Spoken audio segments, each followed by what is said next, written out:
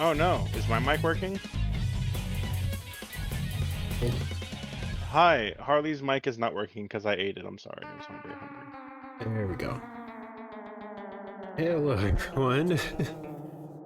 Wouldn't be one of these streams without some technical issues, I feel like. Or like any stream in general. Like, technical issues are just kind of part of the process of streaming, it feels like. I kind of allergies were kicking my ass last week. That's why we missed the stream. Uh, Yeah.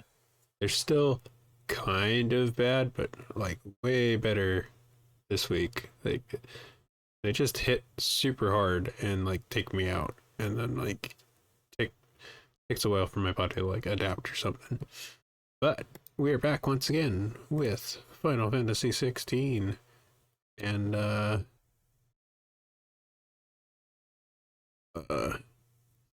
how do I recap the entire story? Well, first, Clive was born. A long time ago. So Valisthea is a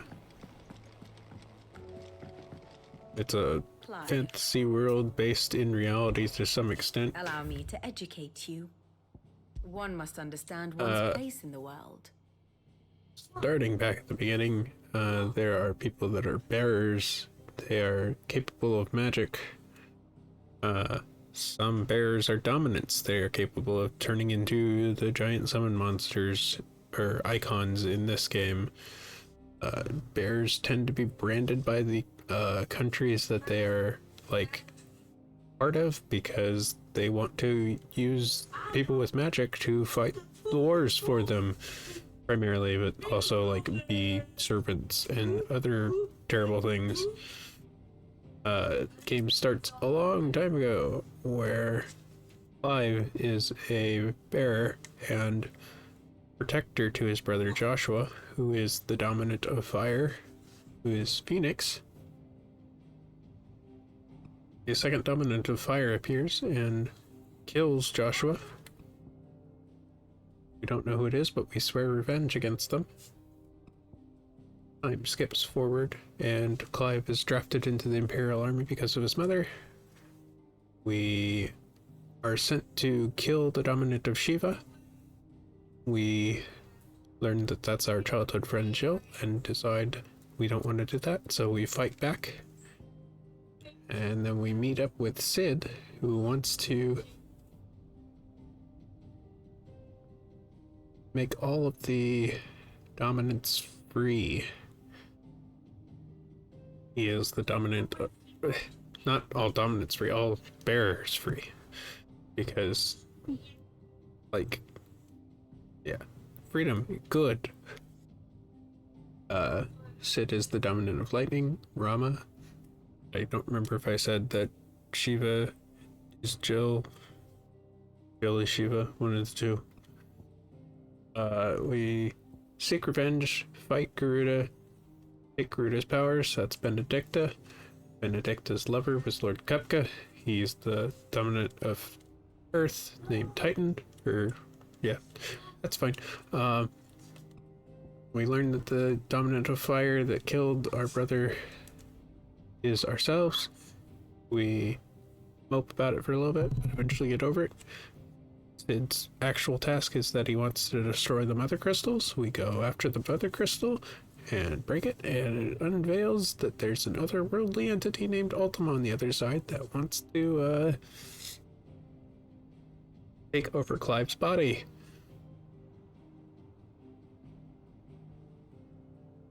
And not in a sexy way. Yeah. Sid dies. Sid grants us his power. Not in that order. Yes. Lord Kupka destroys our base. Time skips forward again. Clive has now taken over Sid's name and is hunting Lord Kupka. In the process, we find out that we have an opportunity to go after the second Mother Crystal, which is where the people that had taken Jill were from. We destroy the second Mother Crystal, Jill gets absolution. Lord Kupka attacks our hometown, We go back and attack him, even though that seems like a trap. We steal his powers, cut off his hands. He runs off, obviously, because, no hands. We follow him. We fight him. We destroy a third Mother Crystal where he's at, defeat him, then head to the Imperial Army, where the Dominant of Light, named Lord Dion, aka Bahamut, is.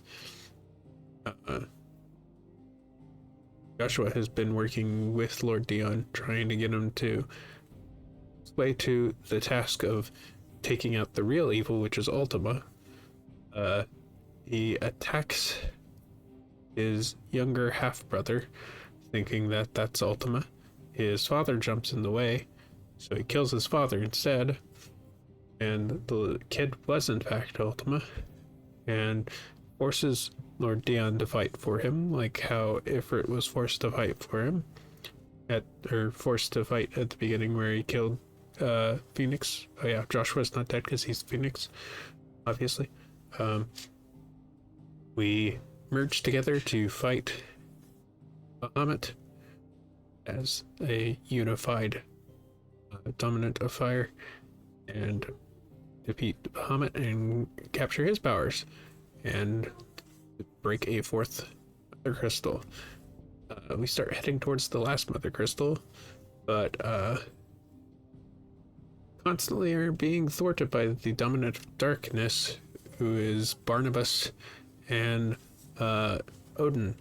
But we finally have pushed on into his territory. Barnabas is a devout follower of Ultima. It seems to be like preparing for our final confrontation with Ultima. We defeat him and start heading to the final Mother Crystal. Ultima takes us into a dark dream world and tells us supposedly the origin of the world, but Ultima is extremely not trustworthy, so I don't believe a word of it. But we do destroy the last Mother Crystal. Ultima proceeds to start taking over Very good. all of the souls of the world because of making things Akashic, and has made this giant crystal spire, which is where we're going to eventually fight him. But first we returned back to base to tell everyone what happened, and that is our recap. Yes, and we'll probably be doing a lot of side quests. Something tells me that eyesore on the horizon is your doing. How'd you manage that? It's a long story. One that I'd rather only tell once. Right. All hands on deck then.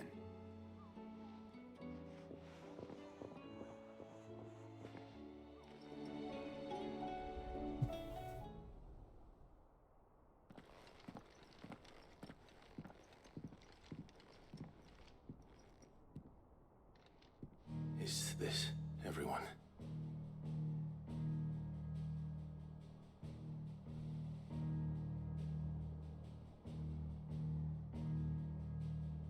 As I'm sure you've all guessed, the crystal which now commands the eastern skies was summoned by Ultima. He called it Origin. Though the significance of that name is as yet unclear. What does it matter what it's called? Its emergence tore Twinside asunder and wiped my homeland from the map. Well, now there's less map to worry about. Mention of the Dominion spires can be found in the oldest of Valisthian records. But to the best of my knowledge, none provide any hint as to their true nature, that they would prove the horns of some slumbering demon. Well, the Dominion's demise was at least quick. Elsewhere, the Republican army cannot hope to contain the chaos engulfing Randalar. Canberra is in flames, and the Empire. Our allies are crying out for answers. I've sent the Cursebreakers to give them what assurances we can, but right now that amounts to fuck all. wouldn't be able to stop what the skies have started in any case. People here and across the realm grow sicker with every passing day.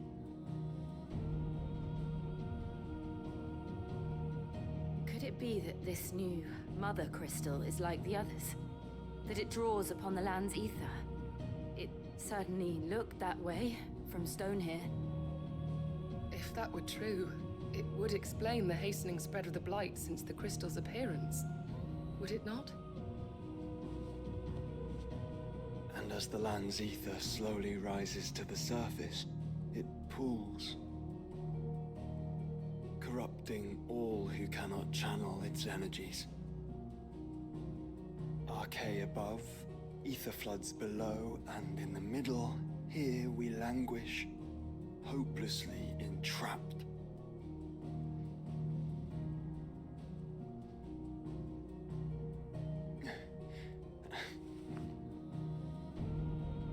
It's all right. When we faced him at Stone here, Ultima told us his true power quickens in the halls of origin. Needless to say, we cannot allow that to continue. If we are to stop him, we will have to find a way into the crystal. How are we gonna manage that then? It's up in the sky. And fast as she is, the Enterprise can't fly. Just invent an airship, obviously. Easy. It's a lot to take in, and I reckon we'd all benefit from some time to clear our heads. The answer will come to us. Don't you worry. Ain't that right, Clive? Right. No. That's right. Well, go on then. Bugger off.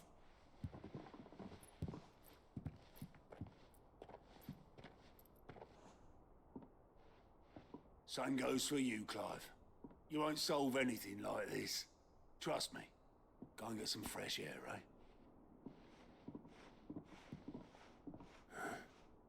Thank you.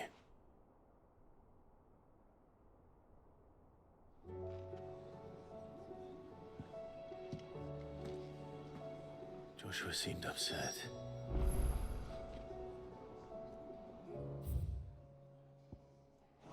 No side quests yet.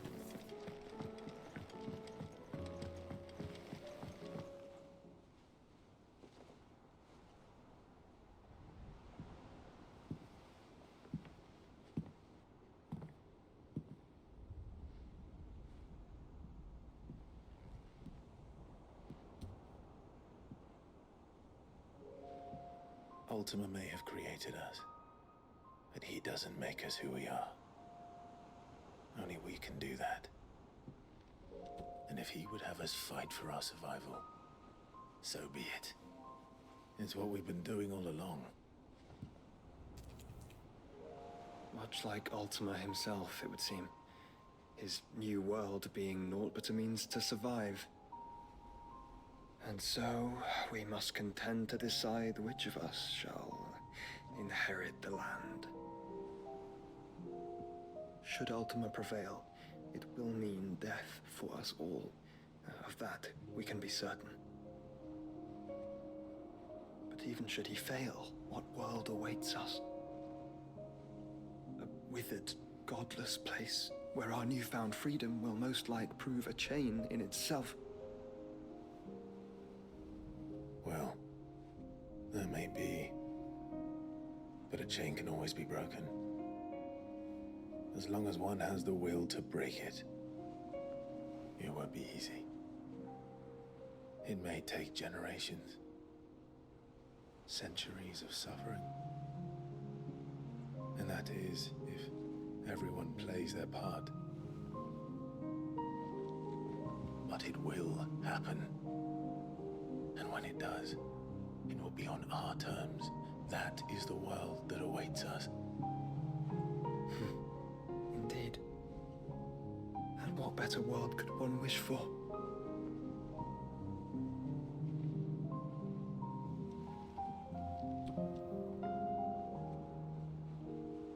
But first, we have to reach that crystal. Then it's a good thing I have wings. You can barely stand, let alone fly. And only the Founder knows what horrors await in those skies. You certain about this? Am I certain? I am the Phoenix. I will do what I must. This is our fight. Remember?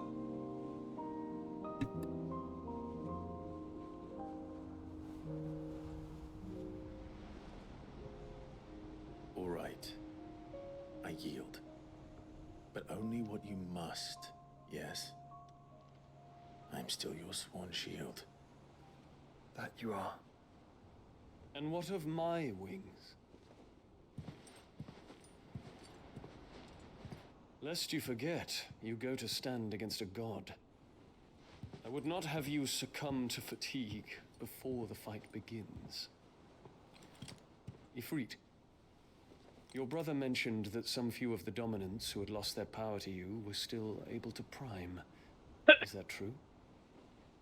It is. But their icons no longer submitted to their will.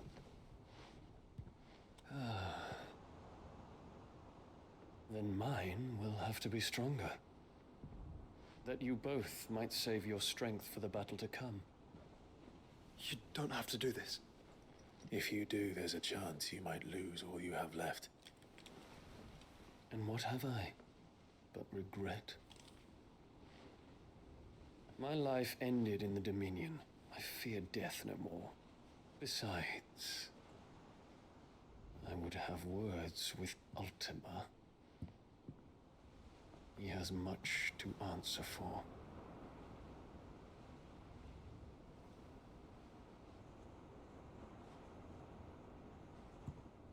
We are in your debt, Dion.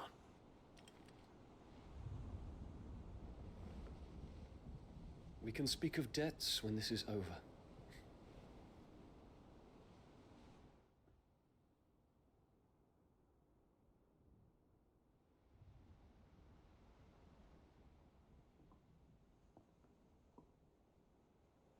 He speaks like a man who knows he's not coming back.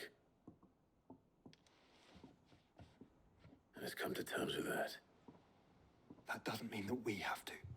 Does it, Clive? Time to talk to Jill. I only hope she understands.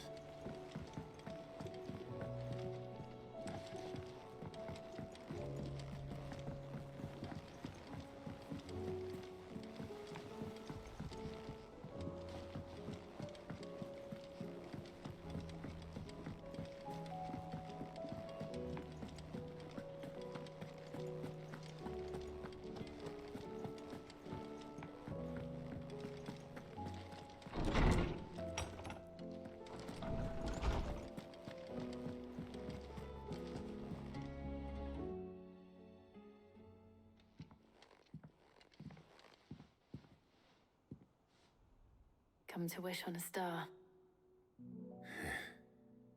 That might not be such a bad idea. This is it, Jill. You know what I have to do. Why I have to do it. There's no turning back now. This is where our journey was leading us. Where it will end, for better or worse. I could pray to Metia for you. But you'll be all right. Thoughts and won't you, prayers. Clive? You always are. I did promise we'd watch the moon together. I'll be waiting.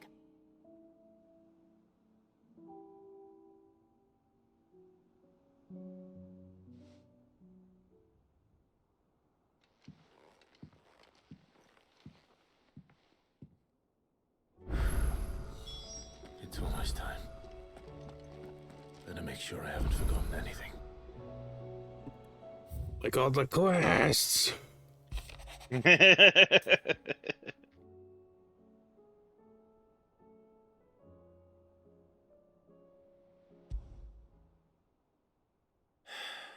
What is it this time, Torgal?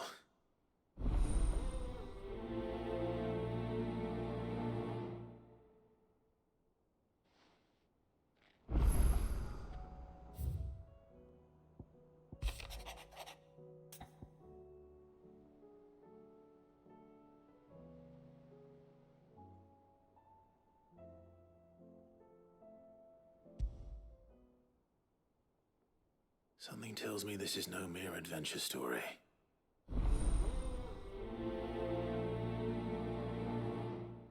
What makes you say that?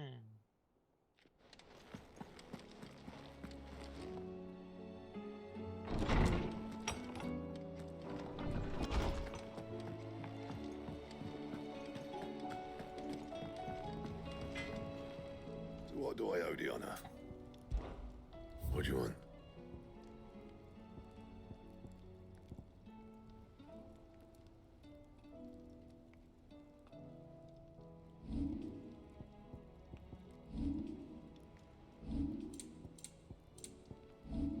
Were we ever Bad, able if I to do make that say so ultimate sword? myself. Nope. Dang.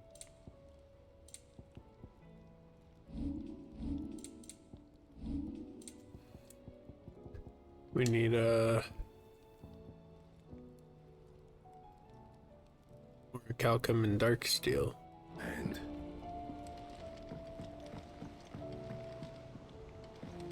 Say what you will, Lady Karen has seen Oh, haven't gone bare. come back. Up. Do a quest for Torgal. Hiding for something, boy. What is it? What do you see out there? What do you see with your special eyes? I never did ask where you got that anklet of yours. From Sid, that's why. On the day he brought him home. That long ago? And you're only thinking to ask this now? Listen. Oh, Sid saw okay. that the pup had a habit of gnawing on his leg, since you ask. Clap that there iron on him to keep him from doing it. Like, that doesn't make sense. Torgal's I'll take like as Clive's not. childhood dog. Must have been hard on the poor whelp losing his loving masters at such a young age. Doubly hard in being a frost wolf, torn away from his icons and all. Sid would always tell him, you want that iron gone, you find what it is you're looking for. I reckon what he were looking for was you. I'm sorry, Torgal. Sorry for making you wait so long. Let's get that thing off you.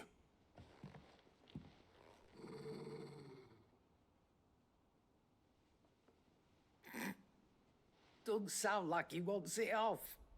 Indeed. You miss Sid as much as the rest of us, don't you?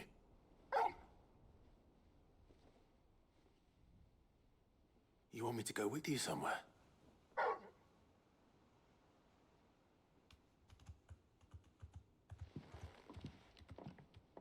Quick, aren't you? Glad you've been paying attention. Not nearly as much as you have, Lady Karen. Aye, good thing and all. It's not like Gav would have kept him in nuts and rubbed his belly these past 10 summers. Your kindness is appreciated. You've been a good friend to him. Only because he doesn't talk back like the rest of you. Go on now. Mean. Where to then, Torgal?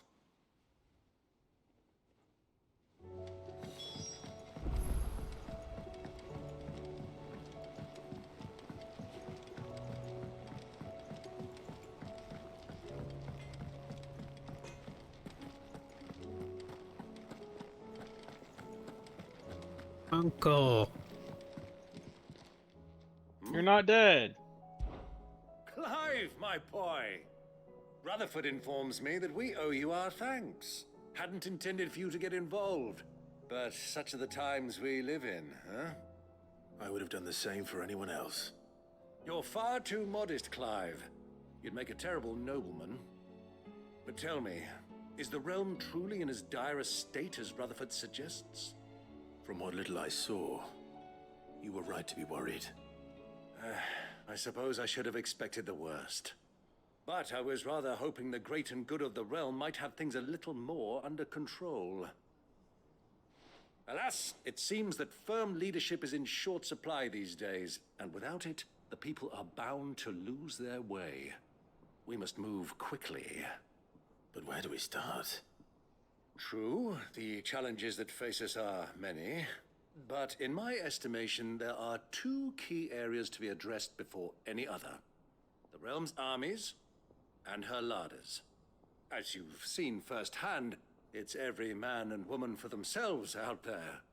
Certain cities have banded together to try and maintain some semblance of order, yes? But such cases are few and far between. And yet, the only remedy for the chaos that faces us is unity. A unity that transcends even the borders laid down by our ancestors. In short, if Storm does not stand together, she will fall apart. But how would one even begin to unite the realm? The armies, my boy. As I told you already, we begin by restoring order among the ranks of those sworn to maintain it. Sadly, I doubt I could convince even the lowliest gaggle of privates to dig a latrine together.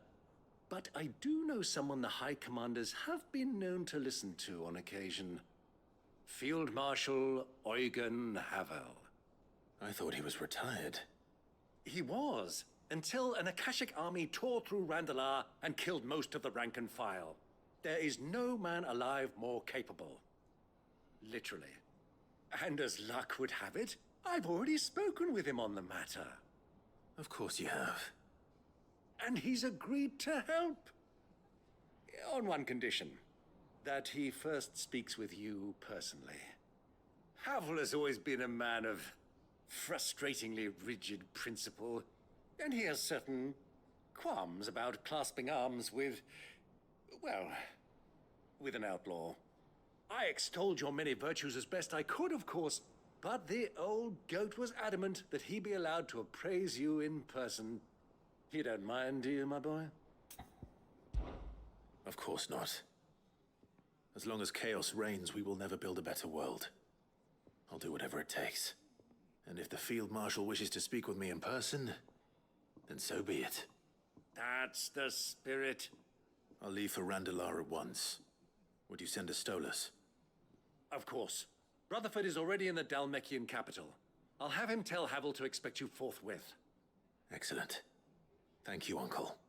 No, thank you, Clive.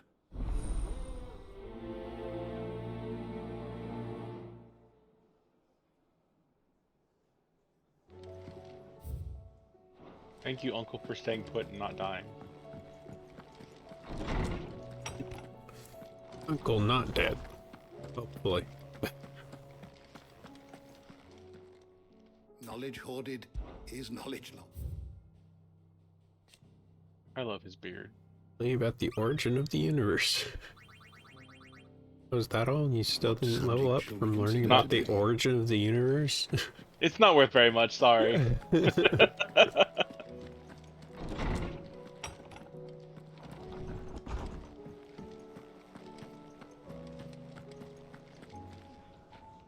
All right, Torgal. Where are you taking me? Space. I'm going to need a little bit more than that, boy. Do you have a better hint for me? Unless you've already given me one. Back on the rear deck, you were looking west, toward Eorzea.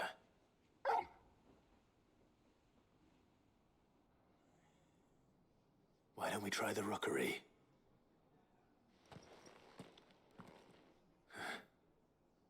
I haven't been to the island in almost 20 years. To Port Isolde, then. Fingers crossed the old mooring is still there. The old what? Mooring. Like a dock. Oh, I heard the old moron. I was like, what? Clive. Joshua, what's wrong? And don't say nothing. It's not nothing. I've received word from Cyril. The Undying have found Father's will, or something akin to it. His will? How? Where? In the crypt beneath Rosalith Castle. After Kupka was kind enough to drive out the Imperials, the Undying took the opportunity to recover what relics of the Duchy yet remained. And in the process of doing so, They found a letter from Father. I'm surprised anything survived down there. Cyril asked that I join him in Tabor at my convenience. I have been meaning to go, but... would you join me? Of course. I want to know what's in that letter as much as you do. Very well. I'm ready to leave when you are.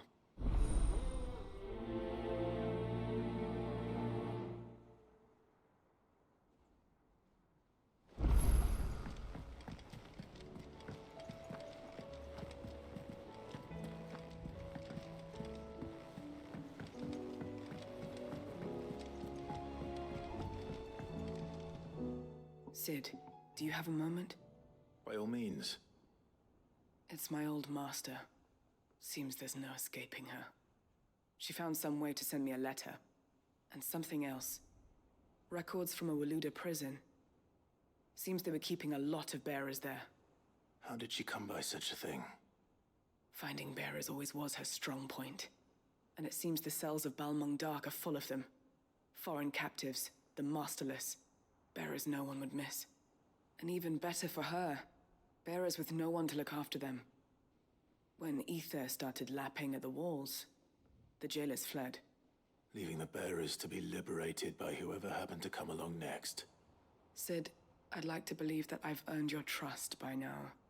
And while I'm well aware that you've forbidden Cursebreakers from traveling to Waloed, I can't let those bearers die in their cells. I'd rather risk shipwreck on the Shadow Coast than leave them to starve. We'll be needing the Enterprise if we're going to navigate the Narrow. Does that mean... I'm making an exception, but we travel together. And we stay no longer than we have to. Ash is an inhospitable place at the best of times. We save as many as we can, and we leave. Thank you, Sid. There was a name in the prison register. A name from my past. Chadwick. Another of my former master's protégés. A gifted soldier, and the closest thing I had to family. The thought of him held captive in that place. He must be very important to you. He was. Is. Then we find him. The entrance to the prison lies in the shadow of Ravenwit Walls, just beyond the portcullis. We should head there as quickly as we can.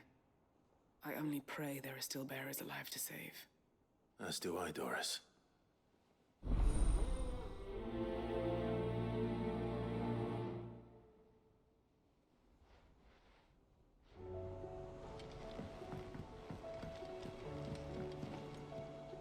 Sid, I was wondering if you could help me.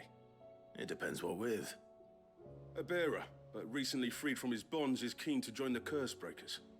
As you know, the work we do is not easy, which is why we test every volunteer's suitability.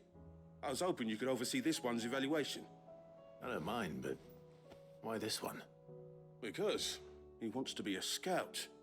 Our ranks are filled with men and women capable of breaking chains and putting slavers to the sword. But scouting, we're few with the nose for that, which is why we still rely so heavily on Gav. And since he accompanies you on so many of your missions, I thought you might be better placed to recognize the traits in him that we should look for in those who'd fill his boots. Sounds reasonable. So you're happy to oversee the boys' test, then? One can never have too many scouts. Truer words, Sid.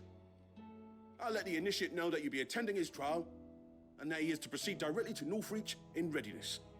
No time like the present, eh? No time like the present. I'll await you there.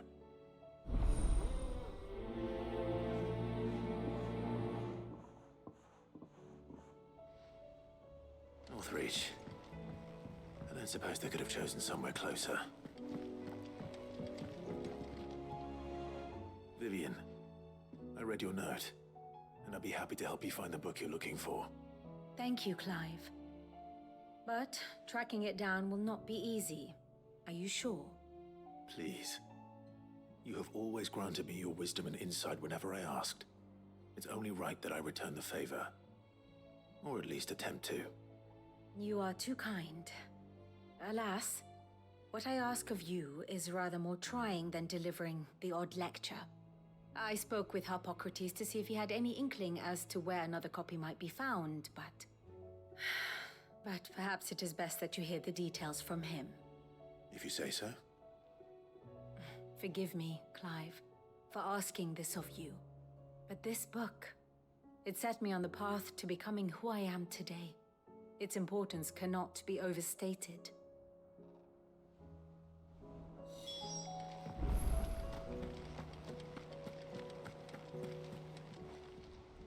Fancy a look at the list, do you? Here you go.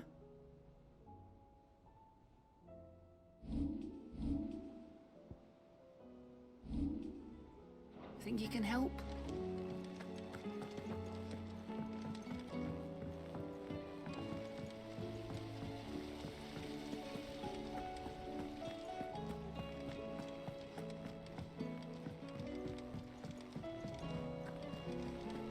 What do you think happened to Miss Mid?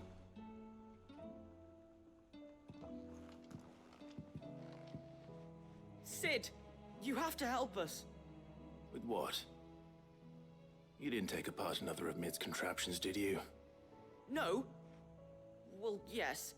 But that's not what we want to talk to you about. It's Miss Mididol. She's been acting strange. Very strange. She's barely ever around. When she is, she acts like we aren't even there. Her head's in a crowd. In the clouds. That's what I said. In the clouds. Well, she does have a lot on her mind. When did you last see her? Not long ago. Right after she got back from saving you from Stoneir. Then it's probably just about the Enterprise. It did take quite a battering on the way there and back. You didn't break it, did you, Sid? You really should be more careful around Miss Mididol's inventions. Don't listen to her.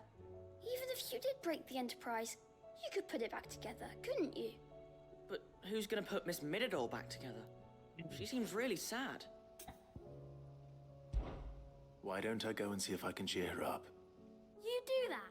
For us? She's in her dungeon. Don't scare him. It's not a real dungeon. Thanks for the warning.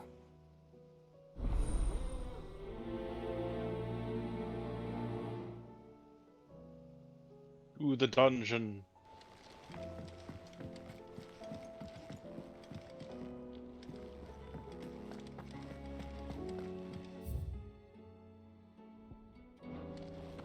She is down there.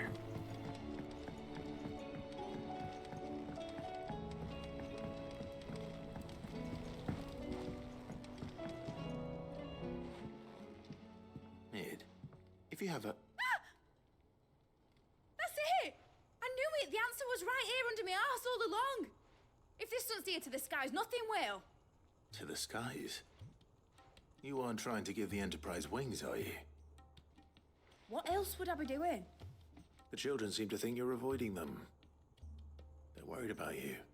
Is this really so important that you need to shut yourself away from everyone? The Enterprise is already the fastest ship in the realm, and that's with the sea beneath her. But what if she weren't bound to the waves? What if she weren't bound to anything at all? It's not fair. The gods get the skies all to themselves, so I'm gonna do something about it. The Fallen had their chance, but they relied too much on magic. And see where that got them. But not me. I've discovered how to do it without. Well, almost. First I need to make a prototype. And is that a one-woman job? Are you volunteering? I'll have you know the Enterprise is my baby. But if her godfather's offering to lend a hand, I'd be happy to take it. I love Mid. She's First such a I'll good need character. oil. And not just some old drippings from Miss Molly's spits in the tub and crown. Refined stuff, like they make in Ordil. Then I'll need some bone, or shell. Light, strong, preferably no longer attached to the beast it belongs to. If it's beast bones you're after, I'm sure the curse breakers will know where you might find some.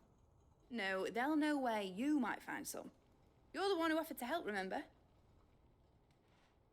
I should speak with one of the curse breakers before I set off for Old Hill. See if I can't find this bone while I'm there as well.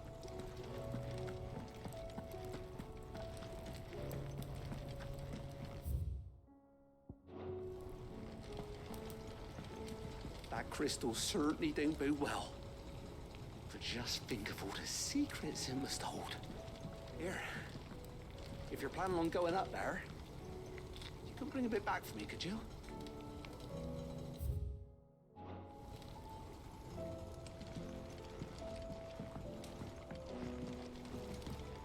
Maybe the quest is upstairs. Has Midadol mentioned a new project yet? Whatever should I write next? A love story? Perhaps? But with a happy end. And of course. Is this quest? I hate it.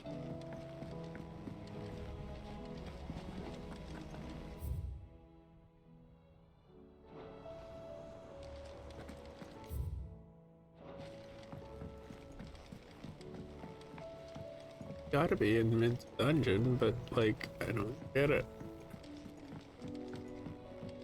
Huh? There's He a just said he was quest. gonna go talk to the curse breakers. There's a quest marker in the dungeon still, right here. You sure it's not above it? Or maybe it just like. Oh wait, there's more Thing. up here. There it is. I will not let them be forgotten. Sid, may I have a moment? Of course. It is an honor to finally speak with you. My name is Herman. I've been with the Curse Breakers for some time now, and I wish to be deployed to Ash. Any assignment will do. No. The lands across the Narrow are too dangerous. I will not send good men and women to risk their lives needlessly. Why would you want to go back? I need to retrieve something. Something important. I was raised in an orphanage. The Badbach Conservatory. Or rather, I was held captive there. It was not a place of nurture. It existed solely to turn bearer children into mindless weapons. We were tortured until we feared no pain. Tormented until our hearts turned to stone, and few ever survived long enough to become tools of the last king. I can't imagine. I lost so many. I can't even remember all their names, but they must be remembered. They cannot fade away, faceless and forgotten. The Institute was run with military precision. Every child measured, every name recorded, every death logged with meticulous care. Sid, allow me to travel to Ash and recover the registry so that my brothers and sisters might live on. You are a good friend, Herman. But the fact remains that Ash is simply too dangerous. Sid, please. Even should it cost me my life. Too dangerous for you, Herman. But not for me. I'll go to Badbach and find the registry. You will? I won't let you risk your life. I don't know how to thank you. You can start by telling me where I'll find this orphanage. Vida Grace. Hidden in a forest, overlooking the plains. All right. I'll see what I can find there. May the mothers guide you.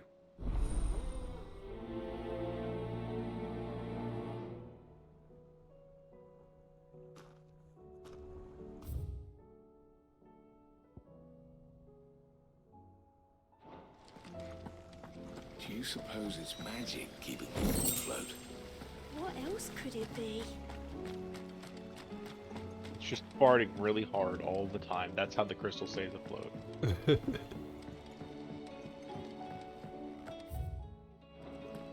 Do you think it's magic keeping the magic crystal afloat? No. No, yeah, no, it's something else, clearly. What? What kind of question is that?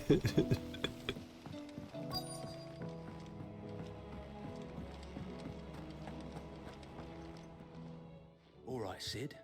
Come to buy us around, have you? Only if you earn it. Mid needs a piece of light but durable bone for her next project.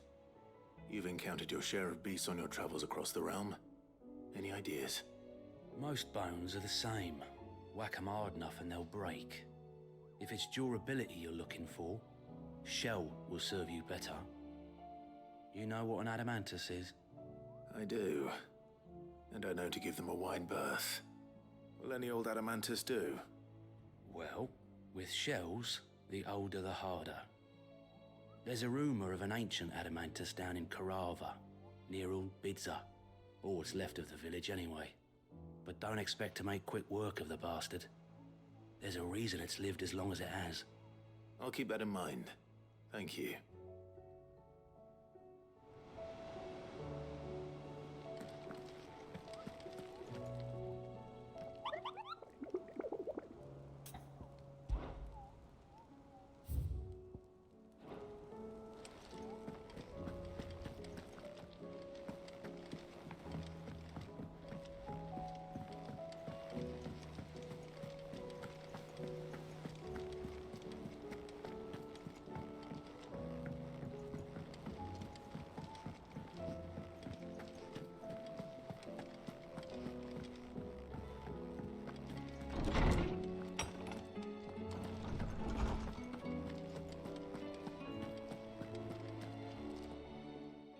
Clive, my boy. What a pleasure it is to see you. Hippocrates. There's something I need to ask you. I've been charged with locating a book called From a Distance. Then you seek a rare gem indeed. One whose name I had not thought to hear from your lips. You've been talking to Vivian. Right as always. But she didn't seem keen to tell me very much. I take it she didn't like what you had to say. And yet I gather it did naught to dissuade her. Clive, if the young professor has tasked you with obtaining a copy, I fear she asks the impossible. The executors would not allow it. The executors? Coveters My of favorite secrets. Pokemon. A clandestine organization committed to the collection and intenebration of forbidden texts and technologies. One such text being the tome Vivian seeks, chronicling as it does the true history of the enslavement of bearers, a tale which could overturn the established order were it ever to become widely known. Or, so rumor has it. I've never actually read the thing, or even set eyes on it for that matter. How is it that I haven't heard of this organization? Why, secrecy is the executor's watchword. They lurk in the shadows, emerging only to seize that which must be seized, be it books, inventions, or people, before disappearing again, leaving nary a trace. Which would explain why Vivian's copy was snatched from her grasp not long after she found it. By the hand of the executors, yes. But what drives them? Self-interest or ideology? Fine question. Sadly, all that is known of the executors can be recounted in a single breath. You may just as soon ask me of their origins, numbers, or the identities of their leaders. Any answer I give would be pure speculation. Then my hunt was doomed from the first. What was Vivian expecting? That I'd pluck it from thin air? Not from thin air, no. From ash. Rumors of the executors are rife among the scholars of Storm, but rather less so across the strait. I have a friend. Well, I had a friend in the village of Garnick, a collector of rare tomes, upon which subject we would oft correspond. Alas, I have heard naught from him since the skies fell dark. And no doubt he too has turned. But though he did not mention it by name, it is possible that a surviving copy of From a Distance yet rests upon one of his many shelves, quietly awaiting discovery. If you were, by some chance, able to save even a single book from the poor man's library, I know his soul would rest easier. Very well. When I next find myself in Waloed, I'll be sure to pay Garnick a visit. Lives, the world's dying. BRB going to the library, though. It's time for us to take a commercial break. We'll be back in 3 minutes. Be sure to stretch, get water, take care of yourselves. Or else. You okay?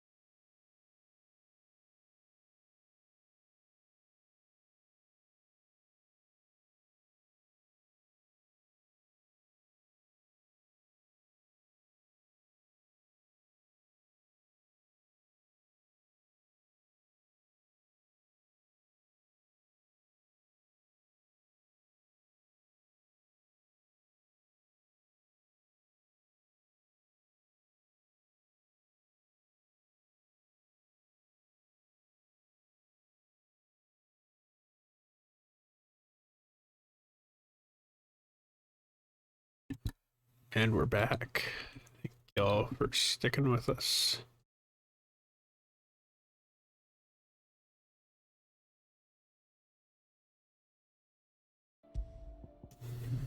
Let's see. But I'm blind. We have side quests everywhere. I'm really curious what the one with Torgal is gonna go to. That's the one we're starting with. Oh hell yeah.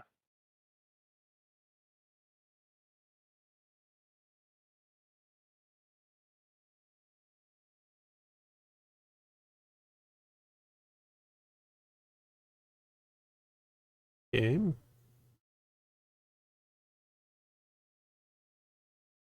The game wanted to take a nap. Oh, there you go.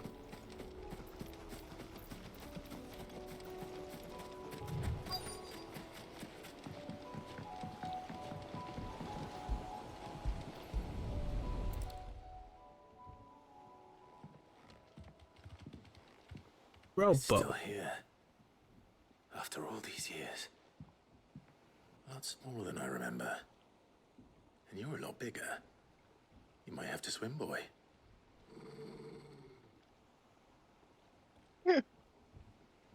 Don't be mean. I wasn't being serious. You two go on without me. I doubt that boat will hold a third. If you're sure, we won't be long. Hop in, boy.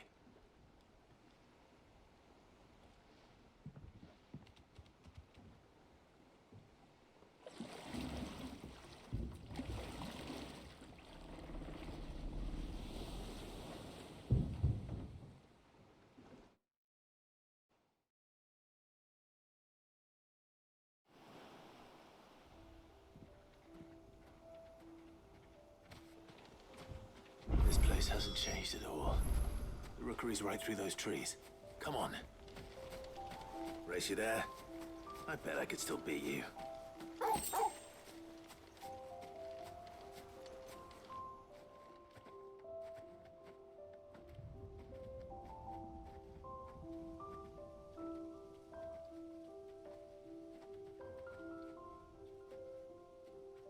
Here we are. This was our hideaway. Wasn't it, Torgal?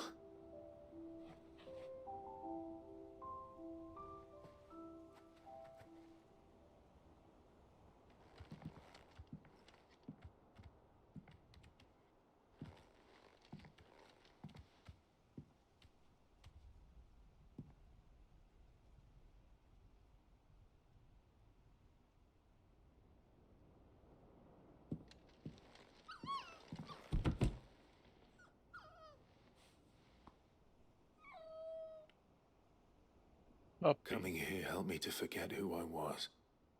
Or wasn't. Prince, shield. Son his mother could love. Had I been any one of those things? Perhaps.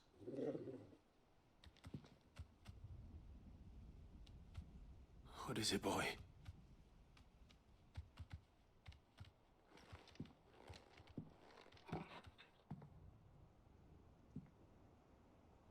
This is all from the castle. In Phoenix Gate. Did you bring these here? My sparring sword.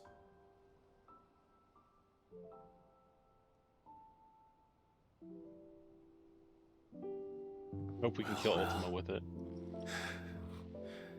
You never stopped looking for me, did you, boy?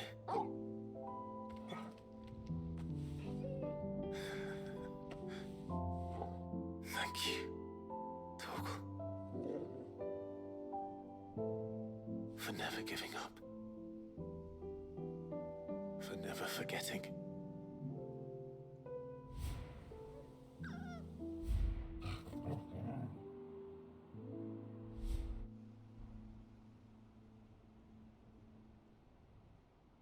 Let's take this with us, shall we?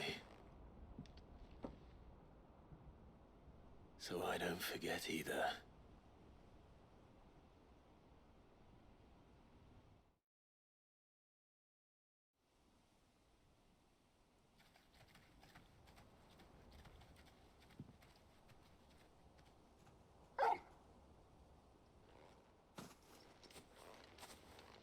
That's not the way back to the boat, Torgal. All right. I'm coming.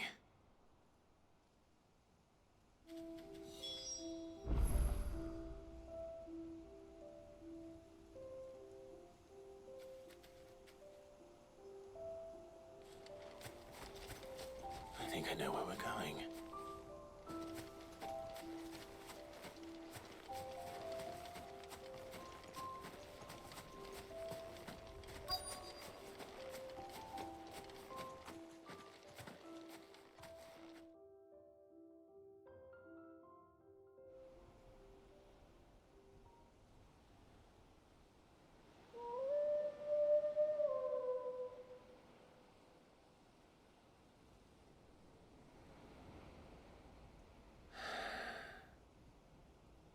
People always talk about the importance of putting the past behind you. But without it, we wouldn't be who we are today. And we certainly couldn't steer our way to a better tomorrow. Come on, Torgal. Let's go home.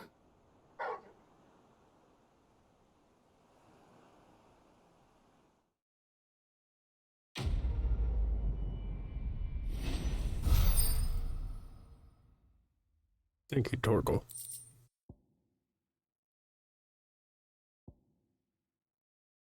Wait, we actually got the sword? Does it do anything? No, it's decorative. It goes in Clive's quarters. Ah. Sorry for the wait. We're ready.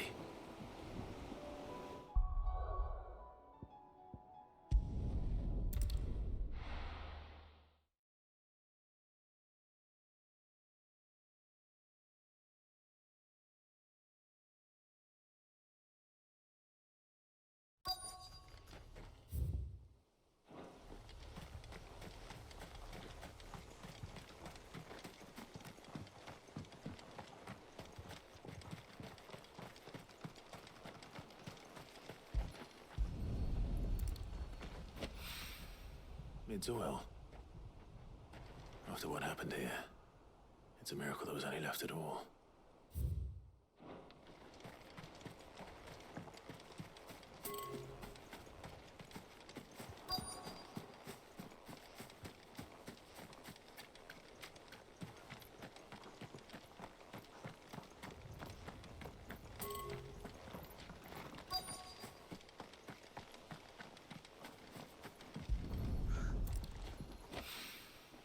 This should be enough.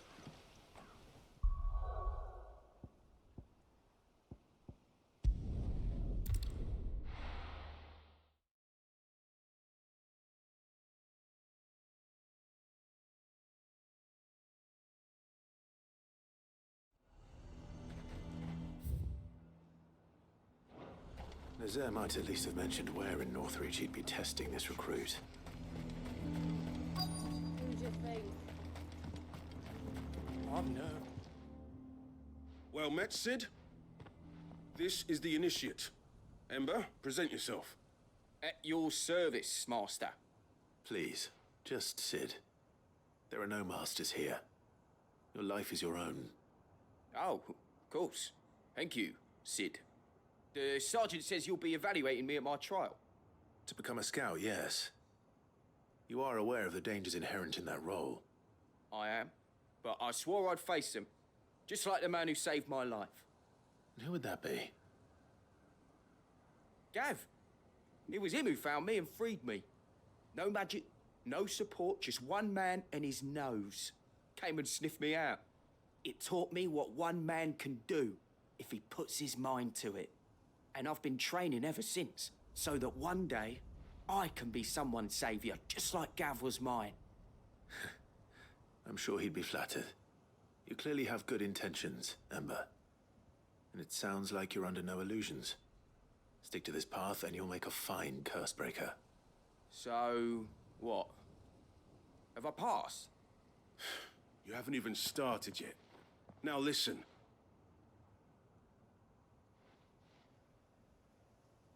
Not far from here is an Imperial lookout, Eastwatch. The guards there record all their sightings in a logbook. You are to find it and bring it here. And bring it here, right. Anything else? No. Sneaking into a heavily guarded Imperial outpost and stealing the logbook would be quite sufficient. You'll need to assess the situation, determine a point of entry, create a distraction and effect an escape, all without being discovered and thrown into an Imperial oubliette.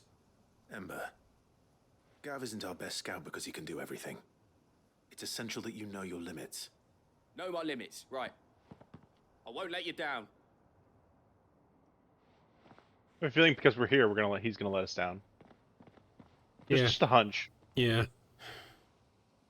It shouldn't be as dangerous as I made out. But keep a weather eye on him all the same, would you? Or we're gonna like On my just way. follow. I don't know.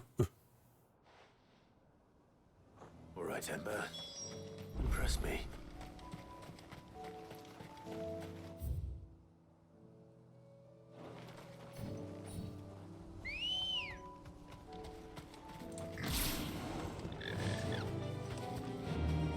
Faster! Ball.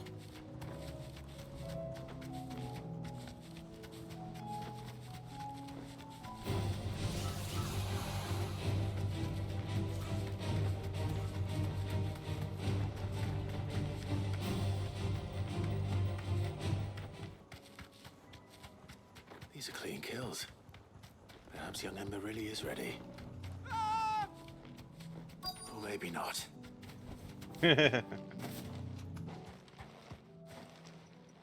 Spoke too soon. Damn it. Ember, draw your sword! I can't! Then run! If you want him, you'll have to go through me.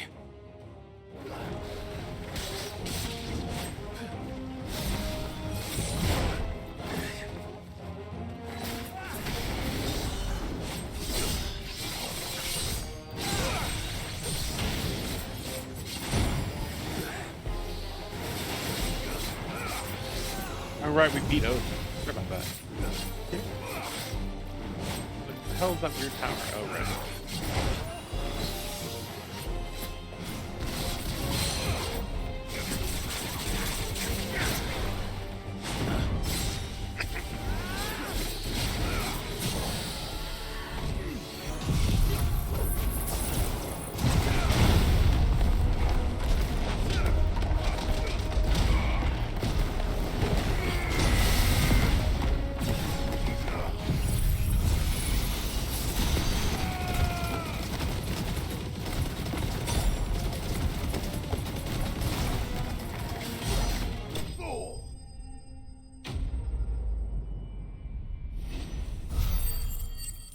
Destroyed.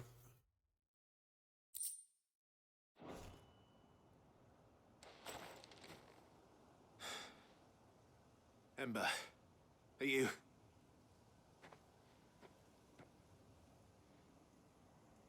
Gone. Of course. Scouts really are a rare breed. Back to Northreach it is then.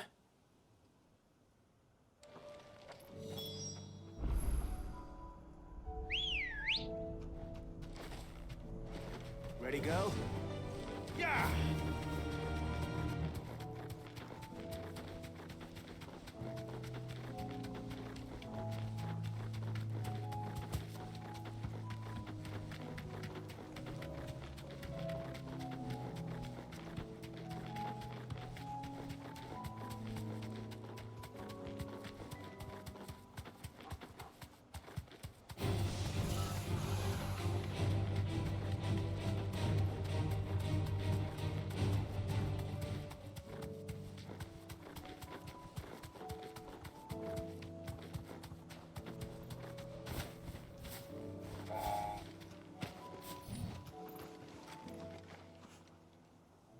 I didn't expect you back so soon. Where is Ember? How did he fare? I thought I'd find him with you. He must have fled. I followed him to Eastwatch, where I found him being set upon by a wild Avis. He was just standing there. Didn't even draw his sword. I had to step in and take care of things. But by the time I had, he was nowhere to be seen. I assumed he'd set off in your direction, but apparently not. I'm sorry, Sid. I knew the boy had a nervous streak, but he seemed like... The right man for the job? I believe this is the logbook you tasked me with retrieving. Eh? How did you... Don't you tell me you breached the tower while Sid was busy saving your skin. What? Wasn't that what you asked me to do? To bring the thing back without getting caught? He has you then, Eorzea. And he did it all on his own. But Sid, he did what he thought was best. And now I have to decide whether I agree. Of course. We'll await your evaluation back at the hideaway. Don't you leave my sight. Yes, Sergeant.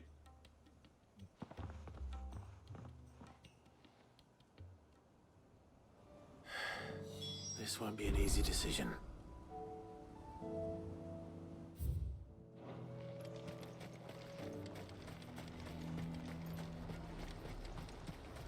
A fortress? The garrison is threatening to pull their sentries from the markets if we don't cooperate. I would speak with this Duke. Saw the captain just now. Your town needs you. I need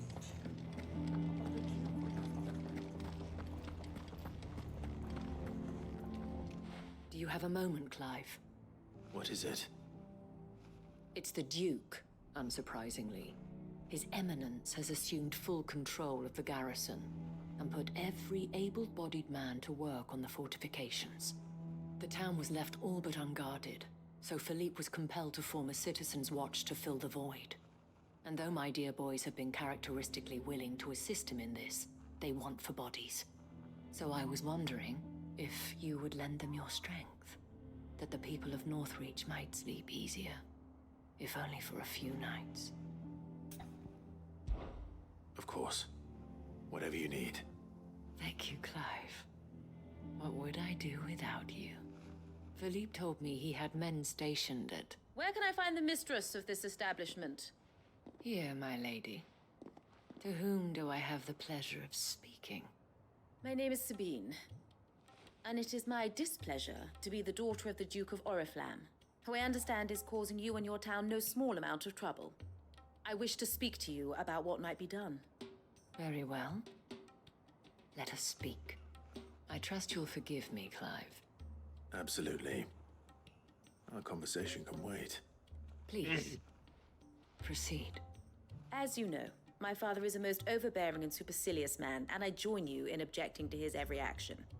Indeed, I owe you my thanks for continuing to argue against his reckless plans.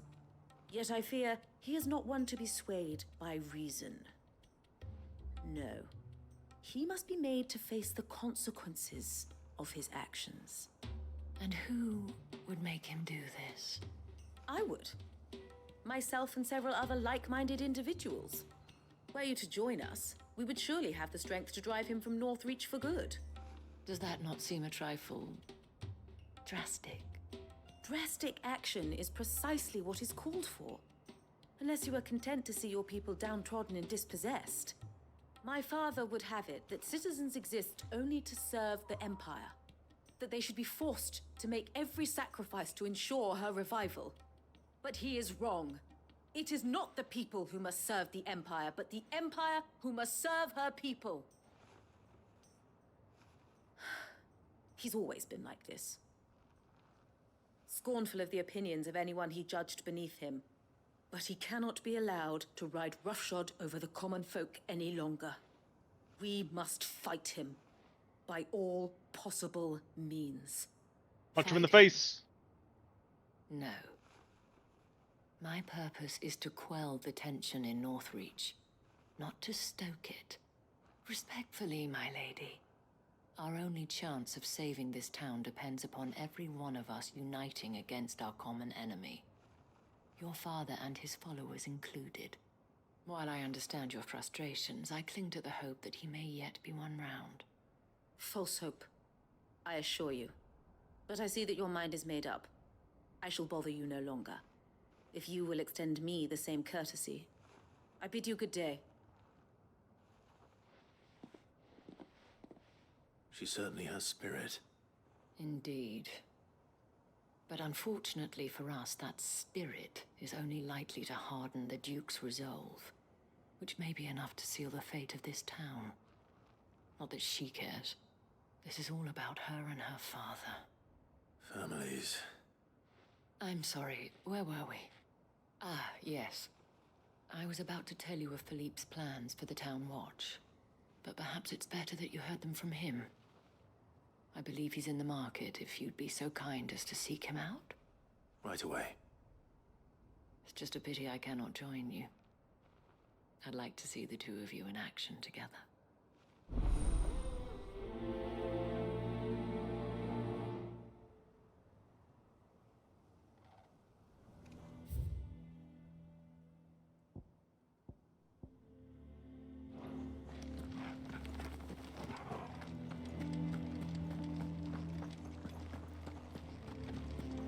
Your town needs you. I need you. But the Duke will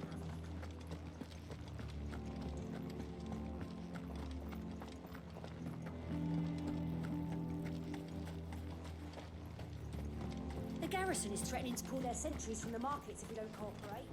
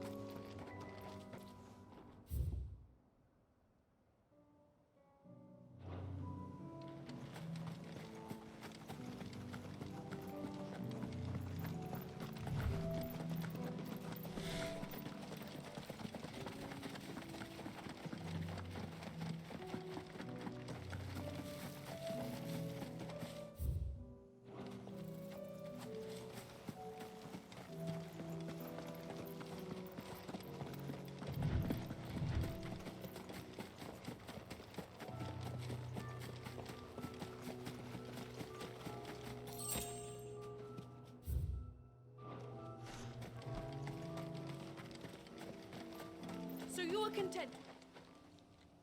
Please, I beseech you. If you are a true son of Northreach, you must fight to defend your home.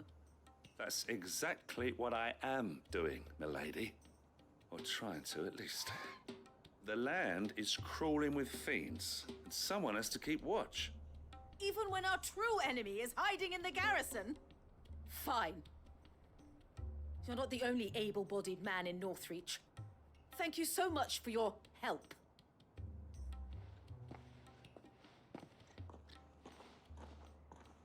She cornered you too, then? Could hardly get a word in edgeways. Like father, like daughter, eh? She made an uninvited appearance at the Vale earlier, hoping to convince the Dane to join her in fomenting rebellion. I bet that went well. Her ladyship seems to have a way with people. Anyway, what brings you here? Our mutual friend thought you might welcome some help. Oh, she did she? Right as always. In fact, you're just the man. We've had some reports, you see. Sightings of, you know what. They're back. Seems that way. All over, too. We haven't been able to confirm anything yet, but if you're willing, you could go and see what's what. Right. Where should I look? You know Grieger's Weep? One of the sightings places them somewhere on its shores. I'm on my way. Thank you, Clive. I'll look into one of the other sightings. Let's rendezvous back here later.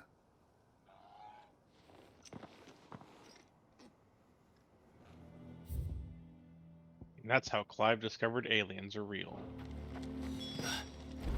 This isn't Final Fantasy VIII. Oh, my bad. This is double that. This is 8-2. Double aliens.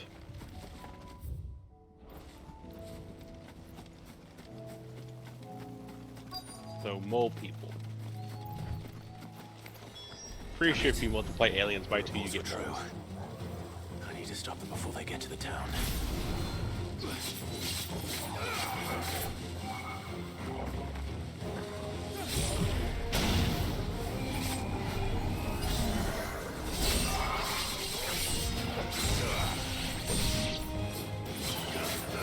No, Captain, go away.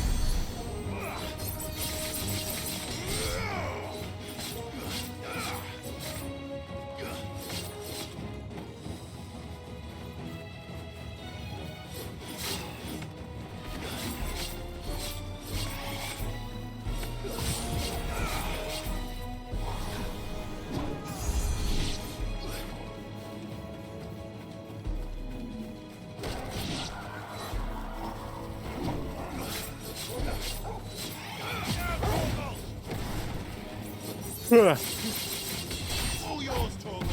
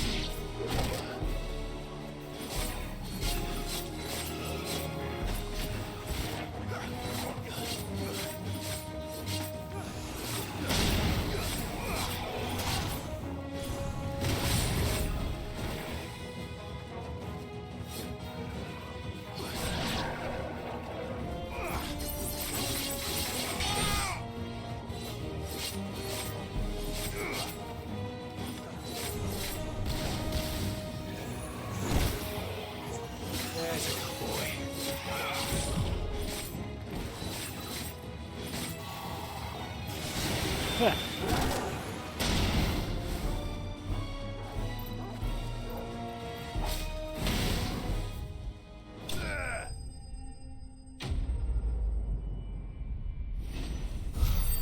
did it. You killed the double aliens. Yeah, I did it. This is a really hard fight. Call that a test, Ultima? Clive, it's me. I've heard this phone You scan. alright? Don't fall for it. I am. But it seems the reports were true.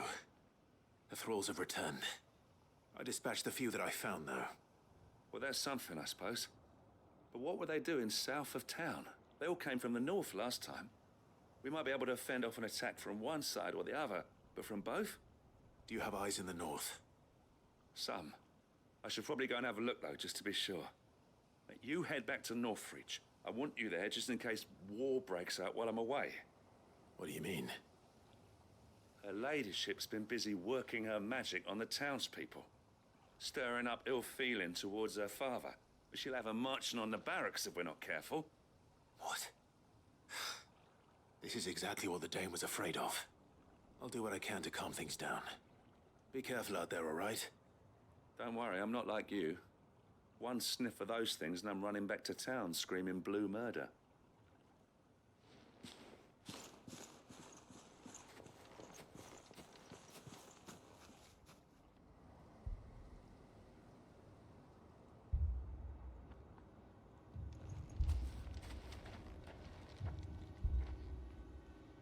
Do you not see, Father?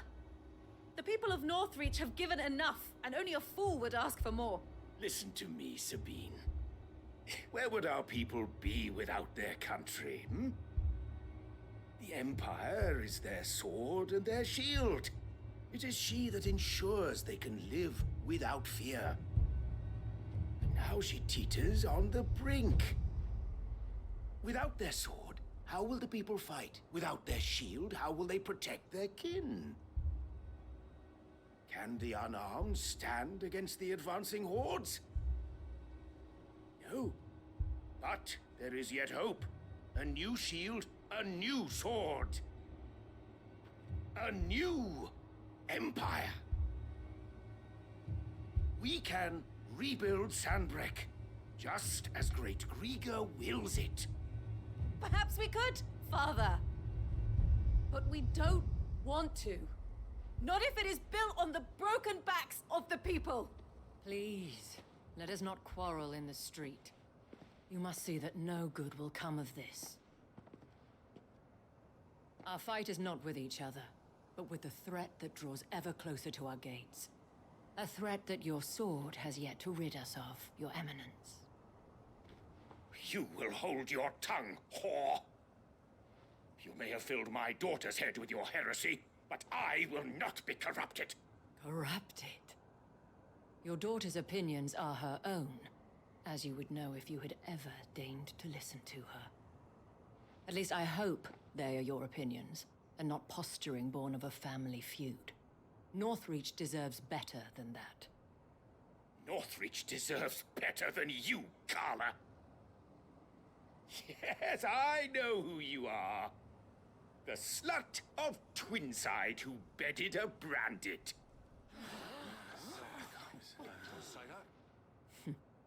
Jealous, are you? The woman might choose a bearer over a pious man of Grieger. Clive! I met a swarm of thralls coming south from Oriflamme. Hundreds of them. Too many to count. Oh, fuck. No.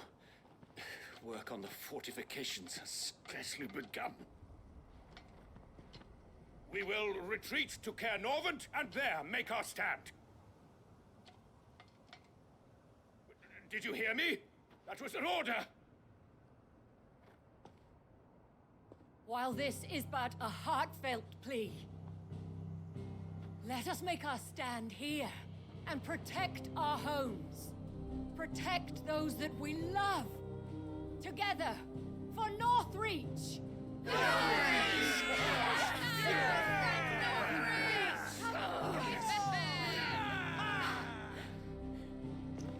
You heard the Dame.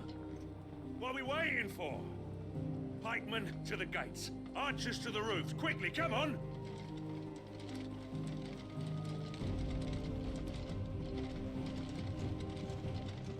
But she is but a common... whore, yes. And we'd follow her to the gates of hell.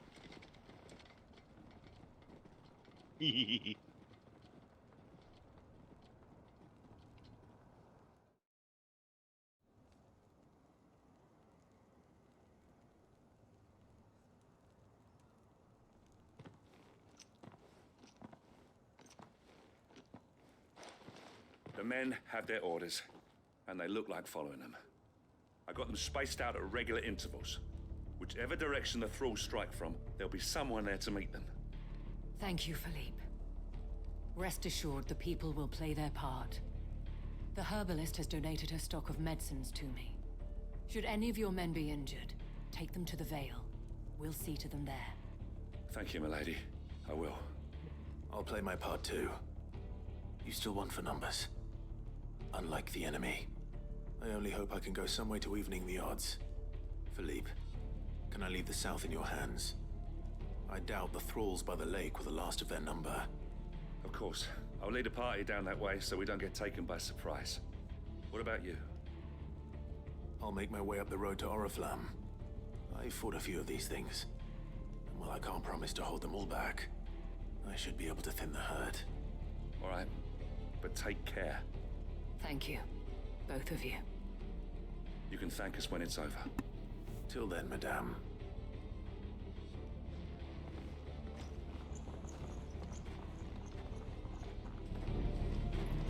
When the fighting begins, we can take refuge in the barracks.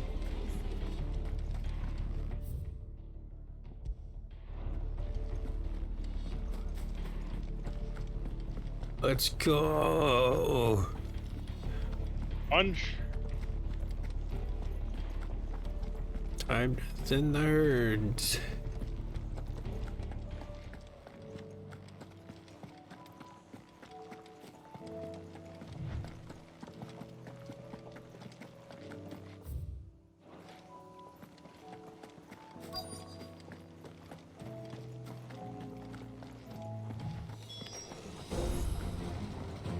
There are so many of them. Not for long.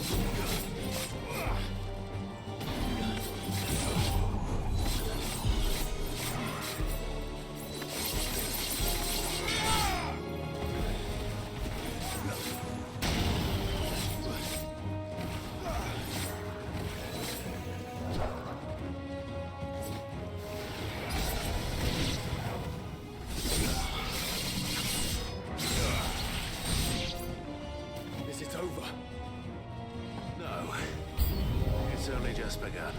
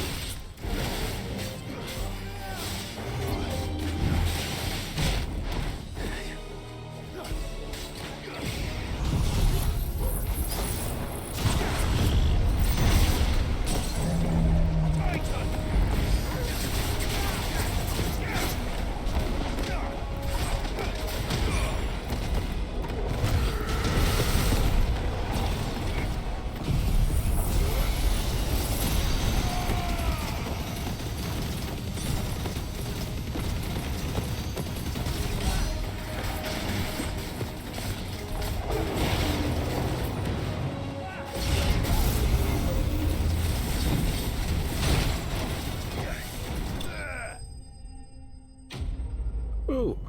I wasn't sure if he died or you did. What is this? Guilty Gear? Apparently. Oh, sorry, Tekken. That looks to be the last of them. I God, wonder if how they the put others Clive in fared. Guilty Gear, I would Better never hurry back play to anyone town. else. Come on, Torgal. I probably would, but also just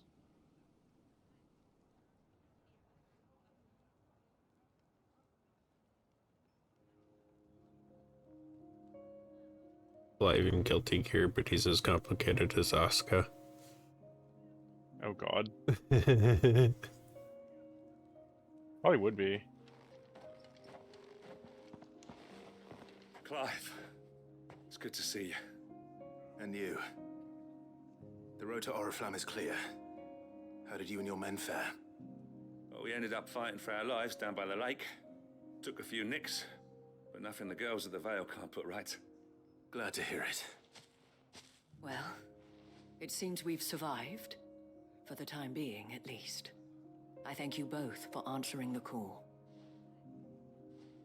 You were right. And I was wrong. About everything. I had thought that the only way to unite the people was under the banner of Empire. That without a strong hand to guide them, they would drift apart. To be borne hither and yon by the eddying currents of fate. But you brought them together. Not by force, nor by the exercise of goddess-given authority, but by simply being one of them.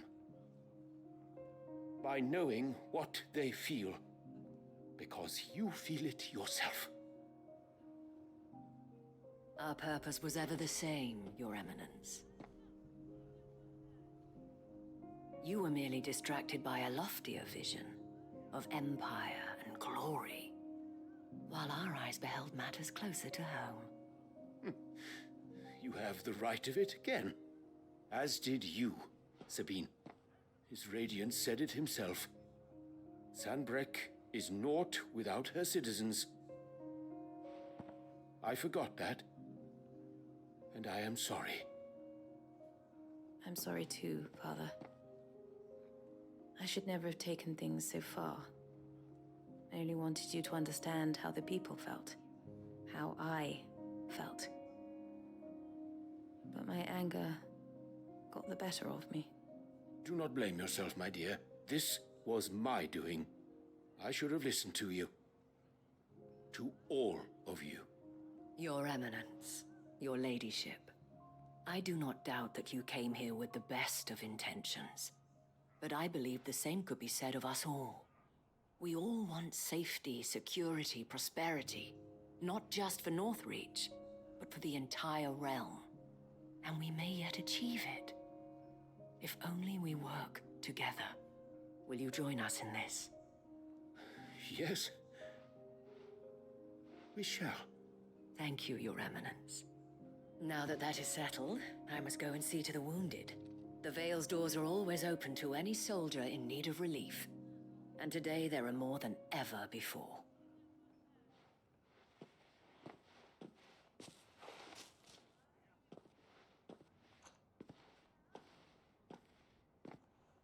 Madame Isabel is a rare soul indeed.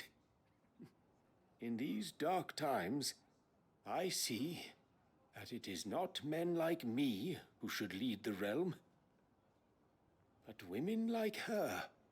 You're right. If only I'd listened to her when I had the chance. Forgive me for saying so, milady, but you still do. The Dame said it herself. We can turn things around. We just have to work together. And that goes for you, too. You're one of us now. One of you. Well said, Captain. Let this be a new beginning. Not only for Sanbreque, but for us. Well, since there's nothing more to be done here, I should see if Isabel needs any help moving the wounded.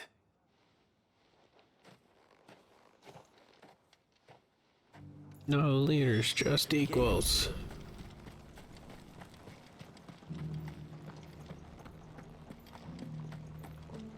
More accurately, no rulers, just equals. Yeah. Nothing wrong with being a leader. It's the rulers that's the problem. Yes. Just a little further. This the last one?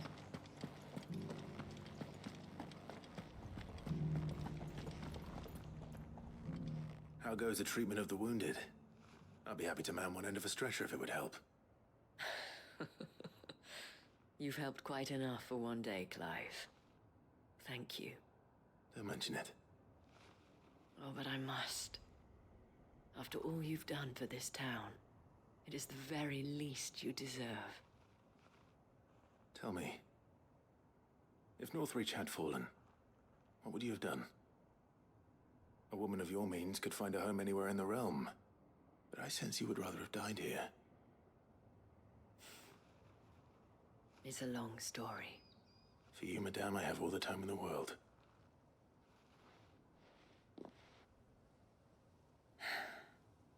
Very well.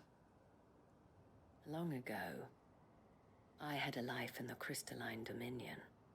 I was Carla then, courtesan to the nobility. So sought after was I that it was only they who could afford my time. Alas, those halcyon days were not to last. For naive as I was, I fell in love with a bearer. He was my master's guard, the gentlest man I have ever known. After they discovered us together, he was whipped bloody and forbidden from ever looking at me again. And so we fled. Not that we had anywhere to flee to. We wandered, aimless and starving, half dreading, half praying that the next day would be our last. Until we found ourselves here, in Northreach. It was the veil that took us in, that fed us, clothed us, and healed our hurts. Those that could be healed, at least. My love was already too far gone. He passed away. He did. Not long after we arrived. But at least we were able to share a few moments of peace before the end. It was the greatest gift I have ever received. But the generosity of this town and her people did not end there. The men and women of the Vale supported me through my grief. Shared in it, though I was still a stranger to them. They treated me like a sister. And so I swore that I would always do the same. That I would return the kindness that Northreach showed me. That I would repay my debt to the Vale.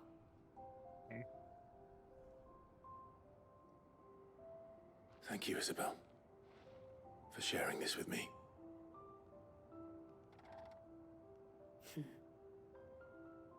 You're a lot like him, you know. Perhaps that is why I have such a soft spot for you. Never stop fighting, Clive. And I shan't either. I know that it will not be easy to keep Northreach together. But our efforts will be rewarded. Just look at us now. The people, the soldiers, even the Duke of Oriflamme and his daughter, all united in defense of this town that we have come to call our home.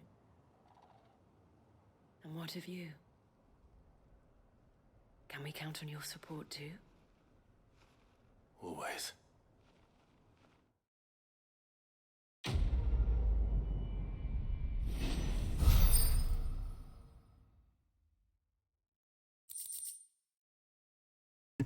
Hey, an orichalcum.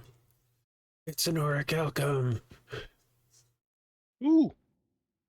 Need one more orichalcum. Now we need one more dark matter? Need one more orichalcum too. We need 3 orichalcum total. I thought it was 2 and 2. Okay.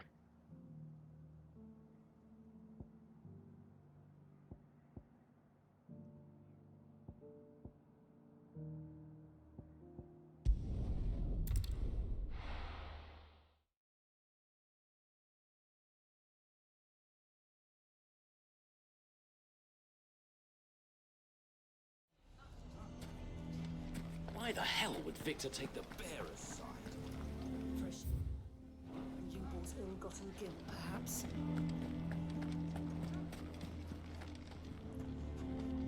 Here to help me pack? Thanks, but I'll be traveling light. I'm almost finished already, in fact. I had a feeling there was Oh, going he to be a already left. follow-up to this. I am. But before I go, there is one small issue I'd like your assistance with. Well, two, in fact. If it's within my power to help you, I will. It's the children. I refuse to let them share in my disgrace. And if I leave them here, they surely will. Our friendship would see them ostracized forever. But I can't take them with me either. I can think of only one place where they are certain to be safe, and provided for, and loved. The Hideaway. Of course. The children would be more than welcome. Thank you, Clive. I will not forget this. Lubor, are you still here? What is it, Ferda? You look pale. There's been a flood in the Velcroy, a damn big one. The League of Outlaws encampment was completely submerged in ether. What? Every last one of the bastards has turned. And they're headed this way. The League of Akashic Bandits. But Akashic bandits are quite another. The town guard won't stand a chance against them. We need to evacuate. There's no time to lose. Ferda, gather the men. The Akashic may strike at any moment. We must make ready to cover the townspeople's escape. Well, what are you waiting for? Yes, my lord.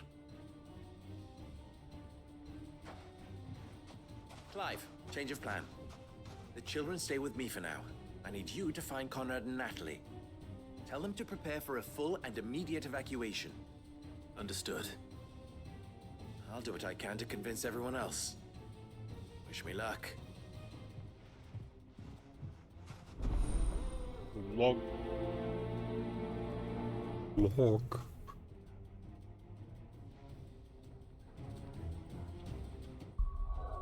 Let's go ahead and take another commercial break.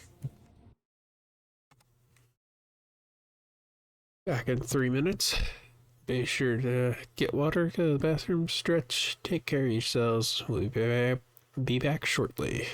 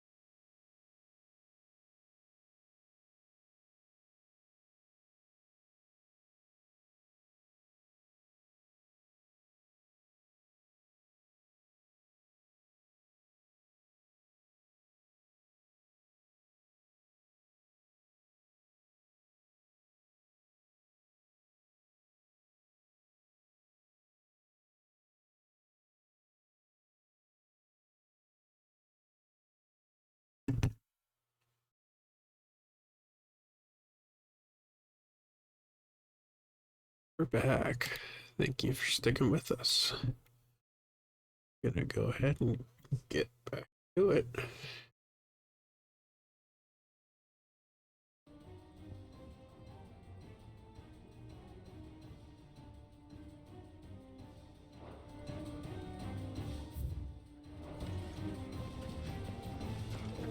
You have to listen to me.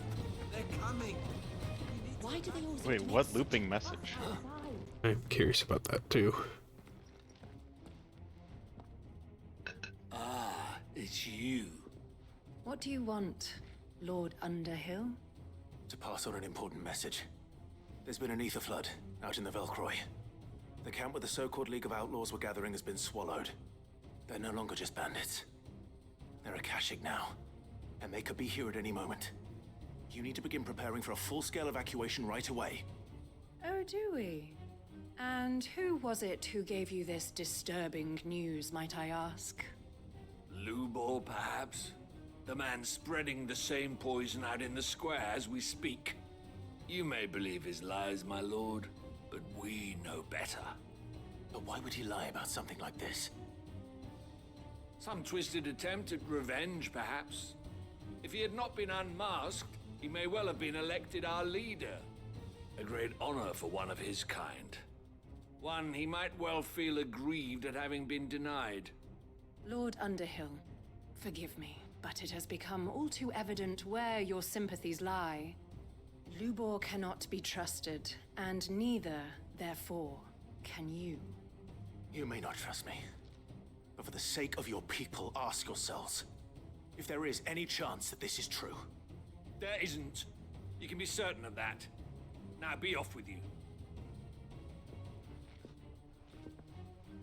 You're making a mistake. I see we've entered the I hate people quest line. Come, Clive. If our words will not move them, then we must find another way to help save the town. You're right. Let's speak to further. Need to evacuate. I think we'd better shut up. What's Lubor raving about now? People can be stubborn. Lord Furder. Sid, what's wrong? I went to warn Conrad and Natalie about the Akashic, but they wouldn't listen. They've convinced themselves that nothing Lubor says can be trusted. The bloody fools. Which means the town guard can't be counted on for support. But I can. If there's anything I can do to help you defend Dalamil, you only have to ask. I appreciate it. Sid, Further! I've been looking for you everywhere. Victor, I thought you'd left. I couldn't abandon a friend in need. And Blue Boy is in need at this very moment. Come quickly.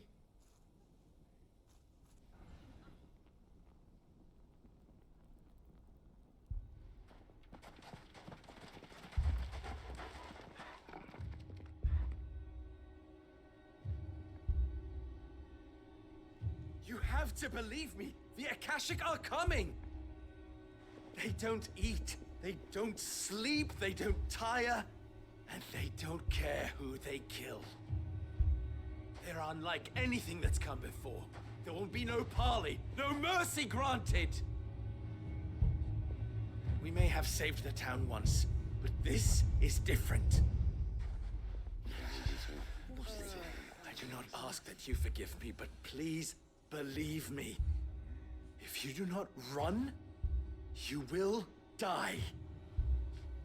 You will all fucking die!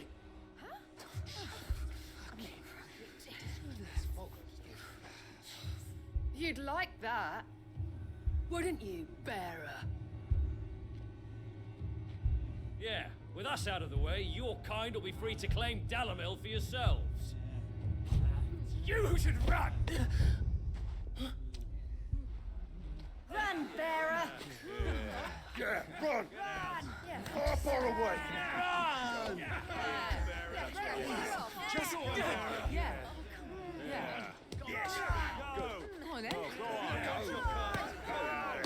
I wonder if this is the hate crime that got it like heavily restricted in Brazil. Also, this is fucked up. Yeah.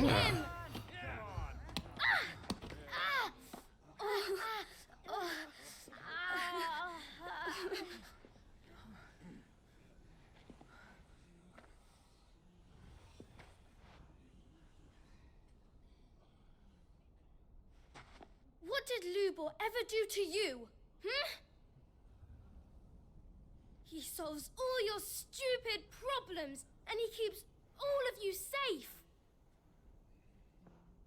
You know there's nothing he wouldn't do for this town. Who was it who made that cleaver you use every day, Conrad? And what about your counting table, Natalie? Who fixed that?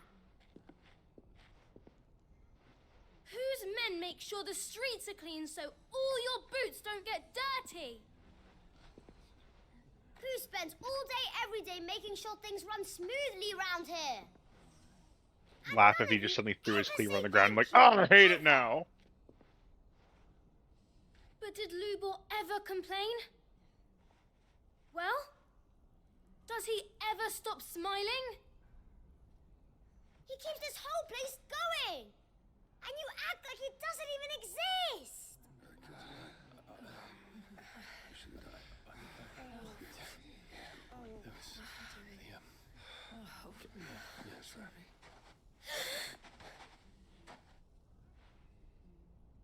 Lubor, we've heard enough. Wait! We will not run. The town guard will not abandon the very place it is sworn to protect. And I will not give up for lost the stores that we labored so hard to fill.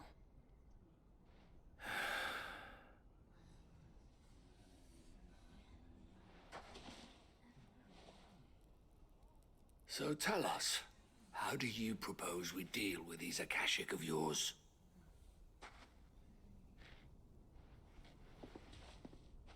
We won't run, but we will fight. All right, then.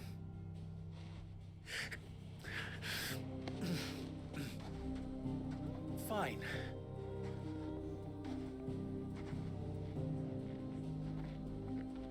Gather round if you don't want to die.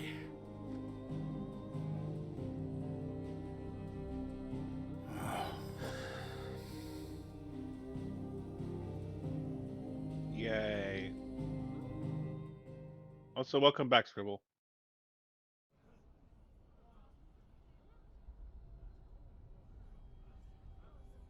Allow me to explain the situation.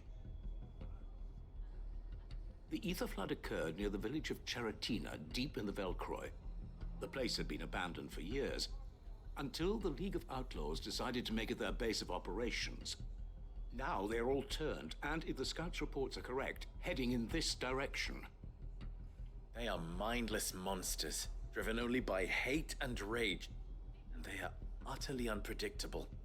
With the bandits, we at least knew how and where they were likely to attack.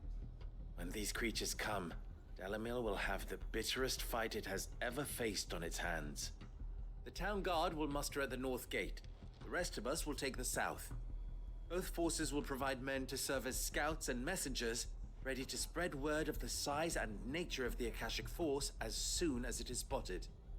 And as soon as it has been, we will converge on its position and see that it is driven back from Dalamil at all costs.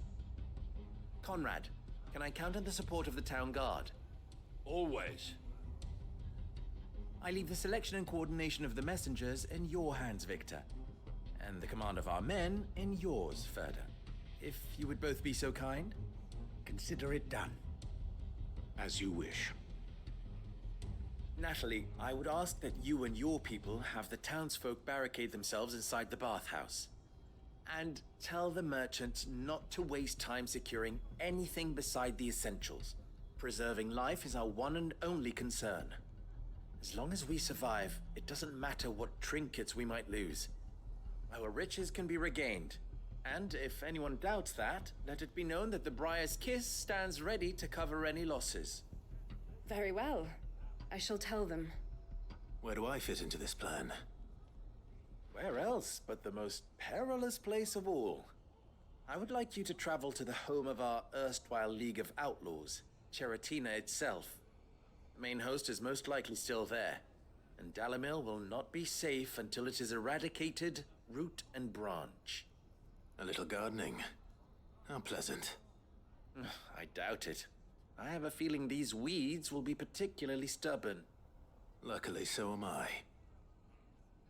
So you are. All right then, we all know what we have to do. Now it's simply a matter of doing it. For Dalimil.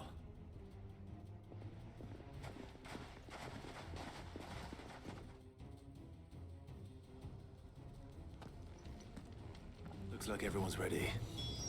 I better not keep them waiting. Hooray for children having unclouded eyes.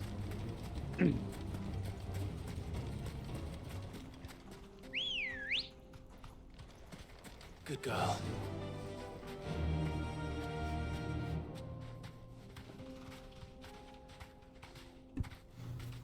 Children tend to not really understand racism. Any man citing an Akashic is to raise the alarm. Has to be like really driven in.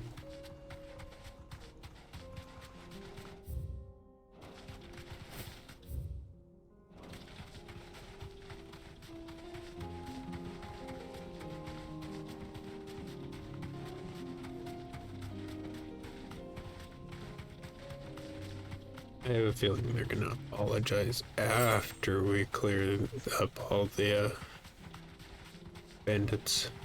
What's it now? Caution. Oh, we're gonna say the thing. No, sorry we threw rocks at your head. Just go back to work for us, There please. it is. The flood. The ward's waiting for us inside.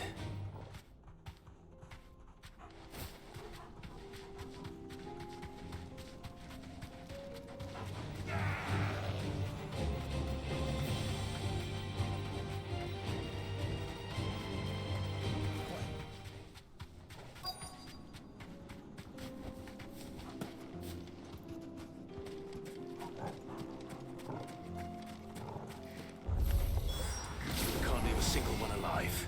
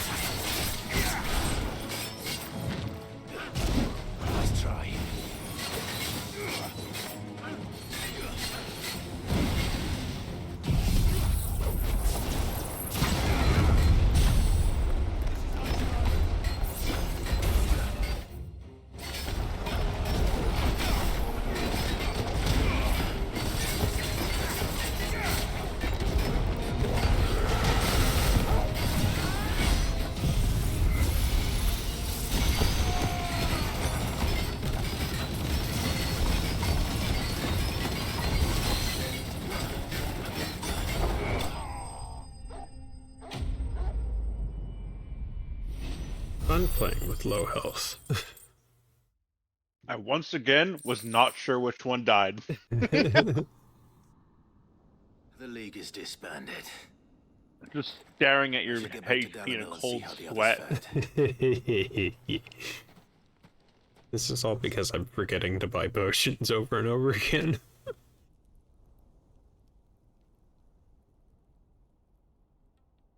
It's making for a more exciting side questing, that's all. Apparently.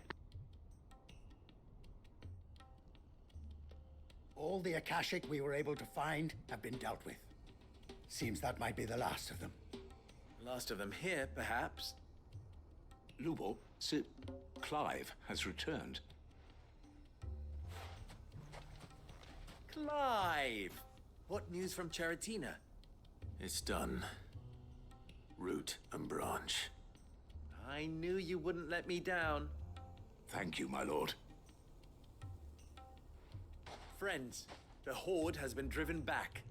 The Akashic have been defeated. And we need not fear the arrival of any more, thanks to Clive.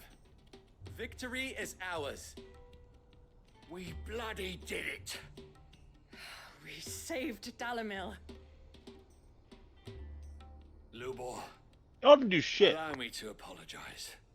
After all you have done for this town, we should never have doubted you. But we did. And for that we are truly sorry. We only hope that you can forgive us. We need you, Lubor. Dalimil needs you. So, if you would still like to be considered for the position of mayor, you have our backing. You do remember that I'm a bearer, don't you? We do. But that is not a stain on your character. It is a stain on ours. We thought only of what we perceived bearers to be, not what you truly are. The man who saved Dalimil twice over. I see. But I will only accept your proposal on 2 conditions. Name them. Firstly, that you will both do everything in your power to rally your people to my cause. If the Town Guard and the Merchants League do not accept my leadership, it will be doomed from the start. Unity is the key to defending Dalimil, and I do not doubt that we shall need to call on our combined strength again. When that time comes, I will expect us all to pull together, just as we did today. Of course. You have our word. And secondly, you will accept that if I am to lead you, the mistreatment of bearers must end here in Dalimil. Any bearer within our walls shall be afforded the same rights as any other citizen. They will not be judged by what they are, but who they are. As we failed to do, and came so close to losing everything. We agree to your conditions. And we have only one in return. That you continue to work for the good of Dalimil, as you always have. Condition accepted. Well then, it seems my mayorship is all but confirmed. Do I get some sort of special hat?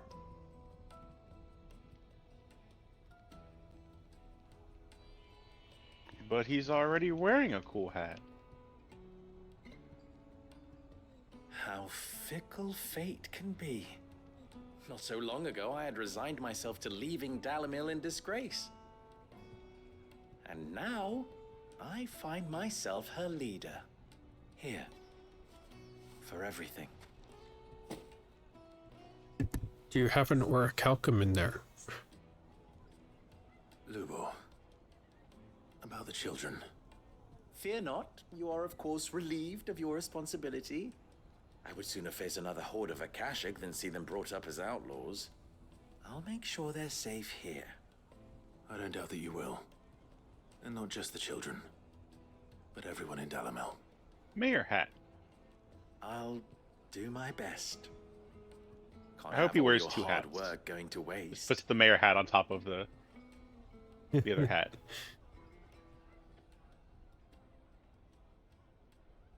Get like a mirror neck or something.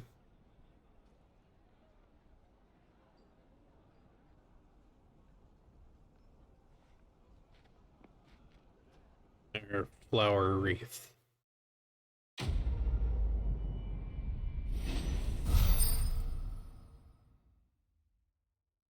Freeze. Ooh, what's that?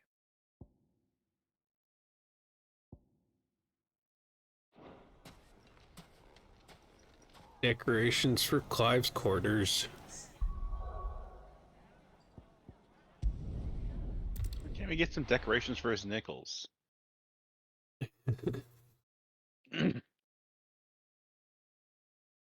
Decorate my dimes.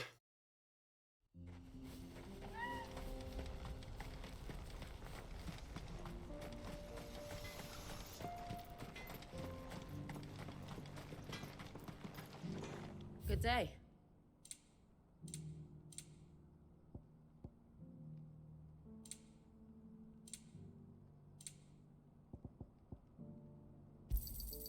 Here you are. Thank you. Here you are. Farewell, traveller.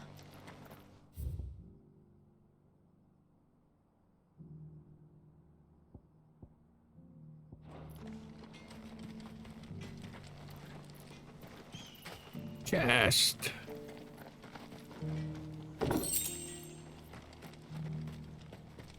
I've got a new design for a blade.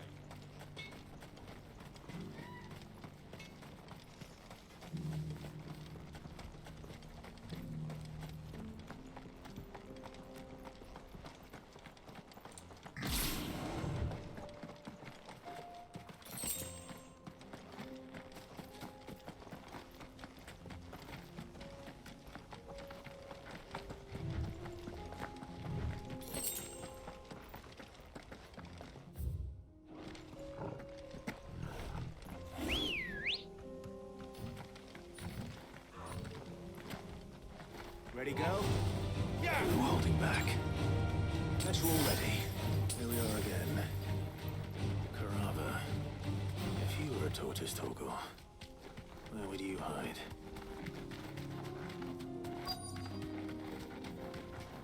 Well, you wouldn't have hide, he'd have a tortoise shell. As I say, just under the shell, probably. Looks like we found him.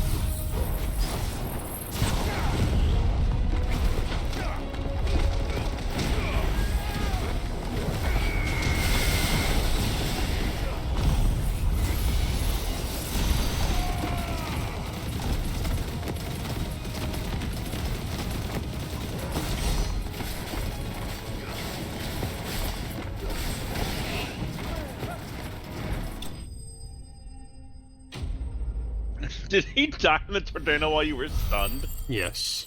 That's exactly what happened. Awesome. I better get these materials to Mid so she can finish her prototype.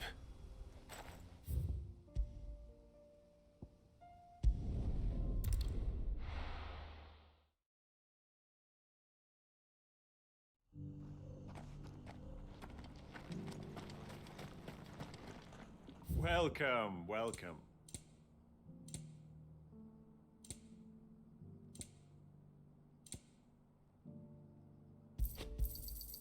Anything else? Of course.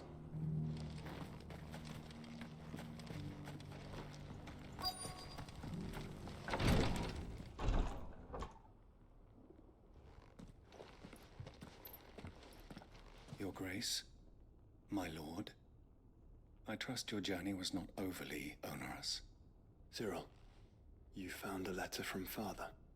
Yes, I have it here.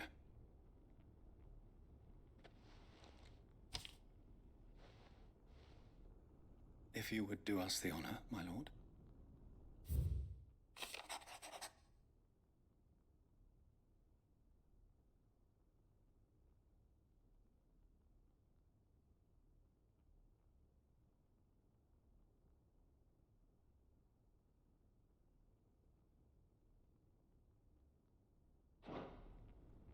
An inheritance. It would seem the late Archduke penned this missive shortly before his passing. The day before we left for Phoenix Gate. What are these plans he spoke of? His plans for the duchy, Your Grace. Your father entrusted them to my predecessor, the former bearer of the Burning Quill, who entrusted them in turn to me. The complete emancipation of bearers is their stated aim. But your father's dream did not end there. His Grace also spoke of building hospices to care for those stricken by the curse, and the founding of a new university to further the development of non-magical technologies.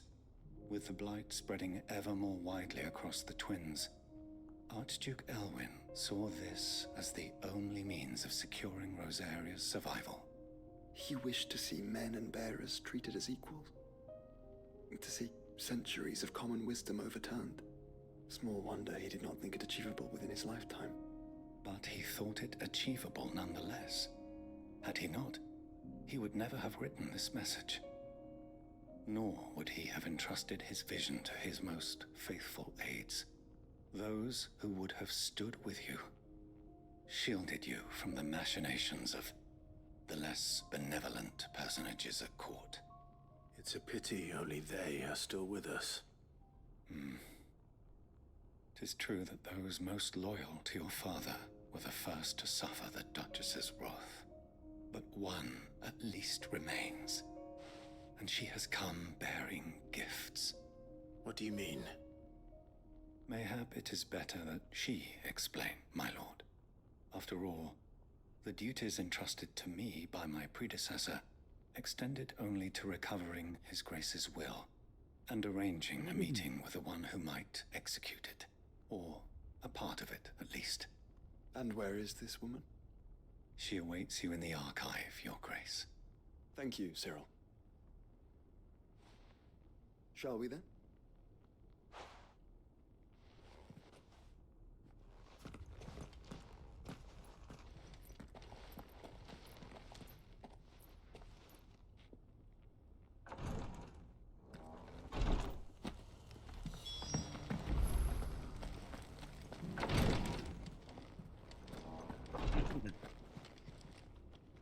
Lord Marquis, if you have a moment.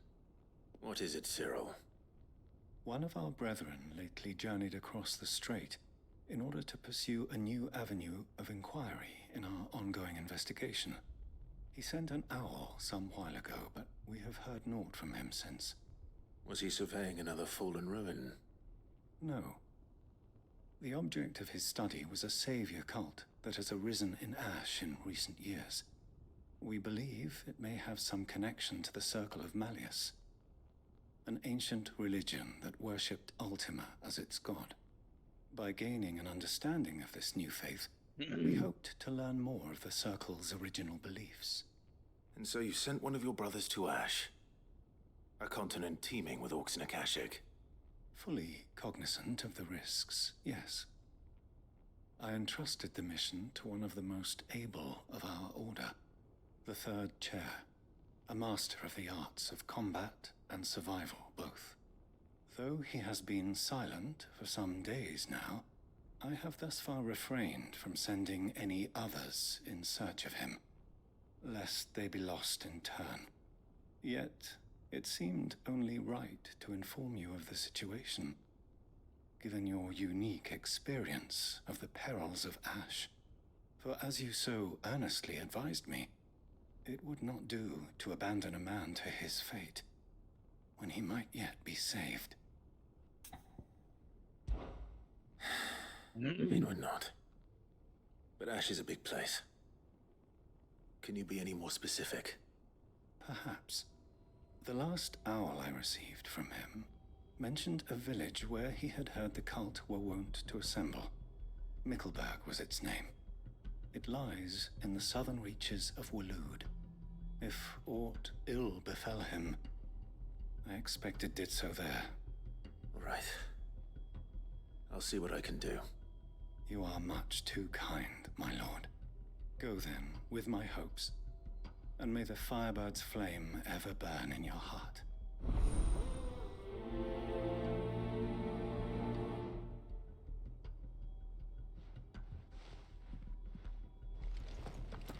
If this new faith really is an offshoot of the Circle of Malleus... Let's concentrate on finding the Third Chair first, shall we?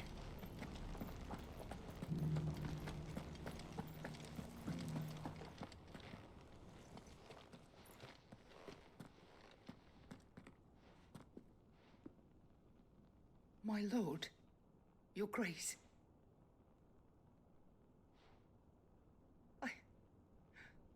I hardly recognize you. I am Goditha, retainer of House Rosfield, loyal servant to the Phoenix and his shields. Who? Your father, the Archduke Elwyn, entrusted me with the delivery of a gift. I only hope you can forgive my tardiness in bringing it to you. Lift up your head, Lady Goditha. You have our gratitude. Isadora Your Calcum? service to our house and to our father.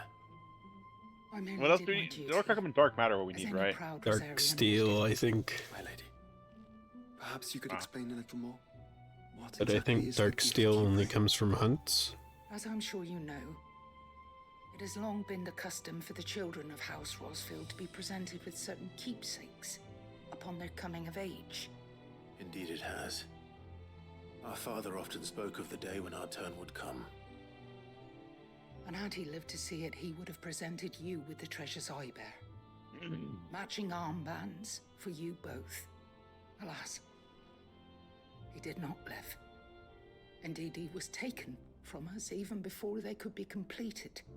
He had intended to claim the Heartstone with which each armband was to be finished himself, but it was not to be. And his gifts remain incomplete. I see. It saddens me to bring them before you, as they are. It was your father's wish that you be presented with the finished articles, not these works in progress.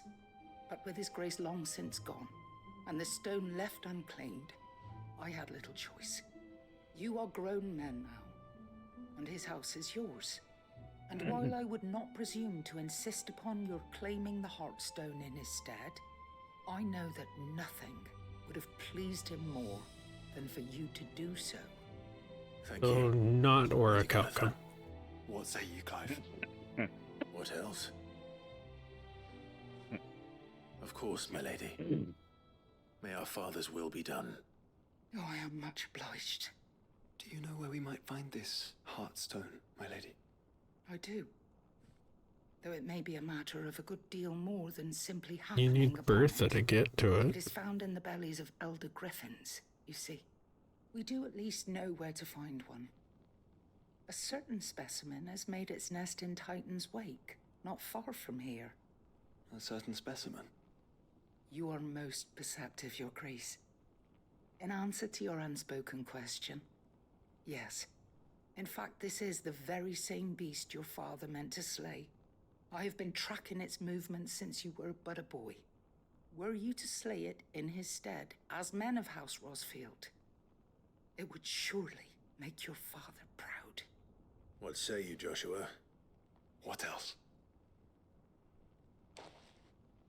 Following the thing for like 10 years? Titan's Wake is to the south of here. But we must not be hasty. The good lady has been disappointed once already.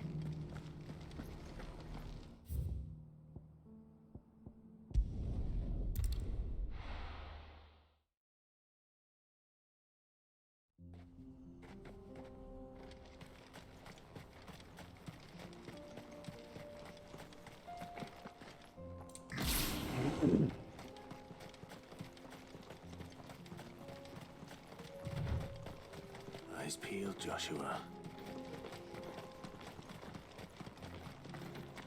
I hate that saying. You don't want to peel your eyes? No! No, I don't, in fact! It's not very painful! Like peeling a grape, it's fine. There it is. House. That's peeled. No! I don't want to do that either. Excuse me, this is my attack. Use it right back.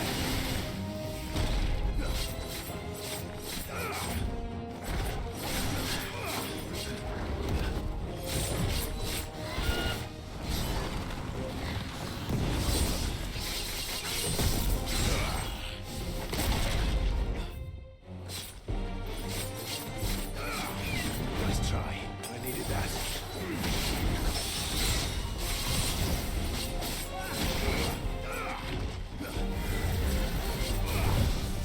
Oh.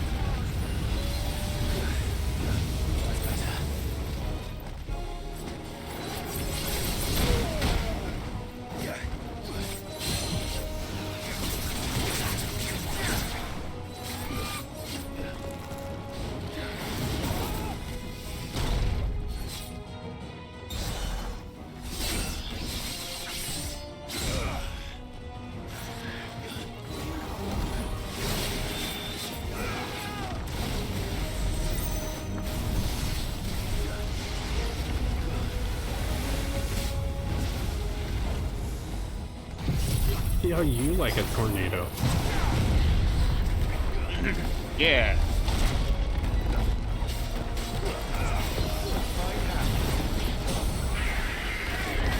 Oh, not at all, huh? Can't imagine why.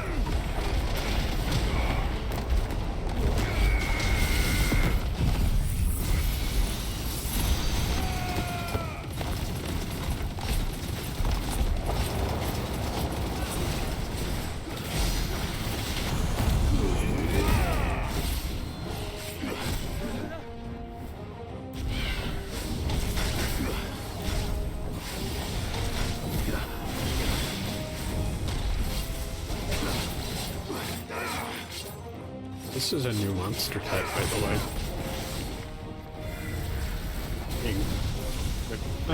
I think there was a griffin once before, actually. Yeah. It's been a long time. Yeah. Ah! You kidding me?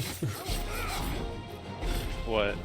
We like stepped just outside of its barrier of where it can be, and it it peeled reset back the itself flow again.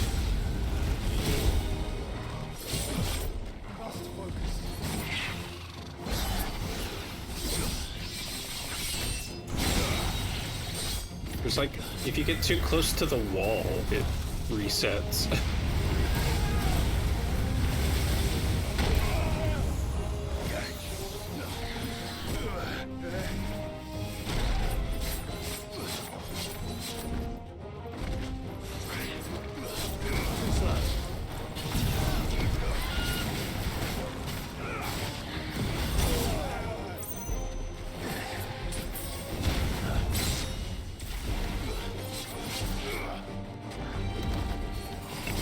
me to the wall.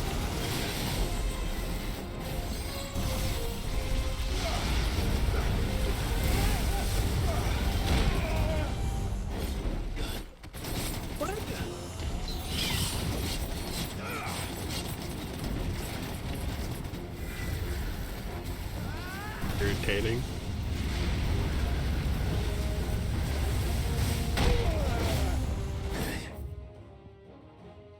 We're like right on the edge. Can we go deeper in?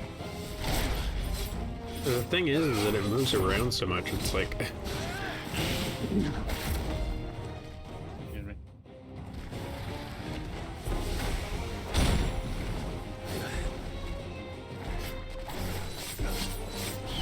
Nice try.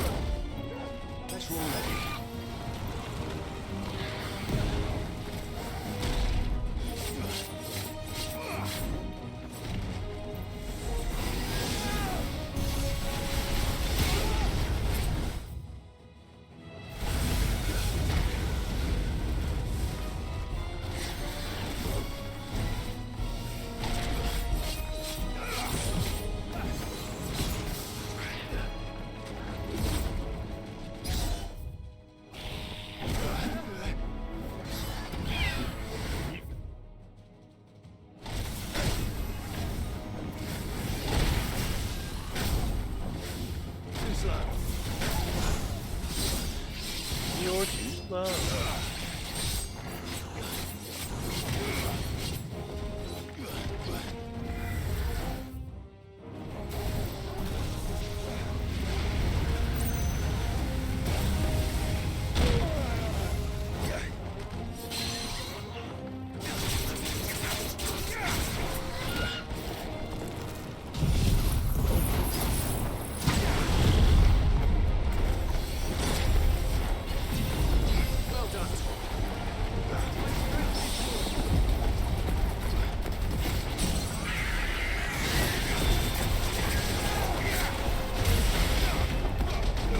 Take that, cheater.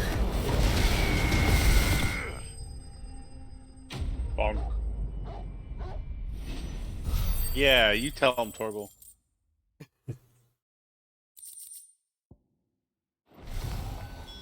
Is this the stone? I expect Lady Goditha will know.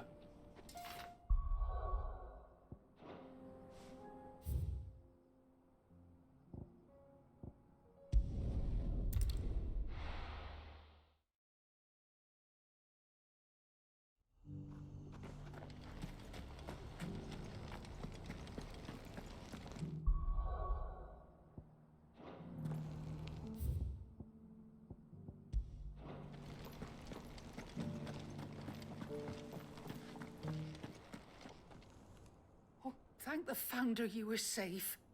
The Griffin is slain then? And the Heartstone claimed.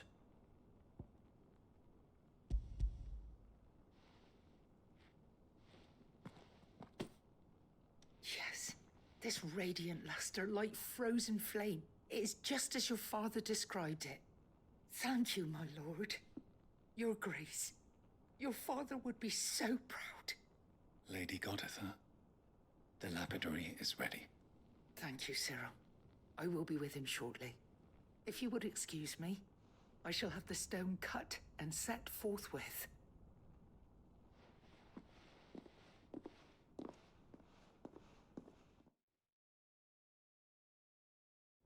"12 hours later." The armbands are complete. Pray, take them. They are yours, after all. Heartstone is harder and more enduring than garnet, or even ruby. It symbolizes unwavering will and devotion.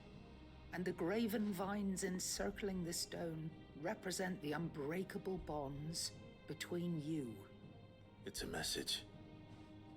Father knew we had enemies both inside and outside the duchy. Enemies who would thwart his vision. Only with unwavering devotion would it ever be realized. And only if we stood together, as Phoenix and Shield, as brothers in arms. Only then might those enemies be overcome. Indeed. His Grace knew the enormity of the task he would entrust to you, his heirs. But this was more than just a message. It was a promise. That he would always be with you. Thank you, Lady Goditha, for remaining the steadfast custodian of our father's will. Forgive me, my lady, but there is something I don't quite understand. The Undying told me that after Father died, Mother claimed all of the ducal treasures for her own. Even if the armbands were incomplete, she would surely not have overlooked them. So, how were you able to keep them from her? Because I was the keeper of the vault. Though I was but a lowly servant, your father spoke to me of his intentions for the bands, of the deep love he had for both of you, and his hopes for your future. In the days before the disaster at Phoenix Gate, I discovered that the Duchess had ordered her jewelry be sent away from the castle. It was then that I knew she meant to betray us. I tried to warn your father, but it was too late. When word of the fire reached Rosalith, I knew my time was short. So I took up the armbands and I fled into the night. And thank the Founder you did. Yet my duty to your father was incomplete. Not knowing what else to do, I followed the Griffin, thinking I might claim the Heartstone on its passing. And so my pursuit continued, until Lord Cyril appeared before me. He informed me that his Grace's will had been recovered, and that his sons were alive and well. Lady Goditha, on behalf of my father and all the people of Eorzea, I thank you for your loyal service. As do I. Thank you, my lord. Your Grace, for coming back to us, for giving my service meaning.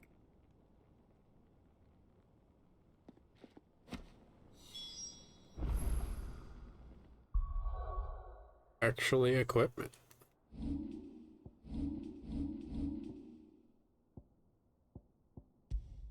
But is it good?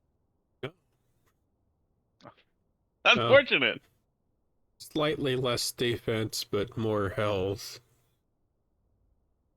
By 18 points. Maybe it can be Cool upgraded. effect or something at least. No, there's no effects on armor. My guess is it can be upgraded at the blacksmith back at the Gratifying base. to finally receive the inheritance that was denied you for so long. It is. And we thank you for the part you played, Cyril. If you would permit me to play my part a little longer, might I suggest that you make your way to your father's memorial atop Hawk's Cry Cliff? Is there Let him orichalcum see there? that you have received his blessing, and that his vision lives on in you.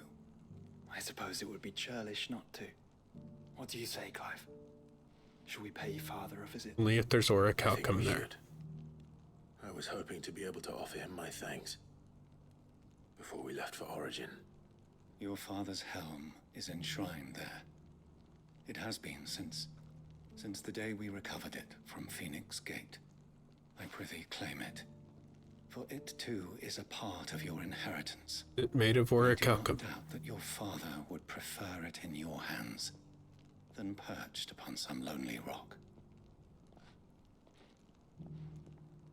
Thank you, Cyril.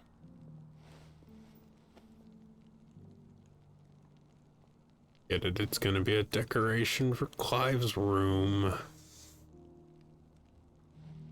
Come on, Clive. Oh boy. He's waiting.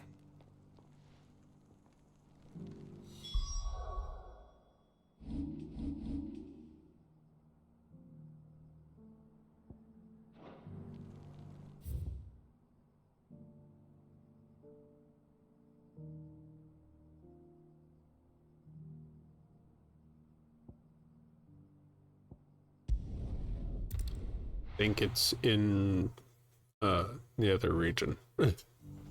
Which makes sense. I don't know why our father would be buried way out here.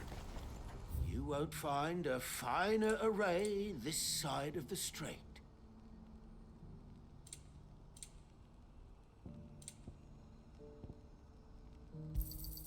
A fine choice. Many thanks.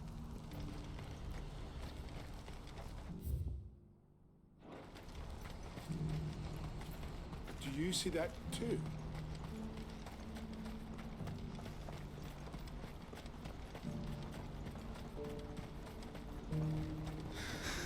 What is it? Please, just make it stop. I'm scared.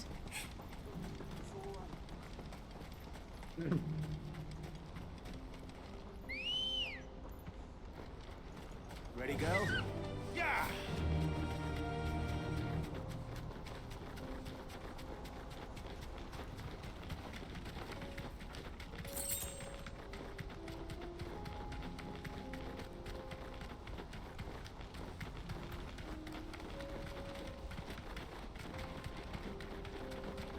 Quiet.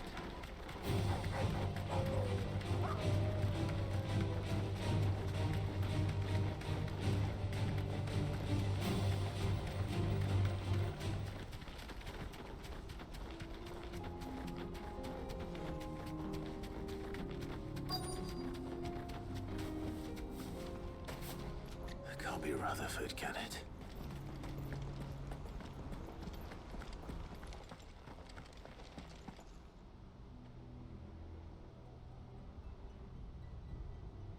Turncoats and cowards, the lot of you! If it's a fight you want, it's a fight you shall have!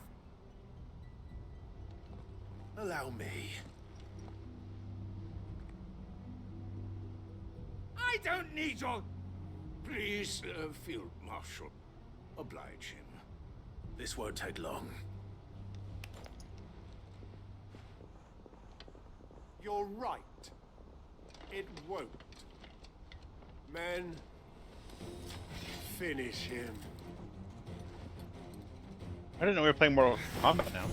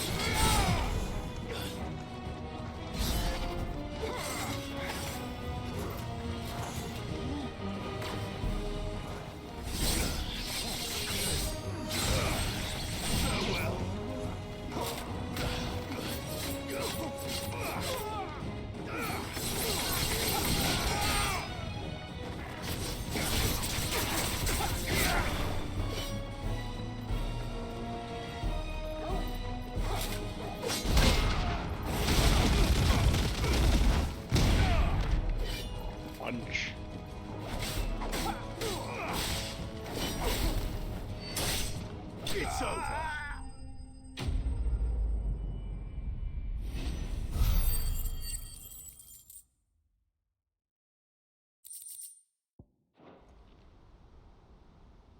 A little longer than I'd have liked.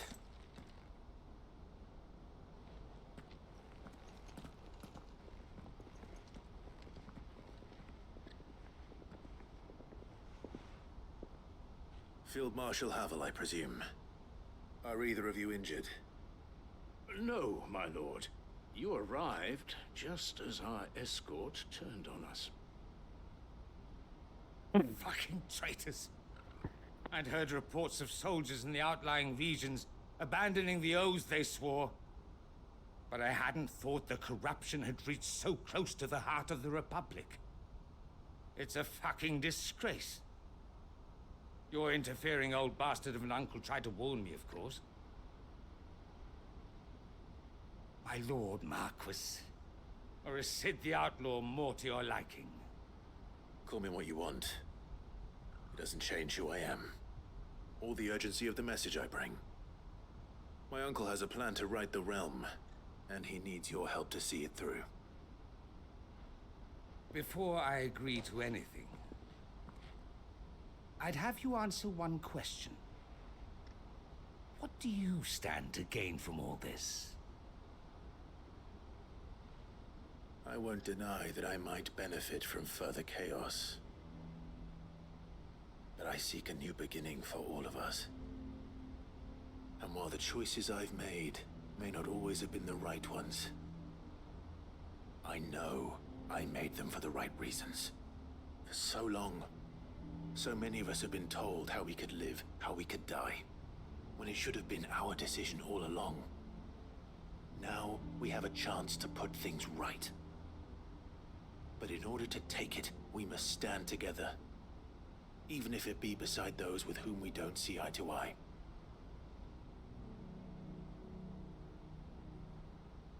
Certainly not the words I expected from an outlaw. But perhaps your uncle was right. You are no ordinary outlaw. I'll never hear the end of this. All right. I'll start by ordering my most trusted guard to bring the Dalmekian fringes under control. Next, I'll make contact with my counterparts in the Imperial Army and see if I can't convince them to try and restore order in their own territory. Thank you, Field Marshal. But they are not the only ones we will need to convince. What do you mean? I don't doubt that I can bully some sense into a few generals. But those they answer to require a different kind of persuasion. And when it comes to honeyed words, well, we will need an envoy.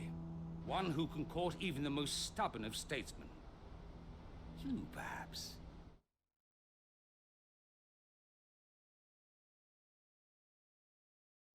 I'm flattered. But I'm no diplomat either. And I have other problems to attend to. What we need is a skilled arbitrator. And I may know just the person. Is that so? And would he happen to be an outlaw too? Of a different kind, perhaps. Well, beggars can't be choosers. I suppose we'll all have to find a little of the outlaw in ourselves if we're to make it through this.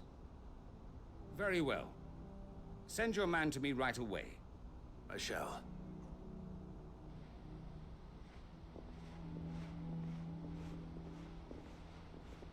My Lord Marquis.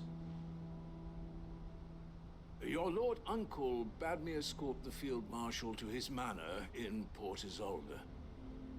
And I will see that my associate joins you there. Very good, my lord.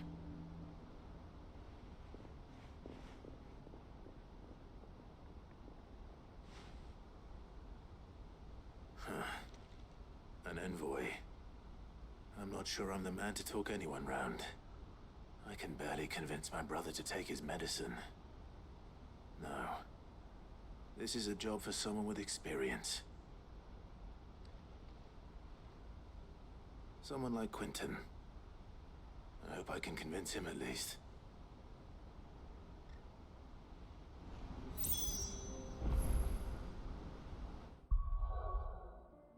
It's time for us to take another commercial break.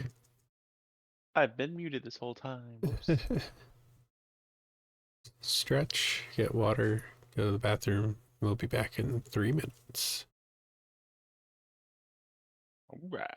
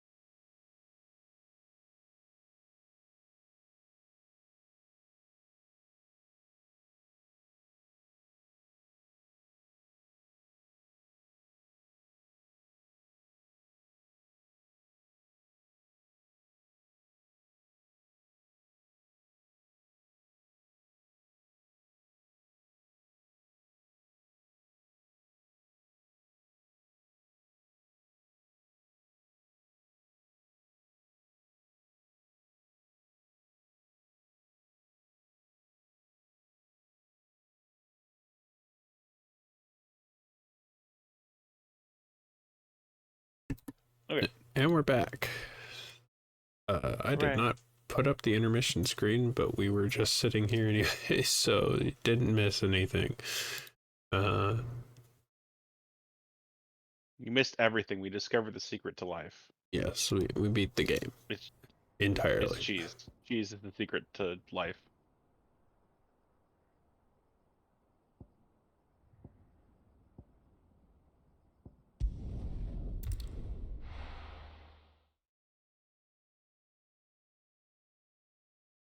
To life. Yes.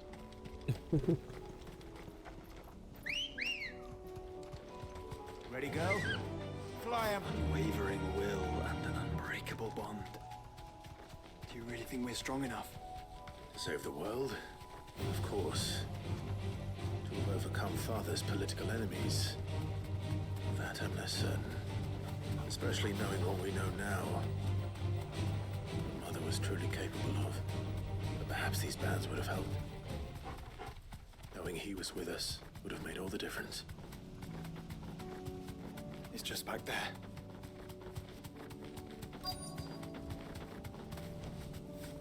I think we stumbled upon this once before.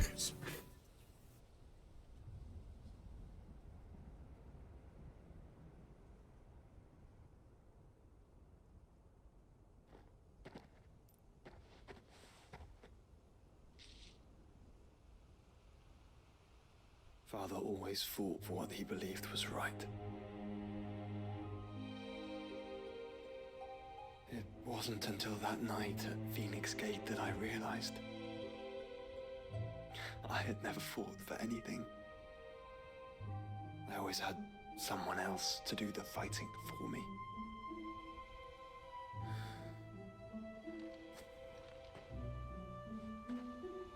No matter how fate conspired against him, he never lost heart, never looked back, never stopped fighting. To me, he was the greatest of men. And I've been trying to live up to his ideals ever since.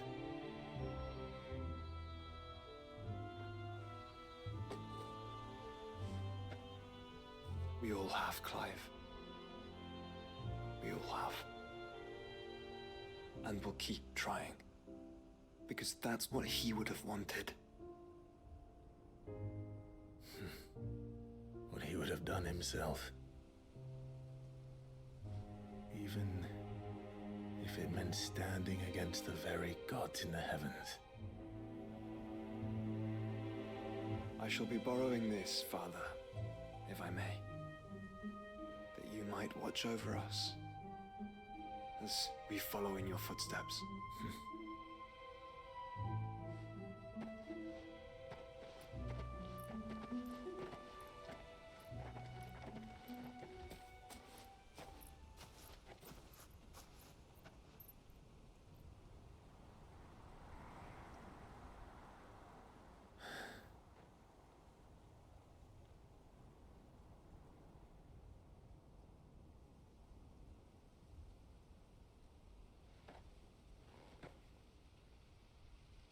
We won't lay you down.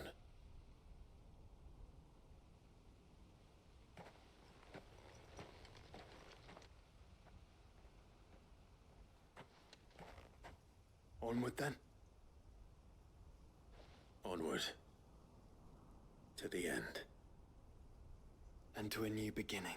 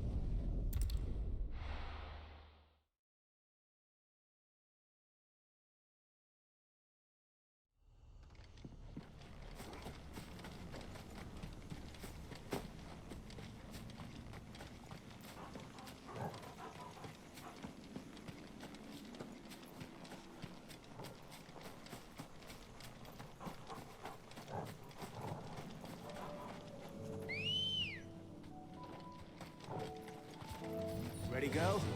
Run like the wind.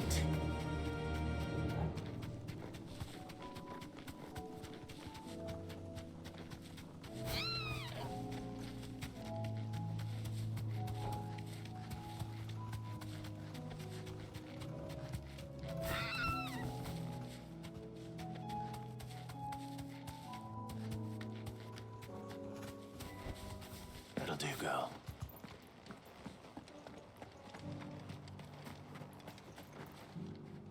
Quentin, I have a proposal for you. No, it was him. Okay, cool. Something tells me you'll be asking more of me than a cask of Gotand gold. Go on then. Propose.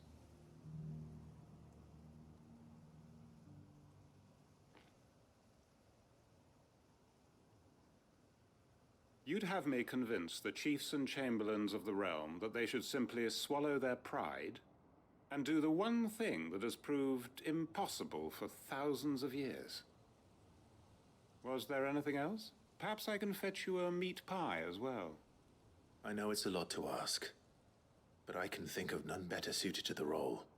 And you'd have me give up what little I have left to do it. I told you, Clive, the people of Lostwing are my family, and I cannot abandon them. You'll have to find someone else. I'm sorry to hear that. So am I. And why might that be? What he's asking. How's it any different to what you've done so far? They want you to speak for those who can't speak for themselves. That's what you do best. If it's the vineyard you're worried about, we'll see that the grapes are picked and the tons filled. You know we will. It's not that. Then what is it? You said yourself we're family. Don't you trust us? You know that's not what I'm... Then what are you saying? That only we are worth saving? Why turn your back on everyone else? You convinced us we could build new lives for ourselves, and if you can do that, who's to say you couldn't convince the entire realm? A stirring argument. I fear that any rejoinder I make might fall somewhat flat by comparison. So you'll join us? Where do you need me? Field Marshal Havel will want to speak with you in person. He's currently in Port Isolde. I can arrange for a party of Cursebreakers to accompany you there. That would be very much appreciated. I hear the roads are far from safe these days. Hopefully not for long. My uncle will want to know that his plan is taking shape.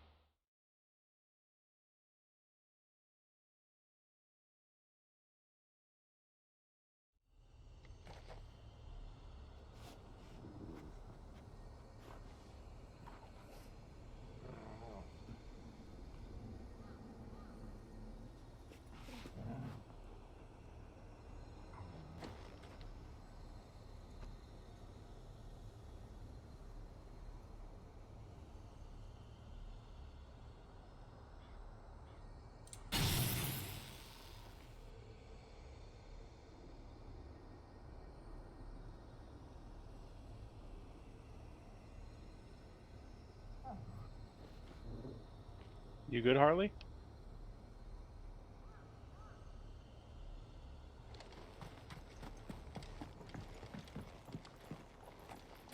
Is that a yes? Yeah, sorry, I got handed some food, so I was scarfing it down real quick. Ah, no worries.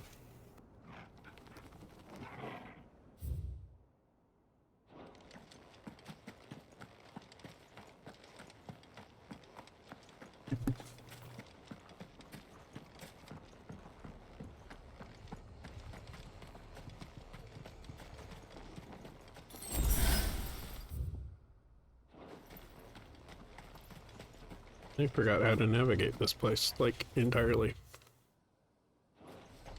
Oh, we gotta, like, leave the town, I guess.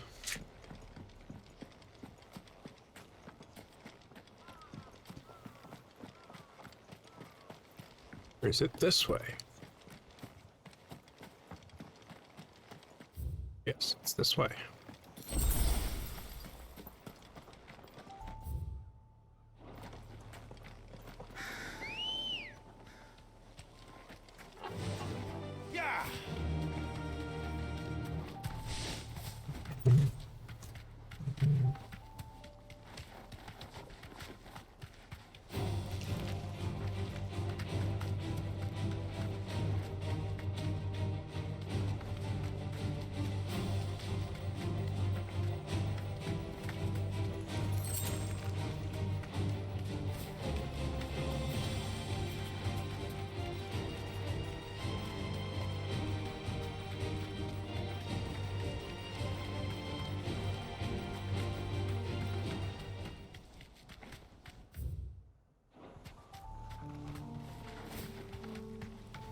This way. Might this be Nickelberg?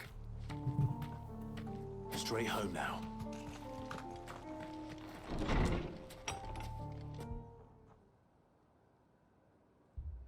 Yeah, the first time I said Mickelberg, I heard Nickelback.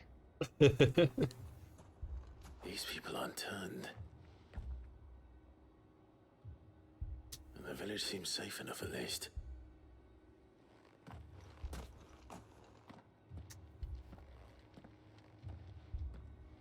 What is going on here?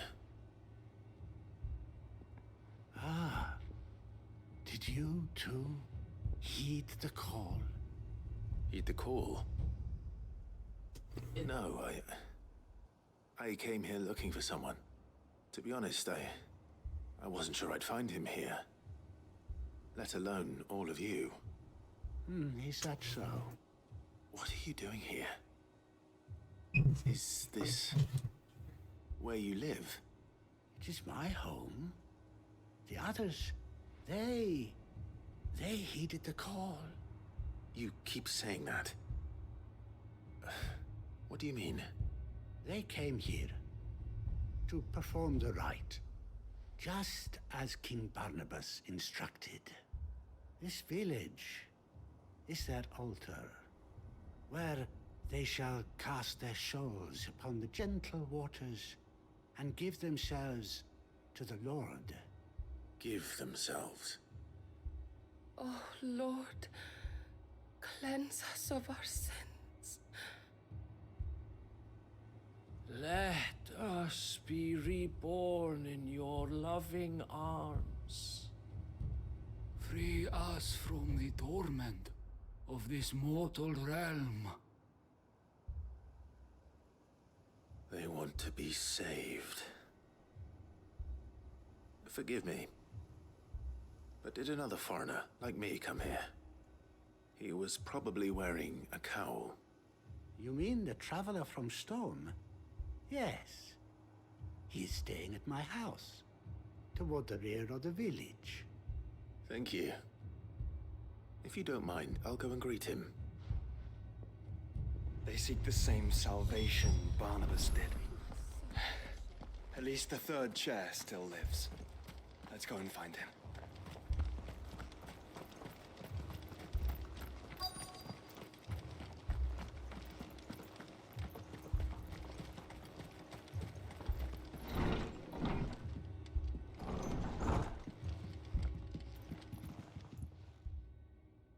Excuse me. Are you with the Undying? I am. And so it would appear, are you? Lord Rosfield, if I am not mistaken. That's right. And you must be the third chair. I am. Cyril was worried for your safety. He sent me to find you. Then I must apologize. I did not mean to trouble the bearer of the burning quill. Much less you, my Lord Marquis. He said that you had failed to report. Is there a reason for that? I came here to study the followers of this new faith. But the more I learned of them, the more my own faith began to falter. You have seen them at their prayers, have you not? They devote themselves to the veneration of their Lord with a fervor I have never seen before. Praying night and day that they might be rid of their wicked wills and reborn in their Saviour's light. Not that they might be granted respite from their worldly woes, but so that they might continue to serve him. Serve him with all of their beings. I too swore to devote my life to the service of my Lord and Master, but this... 'tis different. It is more. And so I would see it through to the end. See these people safe, that they might achieve their dream.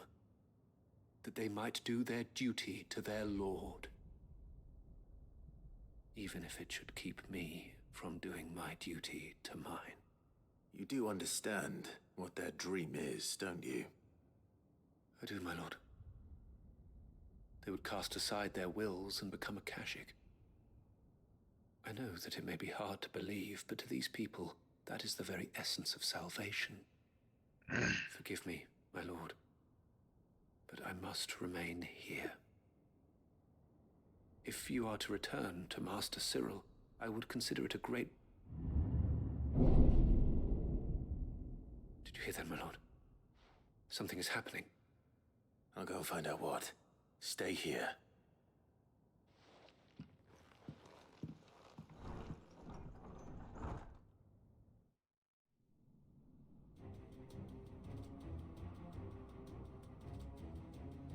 Yeah, I wonder what happened to all the people praying to become zombies. Beneath the flood. Oh no. There must be something I can do.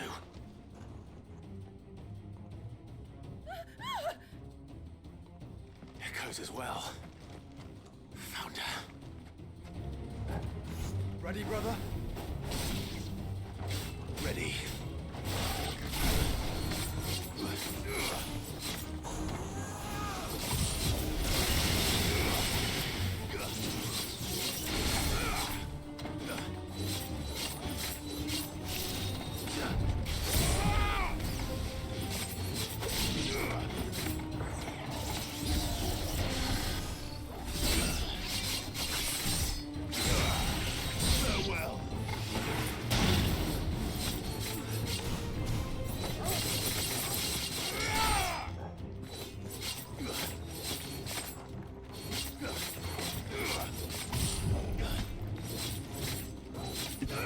Sure, there's nothing weird with me using Barnabas's power here.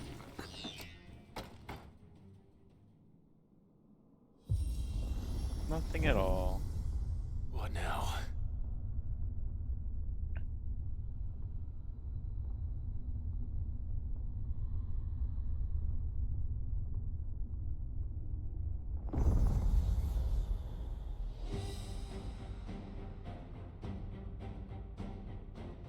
Metaphoric alchemy? We meet again. I've killed your kind before.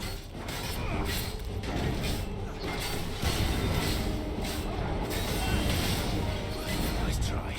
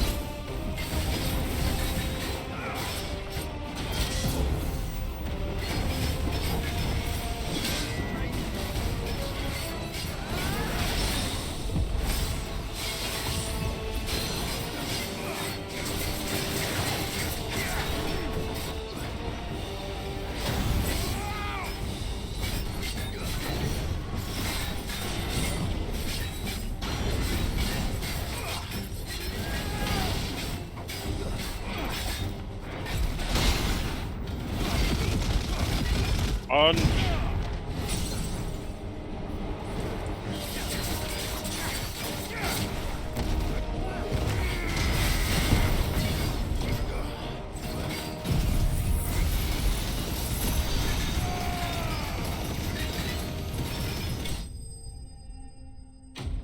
Yeah.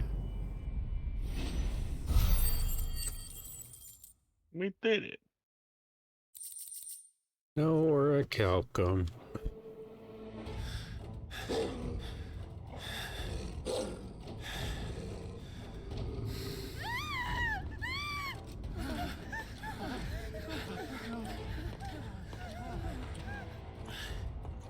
Damn it.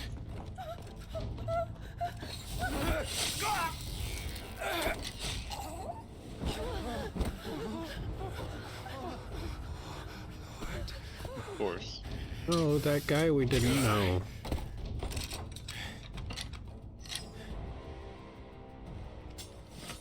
Don't you die. That was a pathetic whack. I had to save them, that they might have a chance to find true salvation. By devoting themselves to the service of their Lord. Just as I did, when the Undying plucked me from the gutter and gave me a cause to believe in. A duty to serve was everything to me, and I would not deny them that fulfillment, even if they must become a Kashik in order to achieve it. Forgive me, my Lord Marquis. I did not mean to trouble you with this. My findings. Could you deliver them to Master Cyril for me? Of course. Your duty will be done.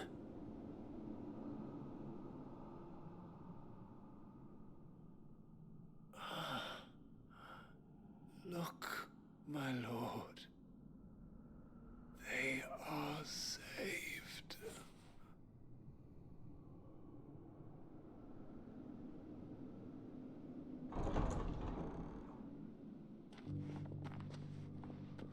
Oh.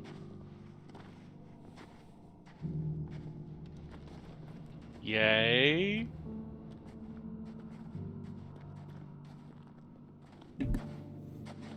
Now they're gonna mumble Sephiroth. Okay.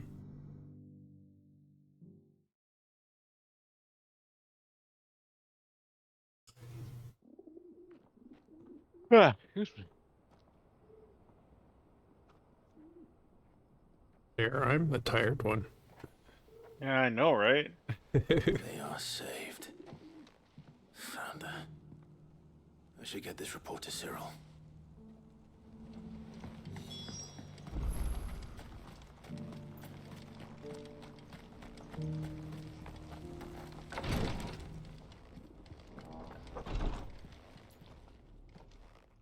My Lord Marquis, welcome back. I am glad to see you hale and whole. I met with your third chair, Cyril. He bade me deliver his findings to you.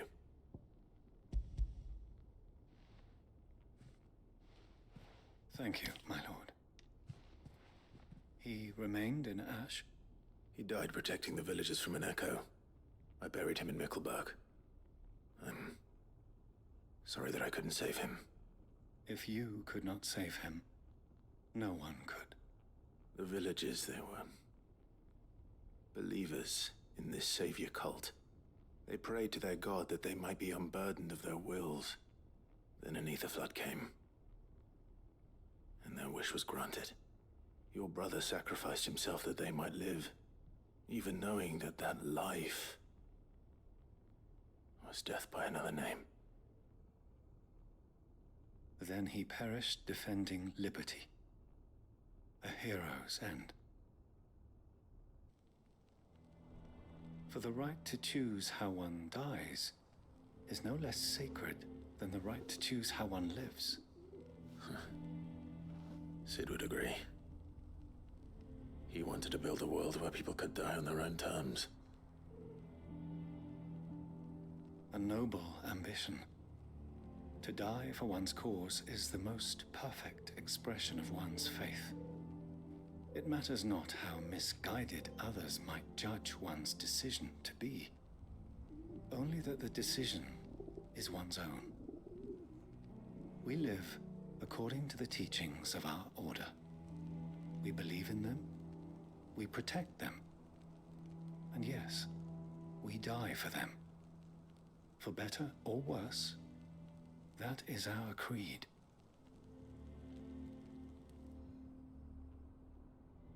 But he didn't die for your creed. He died to save them. And you still believe that what he did was right. I believe that he believed it was. We of the Undying are not slaves, but willing servants. And this was his will, the ultimate expression of it. All right. I'd like to know this man's name, Cyril. To know the names of all the Undying who've fallen in the line of duty. They died serving my house. It's only right that I remember them. That is my duty. Of course. I shall fetch the Book of Martyrs at once. My lord, it has been, and shall ever be, the greatest honor of my life to serve House Rosfield. Though our duties may differ, yours is no less important. I pray with all my heart for your success. And were they here, I have no doubt but that every one of my fallen brothers and sisters would feel the same.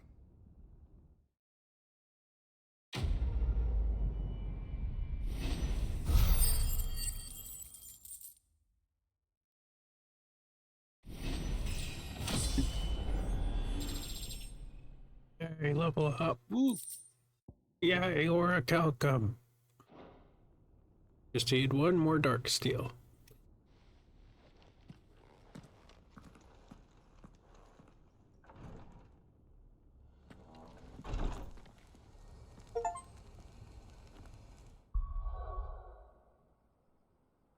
You got an achievement for collecting 6 signboards.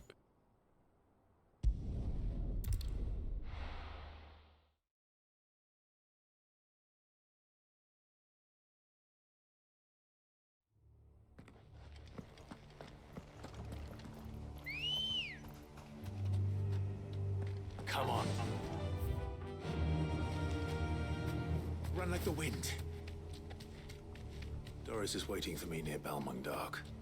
The longer she's out in the open, the more likely she is to be found by a Kashik. I need to hurry.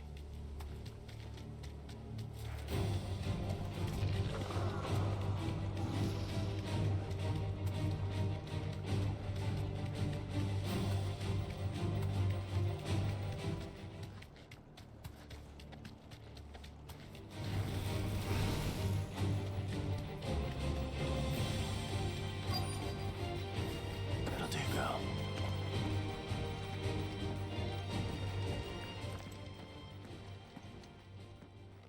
There were no guards, I take it. None manning the gates, no. It's a different story inside, though. The corridors are crawling with Akashic. Most likely guards left behind when the wardens ran. If Chadwick was being held here, I worry that he may already be. Don't give up hope just yet, but let's move quickly. Let me check the ground floor. The ether's thickest there. Then I'll search the upper level. Good luck, Sid. Stay safe.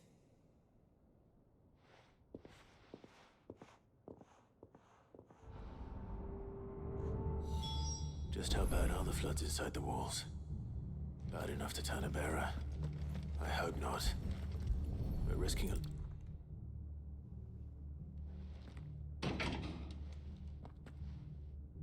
Locked up tight.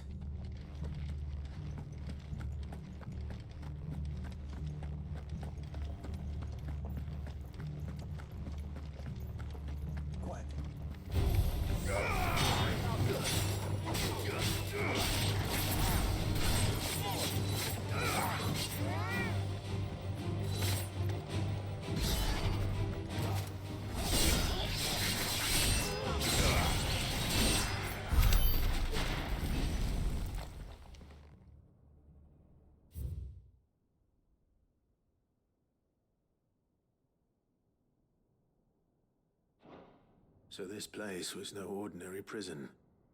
And I doubt they'll have taken the creature with them when they fled. Look, locked gates are really hard to deal with, okay?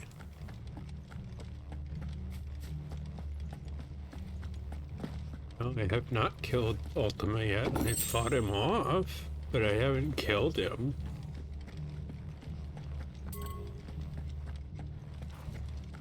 We're busy doing side quests. Ultima can wait.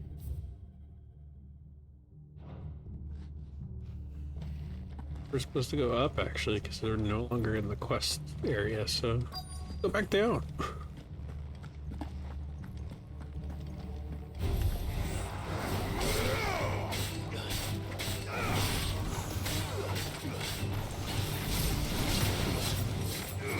Oh yeah.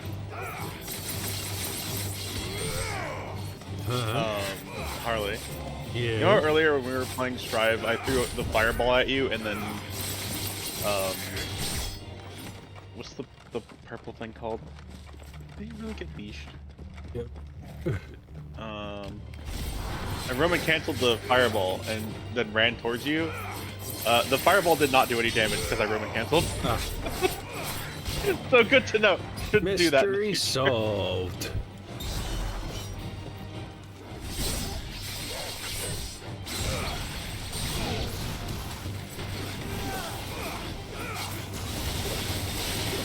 Well, see, if the lock is the only way through to the area, then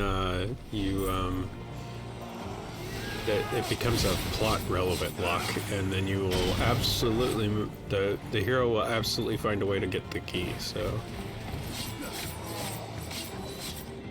or pick it. Yeah, you can't just like build a base that's impossible for the hero to get into.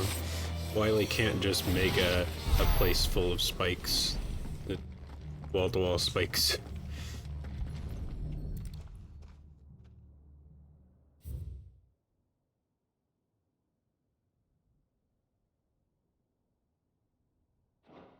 Minimal loss of Waluda lives. And what happens when they run out of bearers?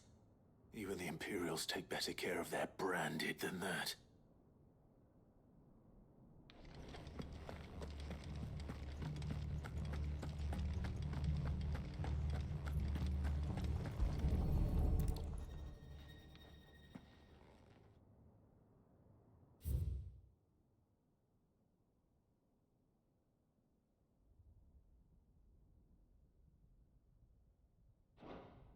They were feeding bearers to it.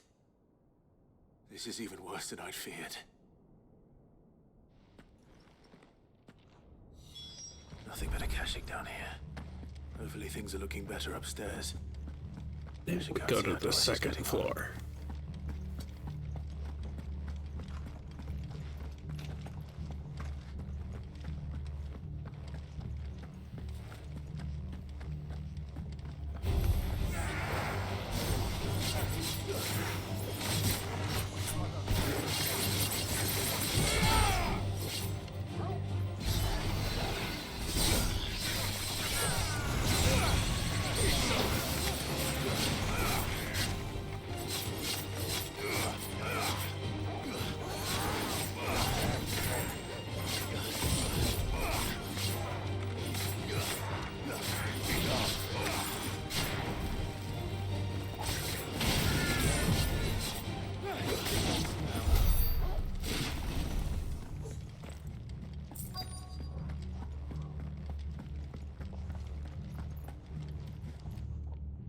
No lock downstairs.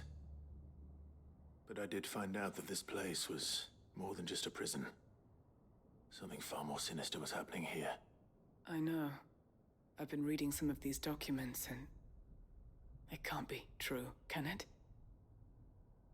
Bearers die every day in service of their masters, but this is so much worse. Pitting bearers against a wild beast armed with nothing but their wits? And all in order to bring about more death. And not just those who could fight, but the elderly, children even. And those who wouldn't or couldn't were disposed of. Whatever that means. I'm afraid It means they were fed to the monstrosity they kept here. Then we're too late. And I was a fool to bring you here. Because now I get to kill it. Did you find anything else? A key. But it doesn't Moida. fit any of the locks on this floor. Perhaps it will fit one of the doors downstairs. There's a corridor I haven't searched yet. Locked gate I found right at the beginning. I couldn't get through. All right. I'll be there in a moment.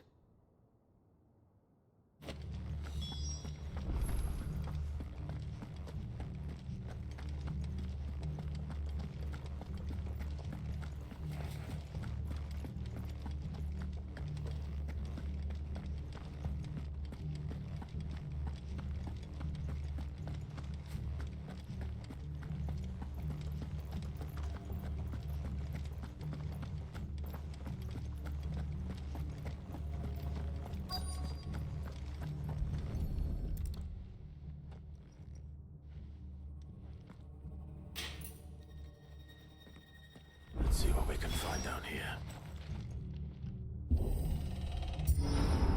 Not only was it locked, but it required effort to open, so...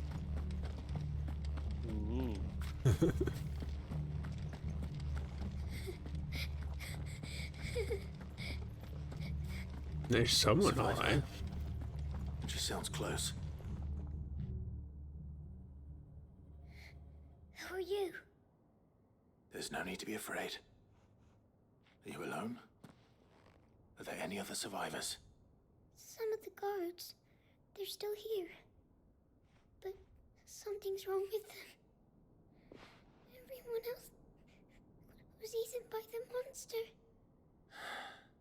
Of course there were. Thank the Founder. It was worth our coming. But I'd rather we didn't linger. Are you ready? Ready when you are. You poor thing. He must have been terrified. Did Jadwick send you? What? He fought the monster. Distracted it so I could run away. He must have sent you. He promised to free the others too. Where is he? He opened your cell, didn't he? He wouldn't be here otherwise. Jadwick.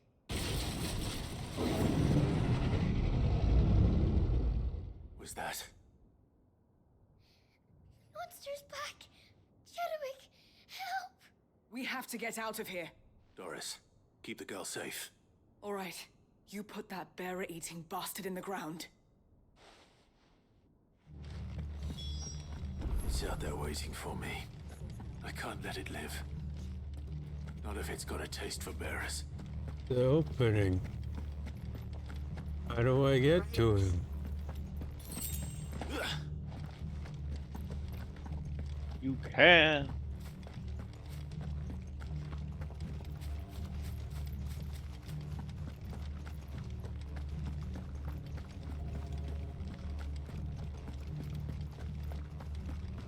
Here we go.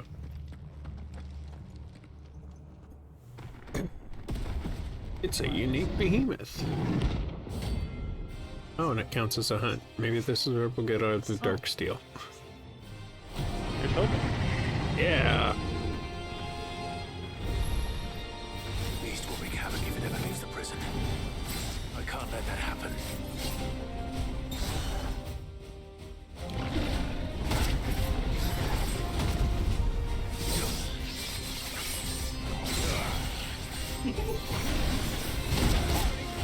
God, this just fucking makes me want Monster Hunter so bad.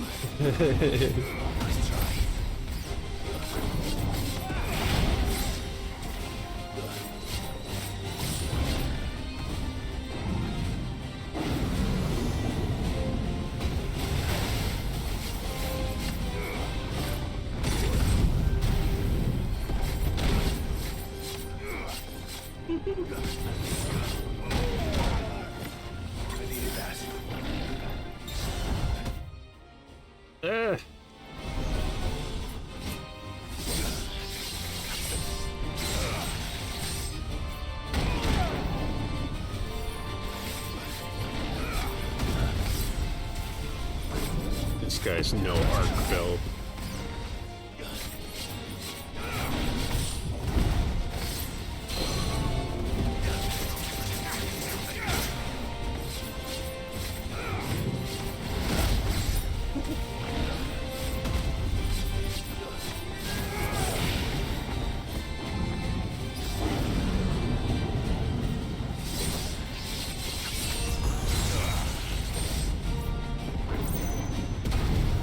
You seem to be invincible during that animation. Yeah.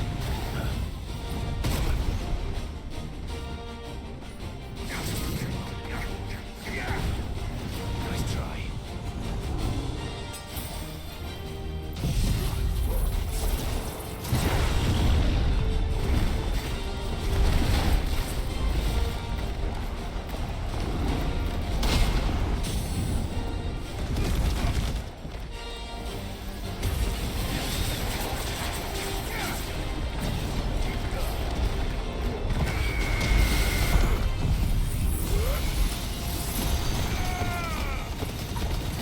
Camera did not like that. No, it's fine.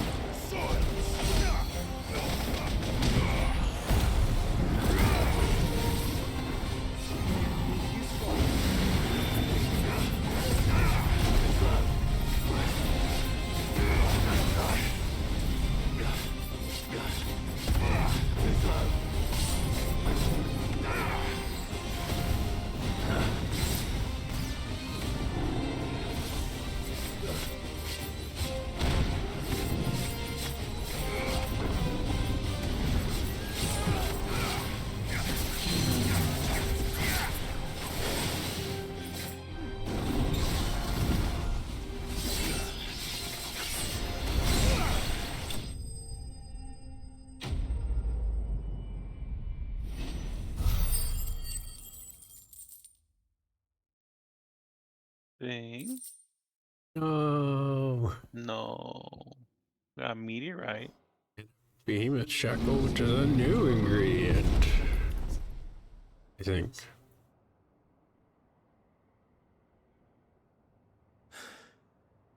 Finally. Sid, are you hurt? I'm fine. I think.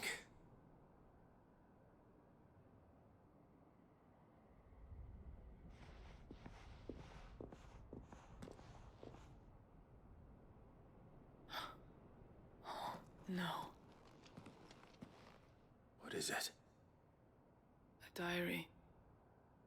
I gave it to Chadwick before we went our separate ways. He was here. Do you think that creature? I'm sure he fought bravely to the last. The girl is safe thanks to him.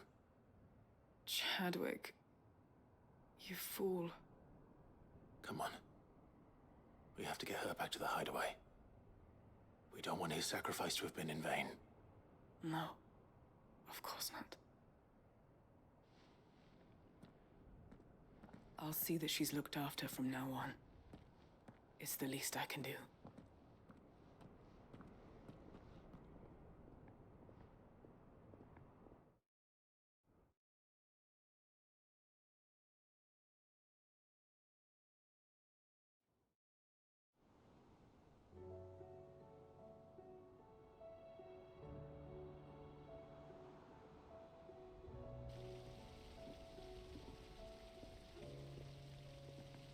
From what I hear, you've barely left the girl's side in days. I hope she's recovering from her ordeal. She is. Slowly but surely. She's far tougher than she looks. I thank the flames we found her. If we hadn't... I know. But we did. I'm sorry we weren't able to save Chadwick. There's no need to apologize. Without your help, I would never have found out what happened to him. How he fought to the bitter end to save her. To save Haida Marie. That's the man I remember. The man I thought of as a brother. I wish I could have met him. I'd like to hear more about your past. If you don't mind, that is. Of course. You already met my former master. She trained Chadwick and I to do two things. Kill and obey. We were supposed to be sold to the highest bidder when the time came. But no bid was ever high enough to convince her to part with us. For years, we were her daggers in the shadows. But we could never quite shake our doubts about the things she made us do. And then, one day, we just couldn't do them anymore. So we escaped. But staying together was out of the question. They would have found us too easily. After so many years of training, the pull to serve was always strong. It scared me to think he might have taken another master, become a dagger in someone else's hand. But even in captivity, the battles he fought were his own. And he died not as someone's tool, but as a hero. Haida Marie is proof of that. Bearers can cast off their shackles. And the curse breakers will show them how. I'll fight until my dying breath to see it done. For Chadwick, and for all of us. Thank you, Doris. We'll be counting on you.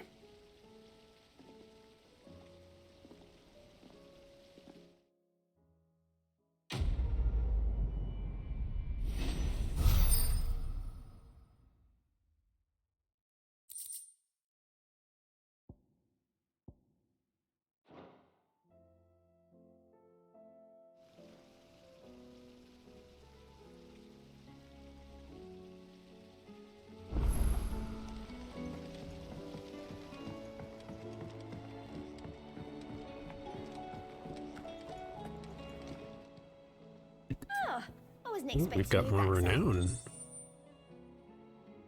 Genji gloves, yes. Genji gloves. All yours. What does that Come do? again. Generally, it like is a damage increasing item, but we'll see.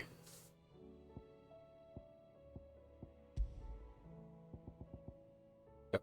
Increases damage dealt. Flat damage increase. Okay. I have more for ya.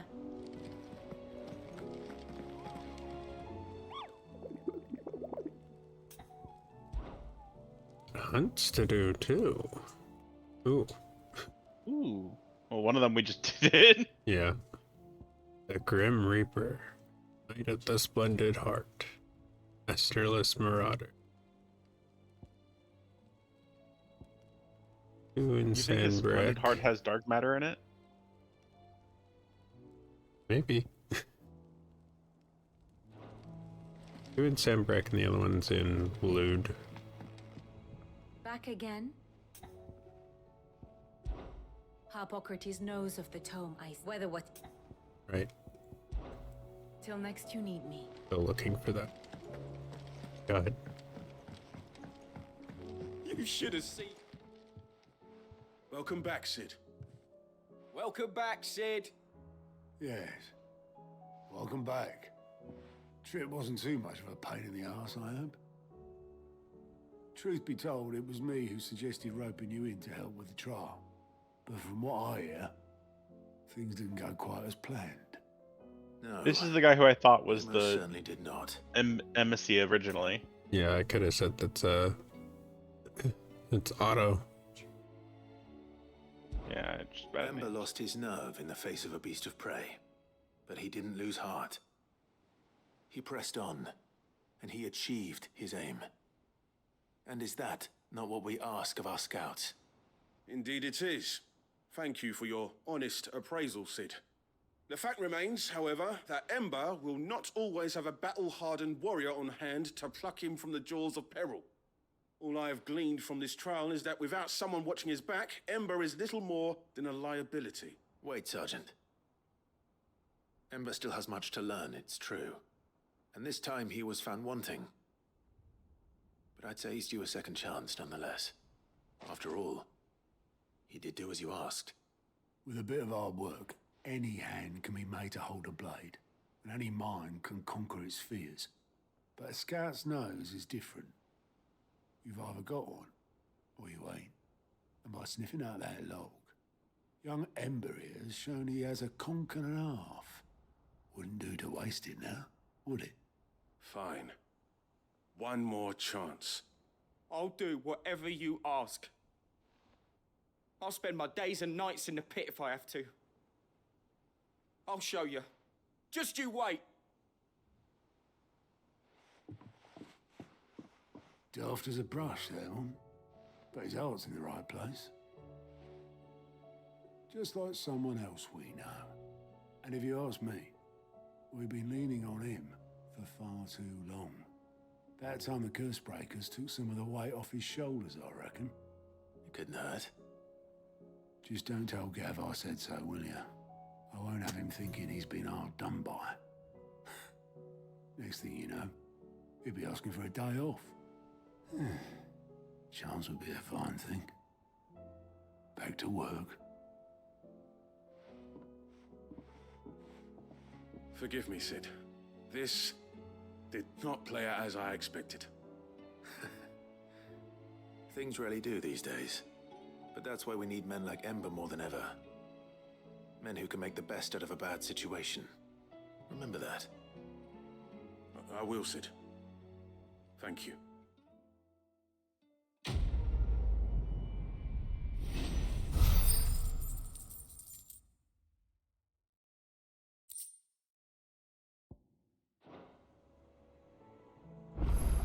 And it's time for us to take another commercial break. So many side quests. Like impatiently tapping their foot in their throne room or whatever. Yeah. Alright, we'll be back in 3 minutes. Go ahead and get stretching and get water, go to the bathroom, stuff like that. We'll be back shortly.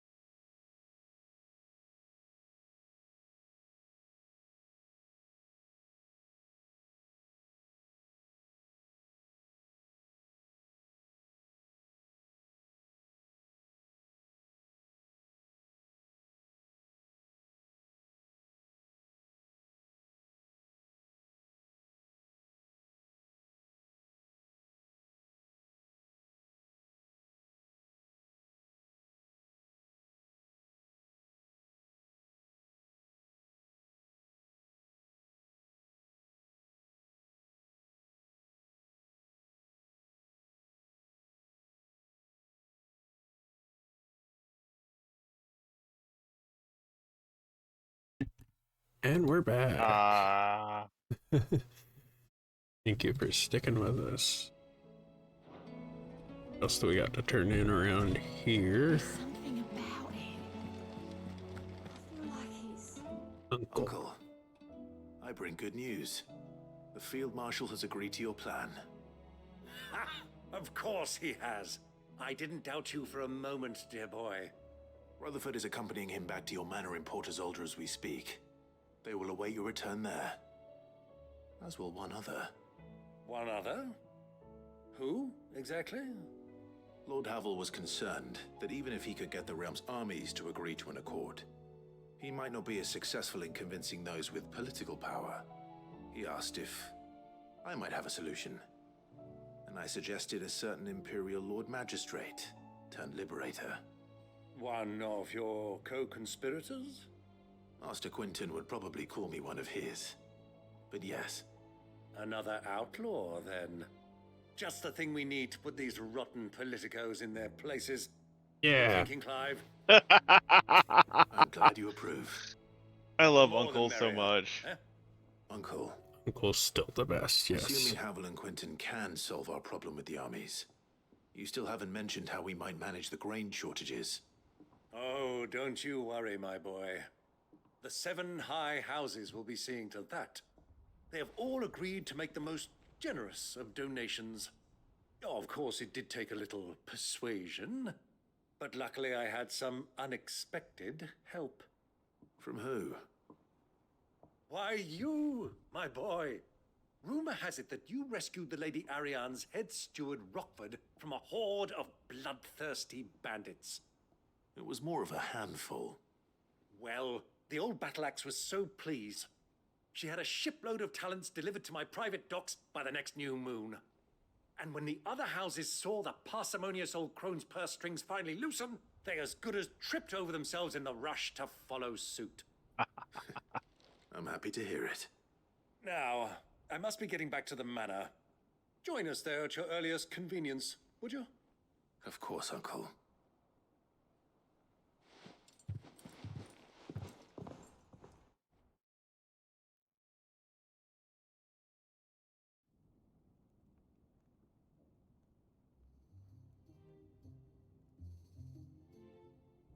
And how, pray tell, will we get that grain to the capital if the roads are still overrun with Akashic? You find another bloody road. I only have so many men, and I'm not about to send them headlong into an ether flood. That is, unless you'd have them turn as well. Well, I'd certainly eat less. Says the man with a belly bigger than a band of curls.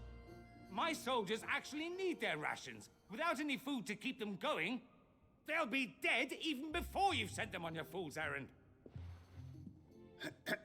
If I may, gentlemen, perhaps I might suggest an alternative approach. Though supply routes are indeed disrupted, there is no shortage of ships. Indeed, they bob away in every bay from here to Randalar, awaiting a safe haven. Allow them to make port and fill their bellies full of grain. And once those who crowd the cities are fed, ferry the displaced back to the countryside to work the fallow fields.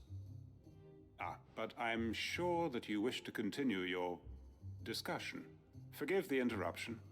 2 such firm friends as yourselves need no help from the likes of me. Rutherford spoke fondly of the great bond between you. Us? Friends? I can't stand the man. Clive, I'm beginning to question the quality of the company you keep. And what kind of company were you expecting him to keep? The man's a criminal. Criminal? How dare you? You are not fit to breathe the same air as this fine, upstanding young gentleman. Upstanding? He calls himself Sid the Bloody Outlaw. Once more unto the breach.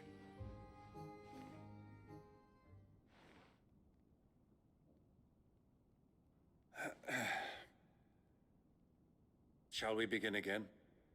What we seek here is not to create a new nation, nor to claim the thrones of those that already exist. We wish simply to bring stability to the realm that mankind might weather the current storm.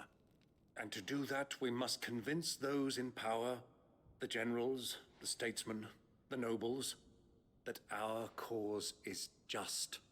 There will be disagreements, yes. And I imagine some resistance, much resistance. But we cannot let that deter us.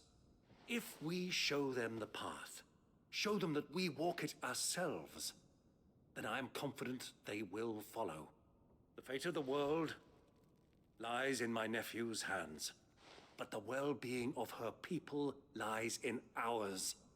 And we must not squander the chance that Clive has given us. Uncle Byron, Now, with that settled, let's move on to the signing of the Accord. For what great moment in history hasn't been accompanied by a little ceremony?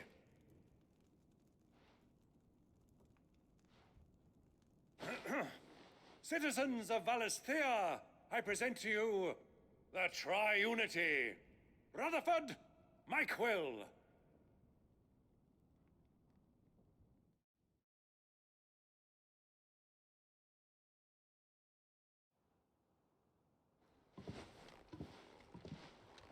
Well, my boy, the stage is set. That it is. This is the role you were born for. Now I ask only that you trust in the talents of your supporting cast. We shall play our parts to the best of our abilities, that you might have the opportunity to shine. The realm needs its Sir Crandall. And there is no better Crandall than you, Clive. I want you to keep this signed accord as proof of our faith in you. I will. Oh boy, more shit to put in my quarters. At least it's not another Pokemon badge.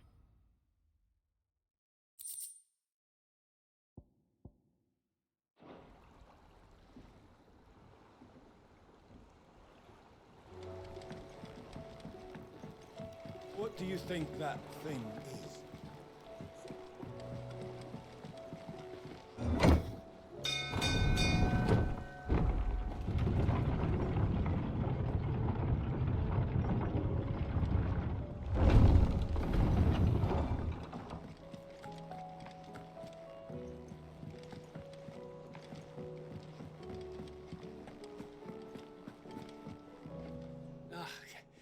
You alright?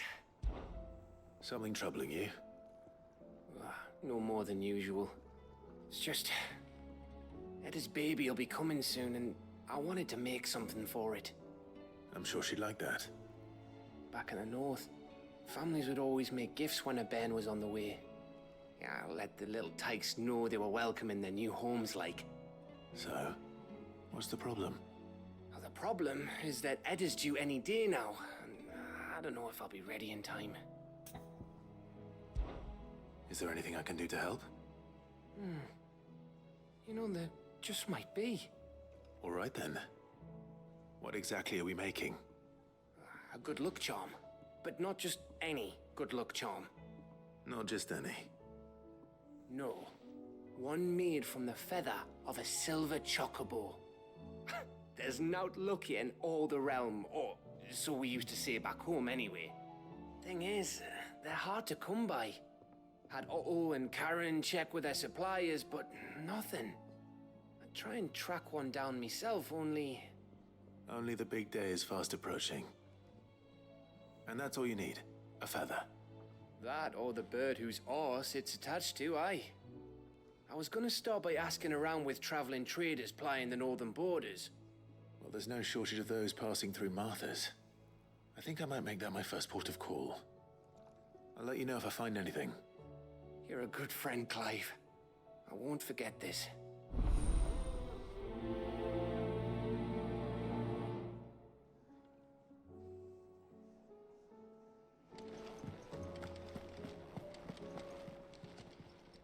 Still alive, are ya? Coin purse weighing you down?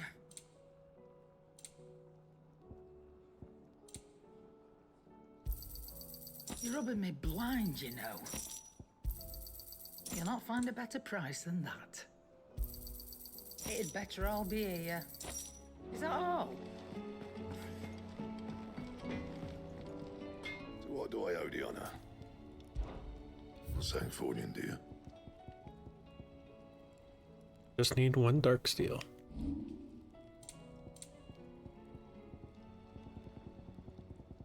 Can't upgrade that one thing. Anything else?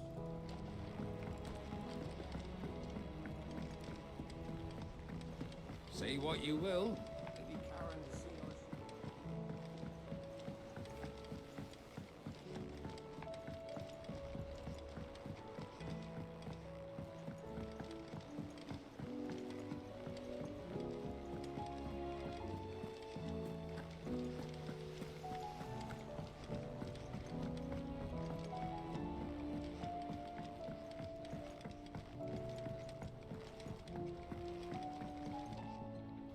Mid, tell me this is all you need.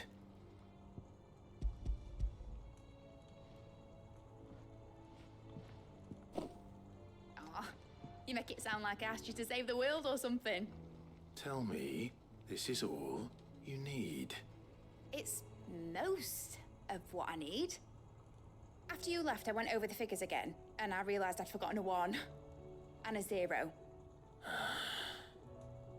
And a cogwheel. Just a tiny one. Though, that's the problem. Gears that small are a bastard to make, and I may have lost the one Blackthorn spent a fortnight toiling over. Wait. The children. When they took apart your scales, there was a tiny brass gear. Now that I think about it, they didn't use it when we put the scales back together. The young'uns? But why would the... You know what? I don't want to know. I'll keep working on the model. You go and find that cog.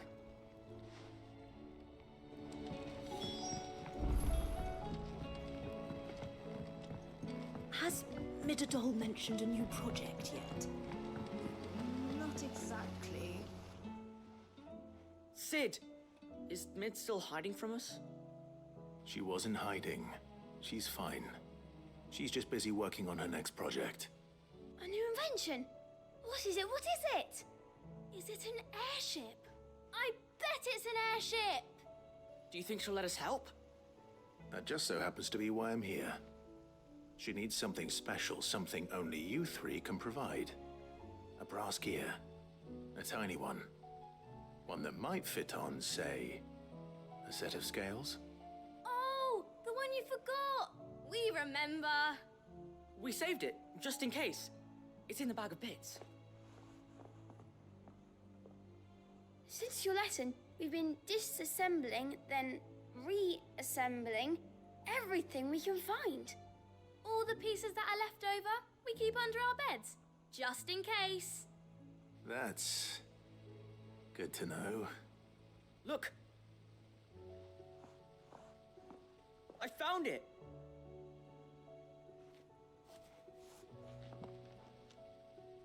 Is that all?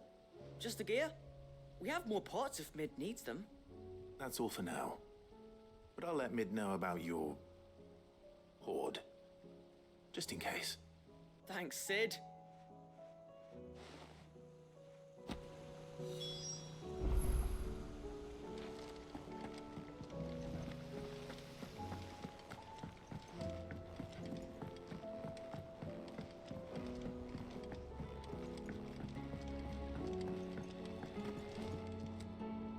Well, did they have it?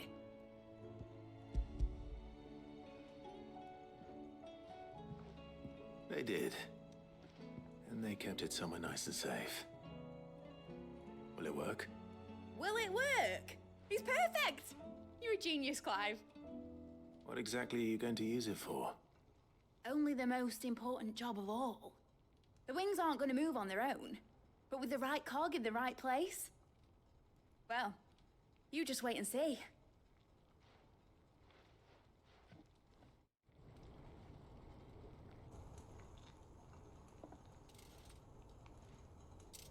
That should do it.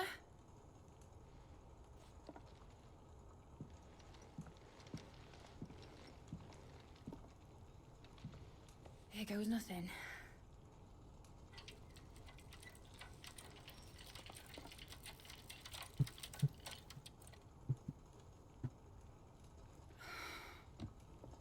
Titan's tits.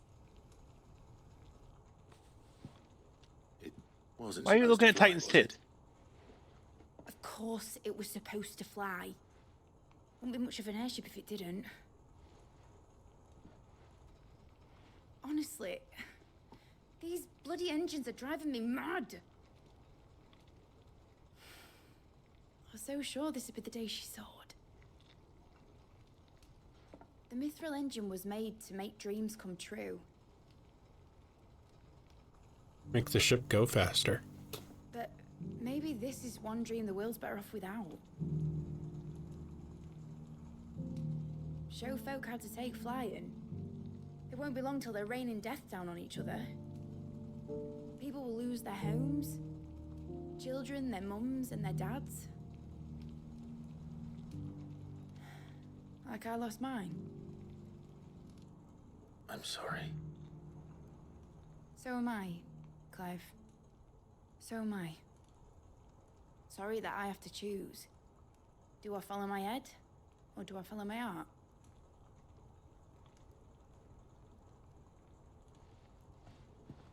Good question. The first time I stood on the deck of your ship, felt the wind in my hair.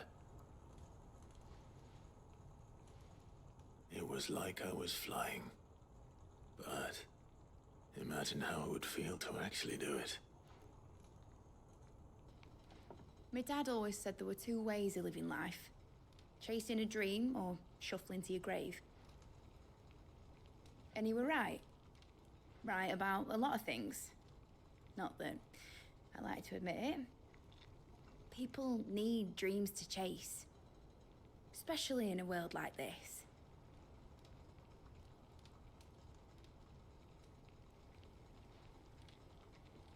Right. When this is over, I'm gonna take all my Mithril engines to Zemeckis and sling them over the edge. I won't have my dream end up turning into someone else's nightmare.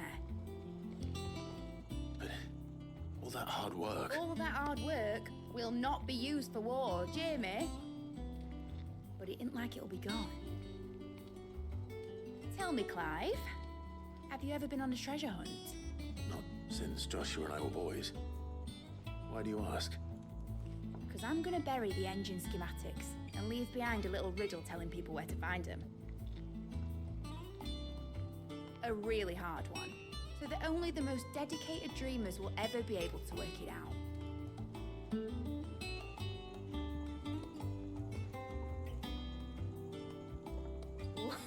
I can picture it now. Some daft general squinting at the words with a gormless expression on his mug. Like that one, yeah. Right.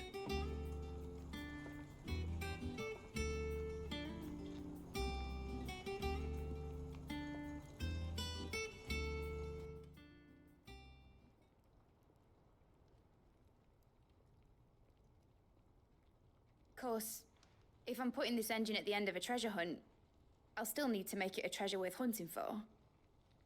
Won't be much of a prize if it couldn't even make a toy boat fly after all. My dad always said, dream big. But it ain't the size of a dream that's important, is it, Clive? Only that it's a good one. And I reckon I've got a fair few good uns left in me. I'm sure you do.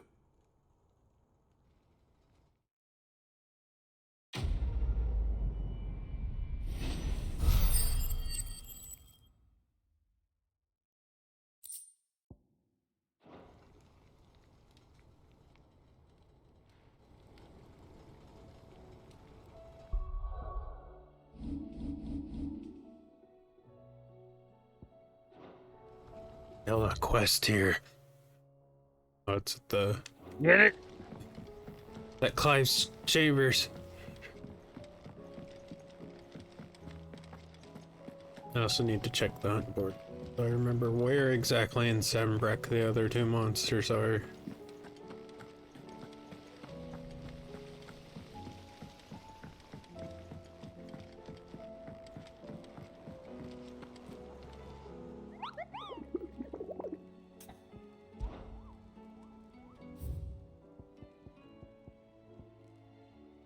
Penitent's Gate, Cape Eorzea. Benedict Skate Cape Eorzea.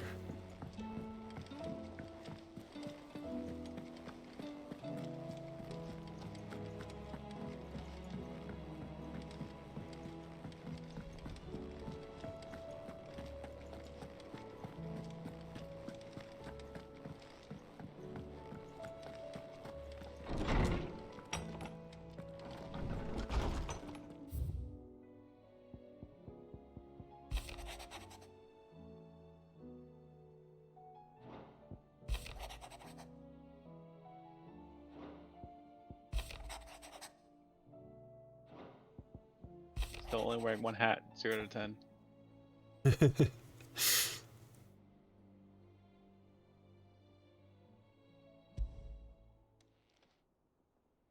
If Joshua's worried about Jill, I should go and speak with him. I thought Jack was supposed to be worried about Jill.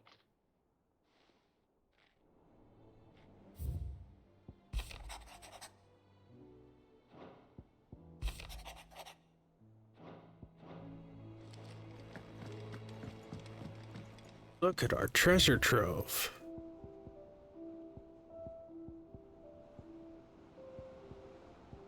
That's a lot of stuff. Why do we have 2 axes? 5 more. I think those were there before.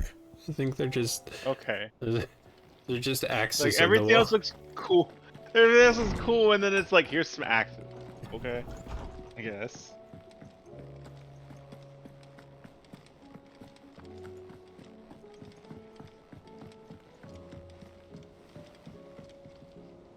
Joshua, I read your message. You're right. Jill is different. I don't think I'd realized how different, but since we returned from Drake's spine, I felt it more and more. I suppose it's not hard to imagine why. She doesn't think she belongs anymore. And that's why we need to remind her she is still one of us. To let her know that we still need her, now more than ever. That you still need her. But how to do that? When last we were truly close, we were but children. Of course. Do you remember the time we accompanied Father on his annual tour of the Duchy? And Jill and I broke from the procession to ride up Man's Hill. To see the snow daisies, I remember. It was the first time Father had allowed us to join him. And when he realized you were missing, he had the entire retinue down to the pot boys combing the countryside. In the rain. A thunderstorm forced us to take refuge in a grove of oaks before we'd even made it halfway there. It was the Lord Commander who finally found us, and needless to say, he was none too pleased. Then it seems you and Jill have unfinished business. What do you say? Man's Hill. It's not that far. Oh, true. Though I suspect it is also much changed. Little in southern Rosaria remains as it was when we were children. You're saying I should go and scout the area for bandits? I'm saying we should first go and see if there are actually still any snow daisies left. What would you do without me, Clive?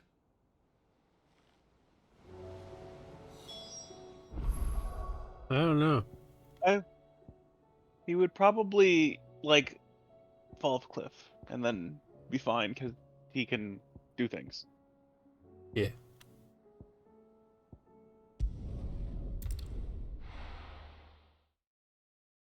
Answer somewhere up here.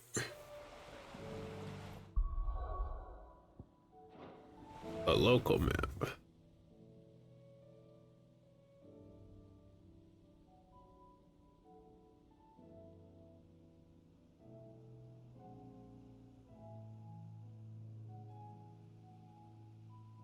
There's Cape Eorzea.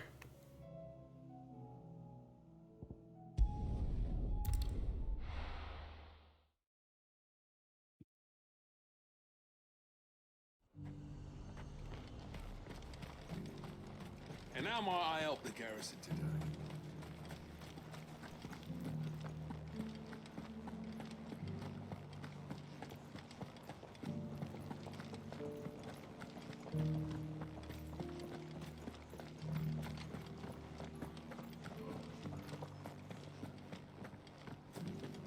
haven't seen any of those beastly blue eyes.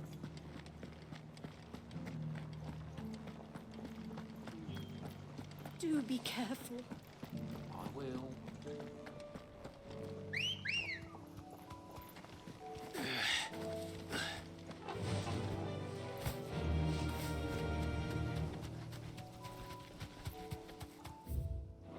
Yeah, it's over this way.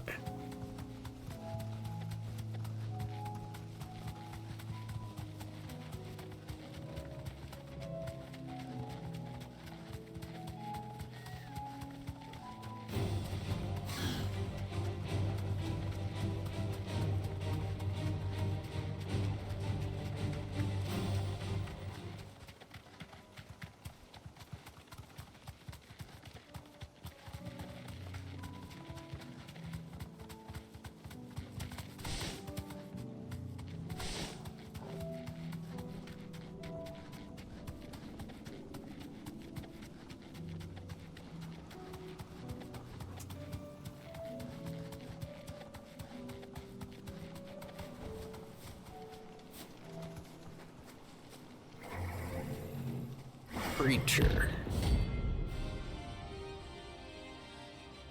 Kill it. Get its dark metal.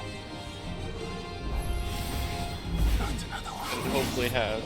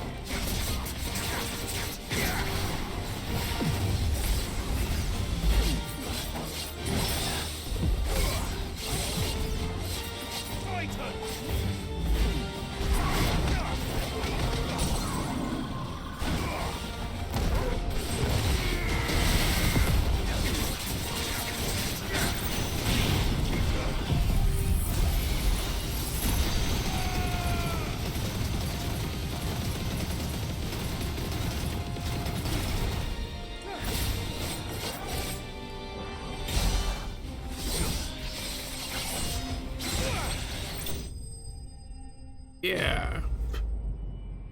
You get thing? Thing.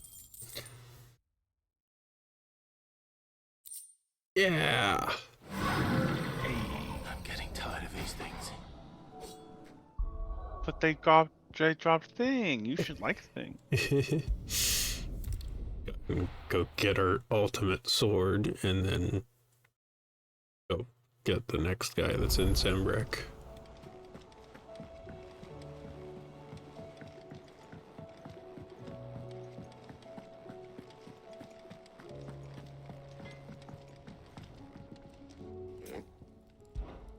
What do you want?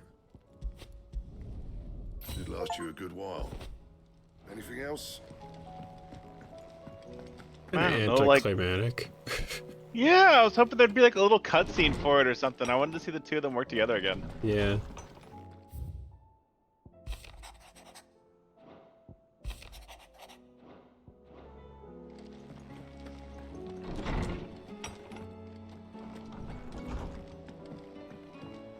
Got an achievement for it.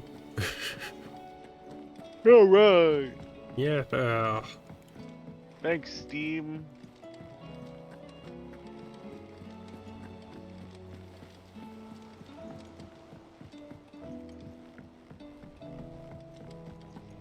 Still not enough. Okay.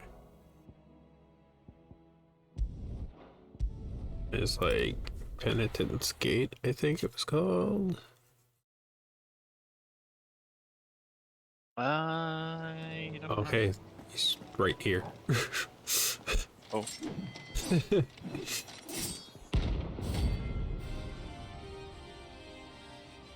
Punch it with your new shiny sword that you're instantly gonna turn into Odin's sword, so you don't get to see it for 5 seconds. The one who drove his highness to madness on your knees. He hasn't heard. And it doesn't look like he's willing to listen.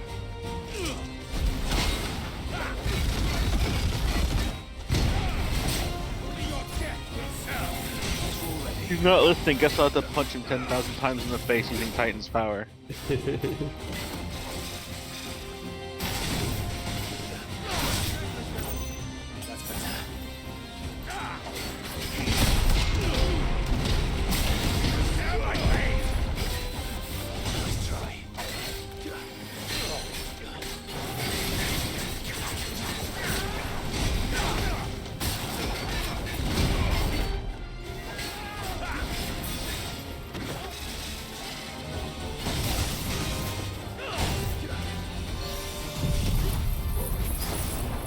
Tornado.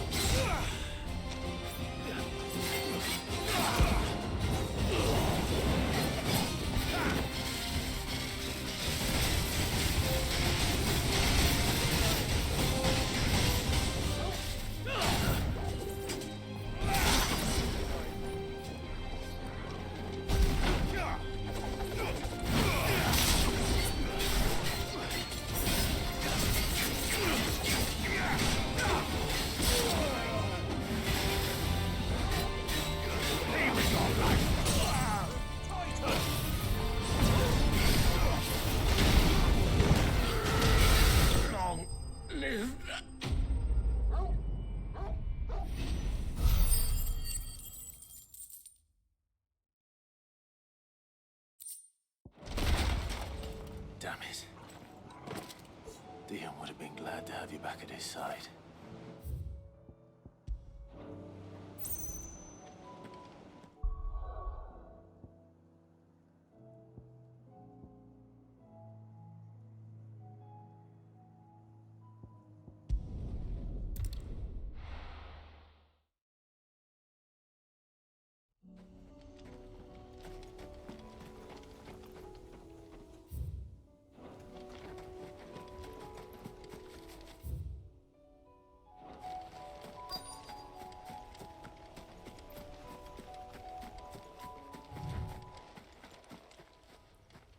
Oh, the flowers are all dead.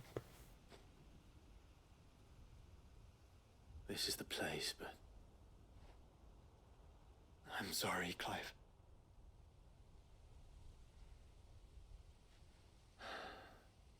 There's nowhere been spared. What do we do now? We keep looking. Man's Hill cannot be the only place where snow daisies grow. Perhaps, but it's the only place I know of. Knew of. Then why not ask someone who might know of another? Someone in the backyard. To the hideaway, then.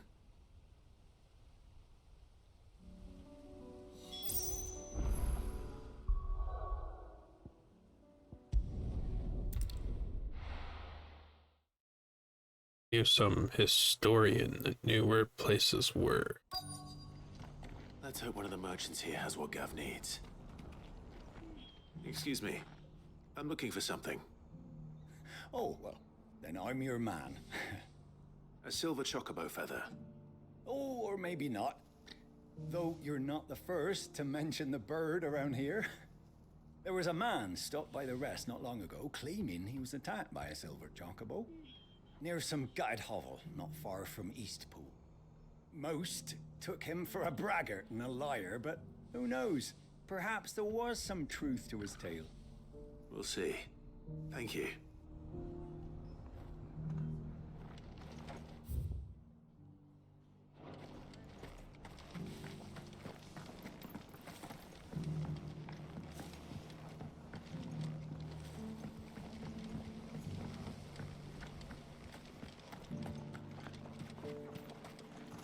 Anything catch your eye?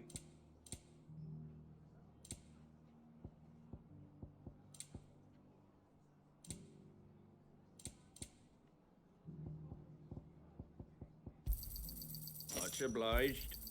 There you go. Much obliged. Thanks very much.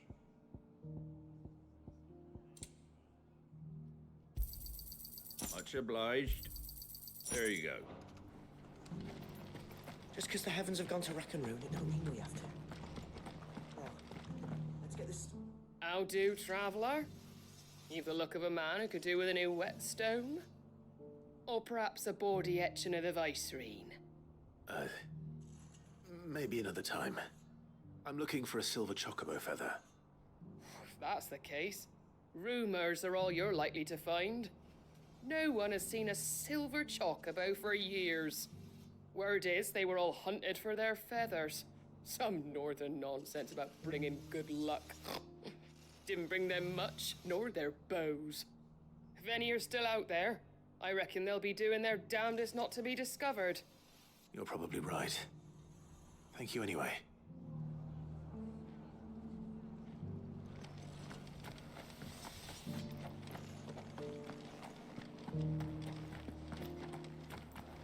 I've got greens of all shapes and sizes.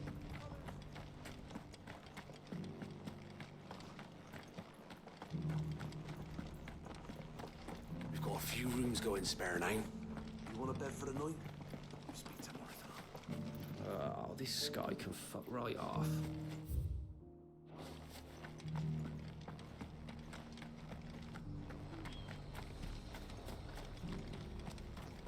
Look, Daddy. Shining so brightly. Isn't it? Whoever's idea it was to take those bearers away to Eastport has my thanks.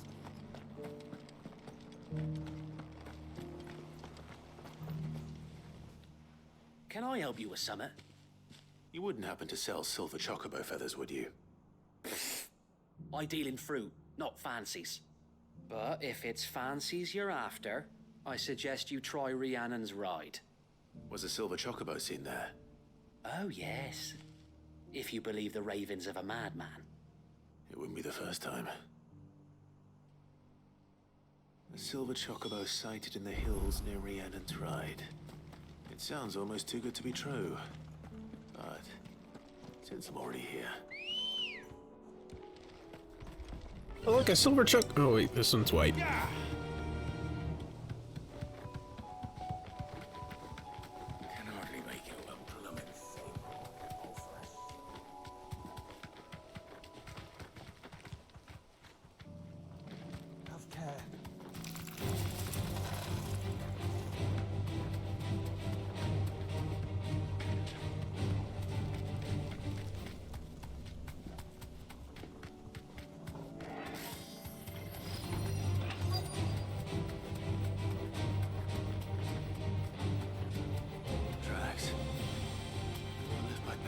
change.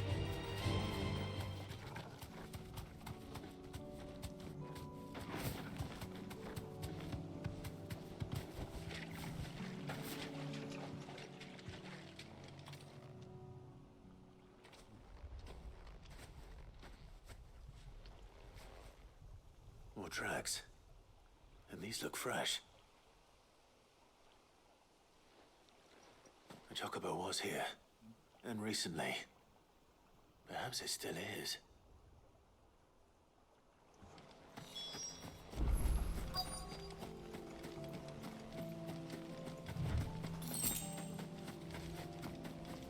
I don't hear anything.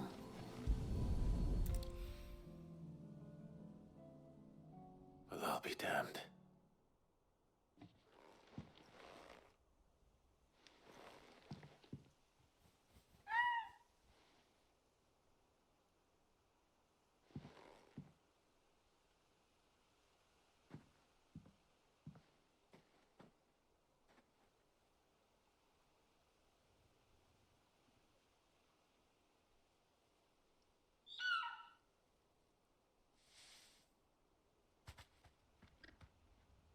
It's all right.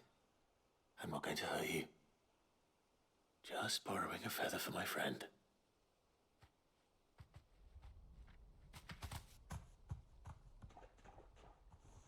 Thank you.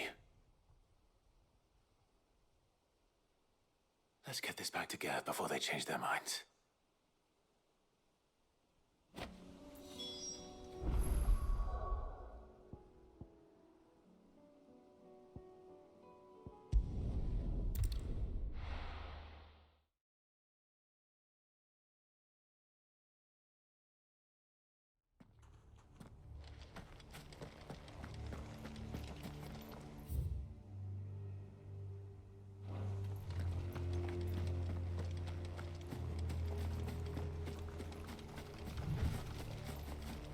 You look like a hunt monster.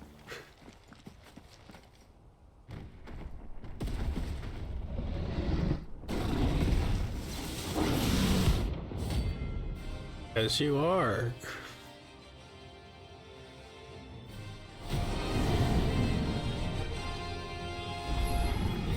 I got one. This is guard dogs. Quite a specimen it is too.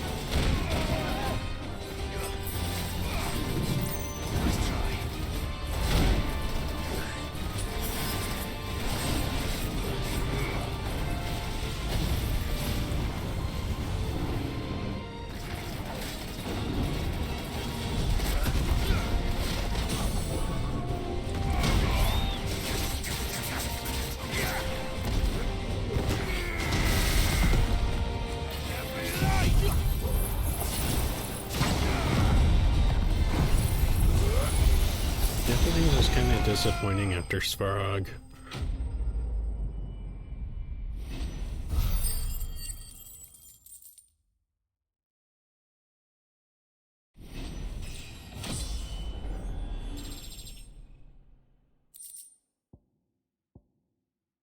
More cow come. No match for you, eh, Torgal?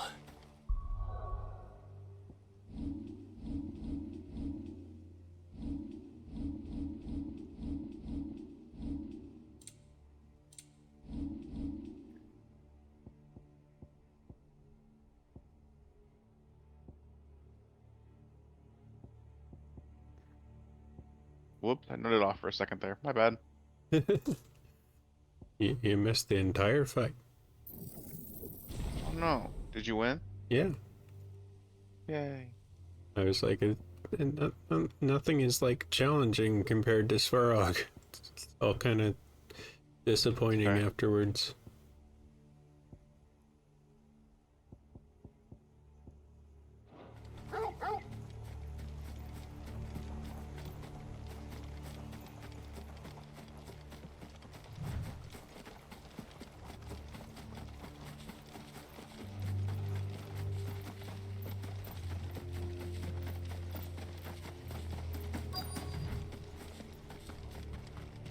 The entire village looks abandoned.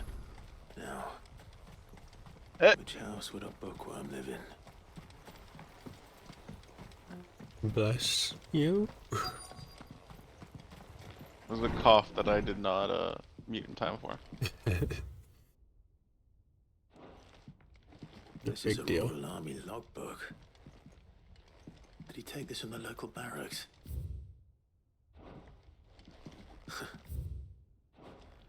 His interests were certainly varied. This is it. If what it says is true, I need to get this back to the hideaway.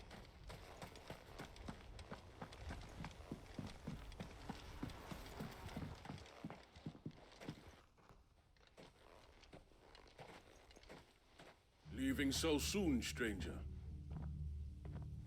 We've been watching you. From a distance, so to speak. Subtle. I know who you are. Then we need not waste time on introductions. Hand me the book. No. Leave it in our care and return to your life. Your care? Do you mean to burn it or bury it? That is not my decision to make. But by one means or another, its contents shall be removed from the common record. Then I'll have to politely refuse. I won't let you erase our history. Then we find ourselves at an impasse. Very well. The book can just as easily be pried from your dead hand. Did you not just see me kill a behemoth king?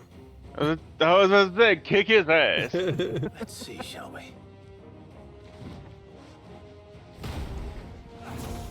I'm gonna go ahead and do a commercial break though, just because I wouldn't want to happen in the middle of a fight, so...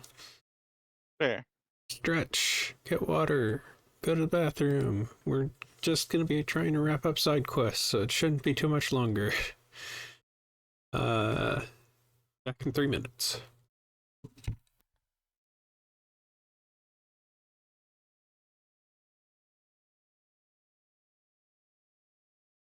Oh no, I forgot to sorry.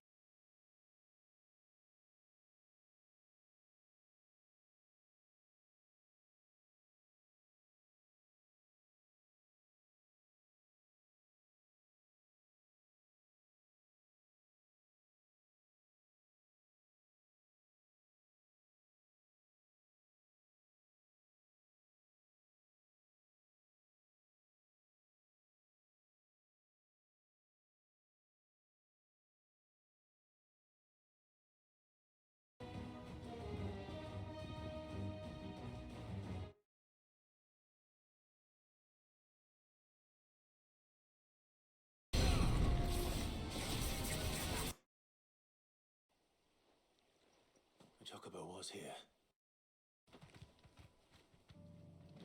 Have care.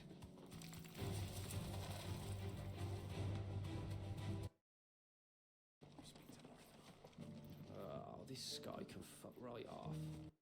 Then I'm your...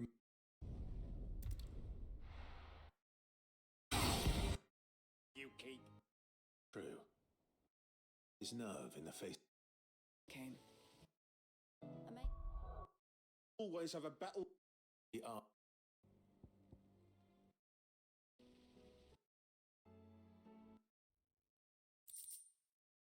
It scared me. She is. Pleased you were said.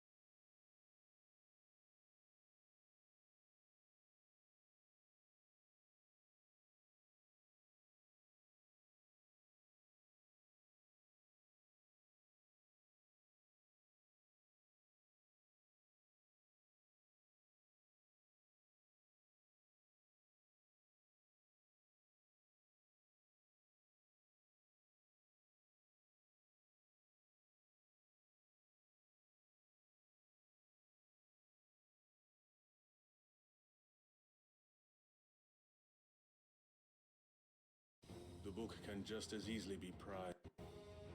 Let's see, shall we?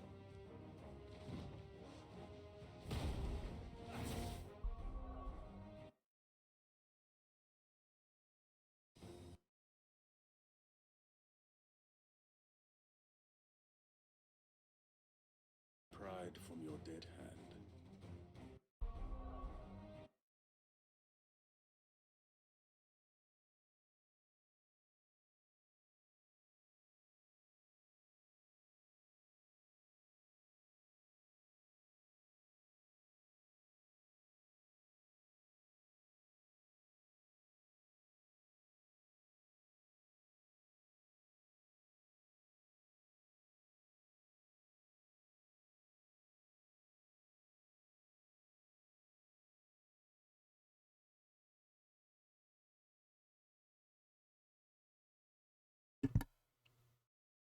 Back from our commercial break. Just noticed that we were on the intermission screen. In the process of exporting the last hour of video footage. So the thought at least will be properly situated for that.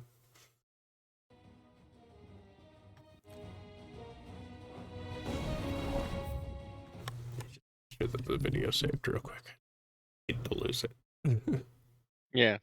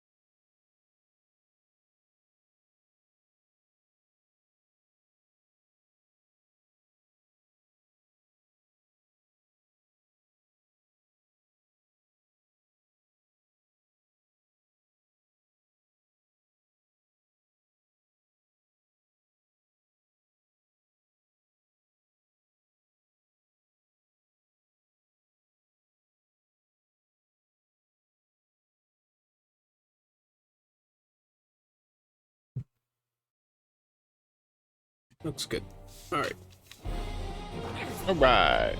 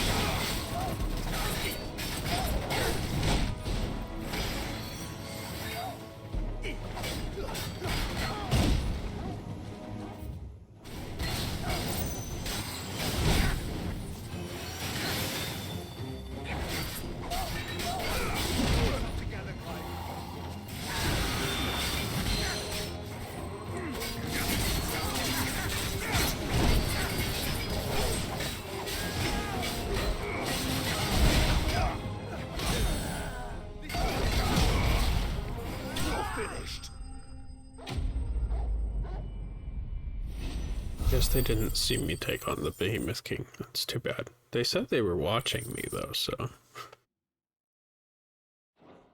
Well, I think... Didn't we pause it right before we fought it? No. I don't know. Impressive. But we have other means. We shall claim the book yet. Why do you want it so badly anyway? It lays out in no uncertain terms the vanity and avarice of mankind. It tells the shameful history of the persecution and oppression of a gifted few by a giftless many. Would you say that this interpretation was correct? I don't know.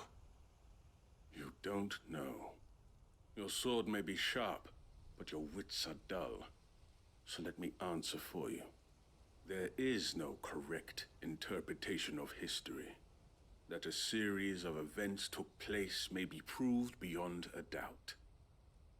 But there can be no single, immutable explanation as to why they came to pass. It is a question of numbers and of belief. If enough people believe that a set of events occurred for a reason, that belief becomes the truth. So you're trying to control the truth?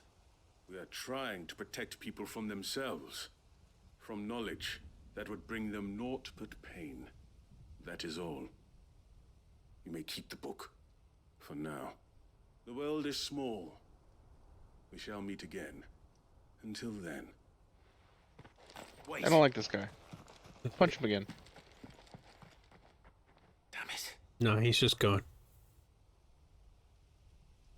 Let's get this back to Vivian. Perhaps she can explain what that was all about. But first, there's another quest here. Come on.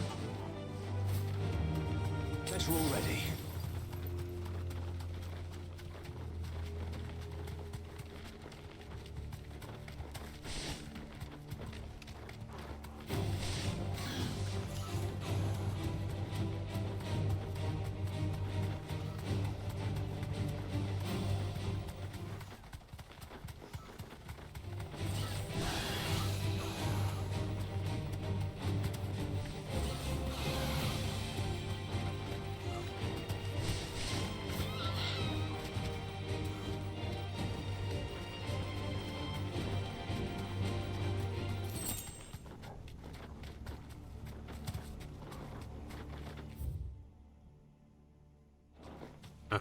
I see.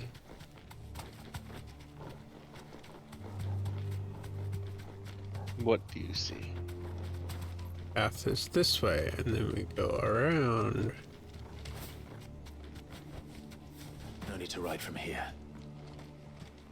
This must be the orphanage. Hopefully the registry is still here.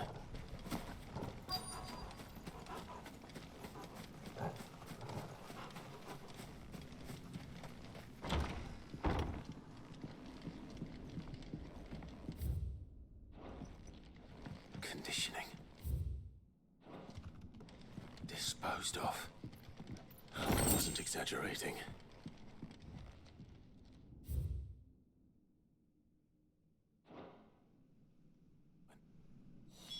This reads like a suicide note. Did the director go through with his plan? There's only one way to find out.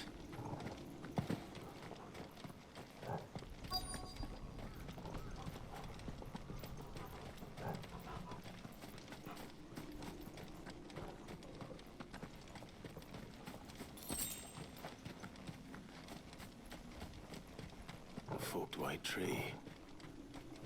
This must be the place.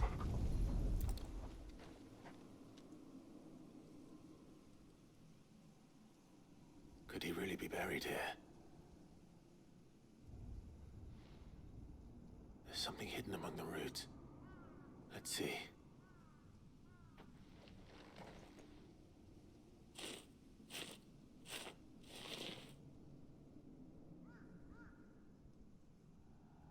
This must be the registry.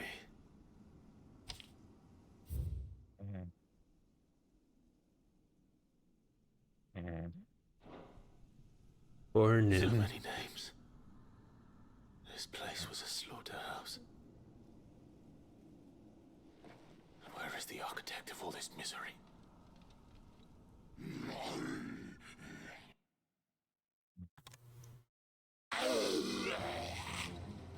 It was only a matter of time, I suppose.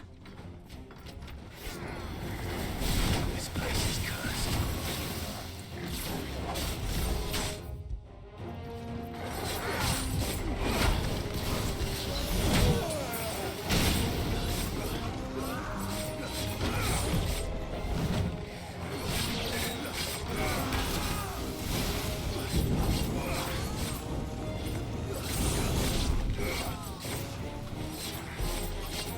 Now I can go to Zantetsuken 5. That seems like overkill.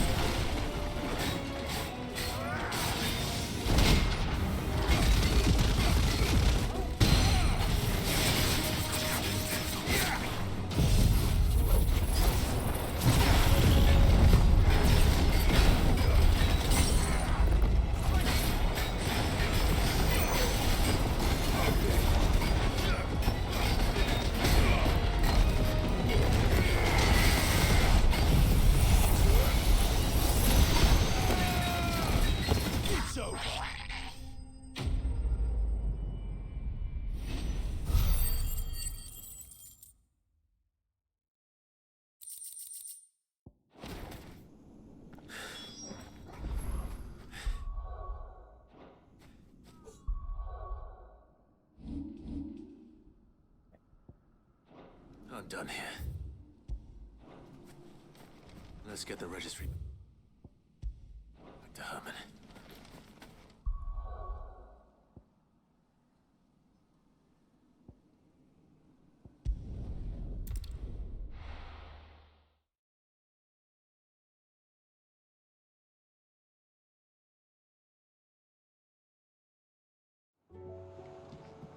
Let's hope one of the gardeners knows where to find snow daisies.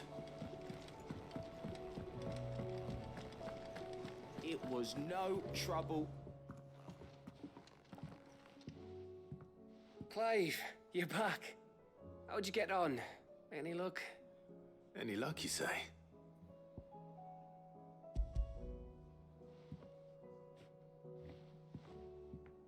Crystal's crack. Is this what I think it is? Where in the hell did you find it? It's a long story.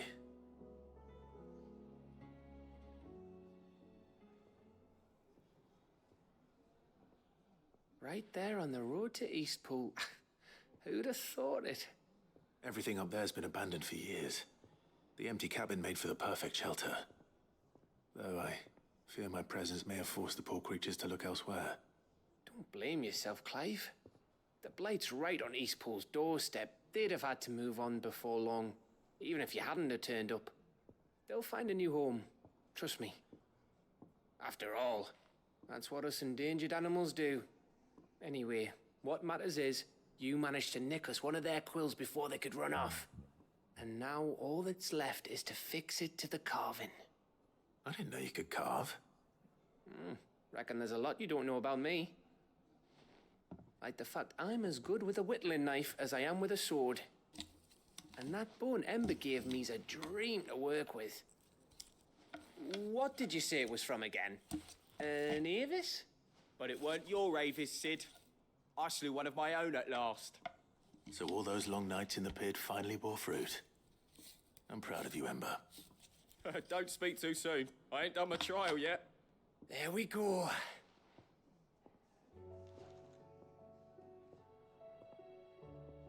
What do you think? I think if you ever hang up your scouting cap, you'll be able to make an honest living. Oh, will I? I should go and see if Ed is awake. Give it my best. You can give it to yourself. Come on.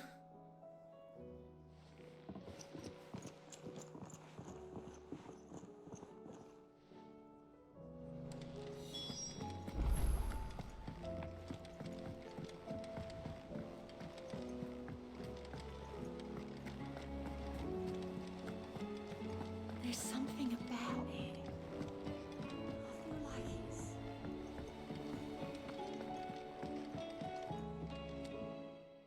Vivian. I found it. The book you lost.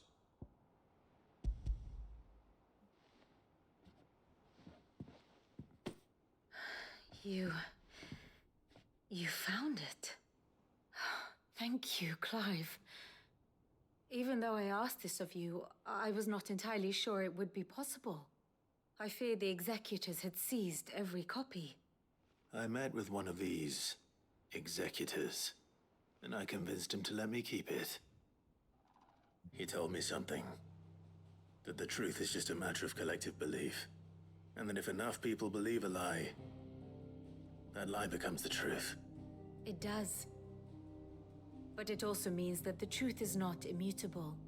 That it can be changed. Provided that those who wish to change it can convince enough people that their perspective is the correct one. As the sad history of the bearers proves. You said that the book inspired you to become a scholar. It did. Or its author, rather. She was a heretic, you see. A firebrand and a dissenter. A gallows stood ready for her in every corner of the realm. And by shunning society, or perhaps being shunned by it, she stumbled upon a truth so potent that an entire realm trembled at the prospect of its utterance. I, too, have always felt somehow set apart from the world of men. A stranger to my own species. She taught me that my solitude was not a curse, but a gift. And that, though my journey to the truth might be a lonely one, what I found at my destination would be more than worth the cost. Do you still feel that way? That you're not one of us? Honestly, I'm not entirely sure anymore. Since coming to the hideaway, I find my thinking somewhat clouded. Perhaps the result of studying mankind from a rather closer perspective than I had intended. But the more I study, the more I find value in this perspective. In looking not from the outside, but from within. So if you'll permit me, I'd like to continue my work here. Remember, Clive, when enough people believe, belief begets truth. Give the men and women of this benighted world the gift of truth. Make them believe in you, as I do. I'll try, Vivian. I'll try.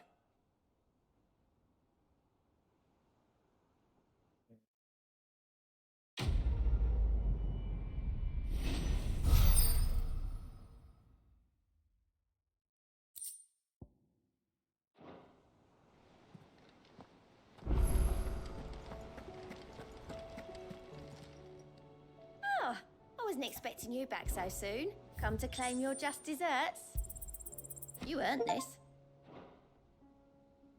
Come again. All the May I have renowned more for rewards ya? have been collected.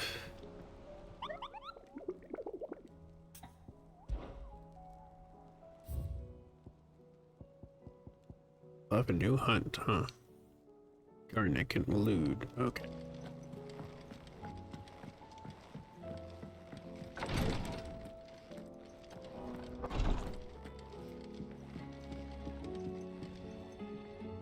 Ah, me lords. How are you feeling? Well, thank you. Is something wrong? Wrong? No, nothing like that. What it is, Go on, please.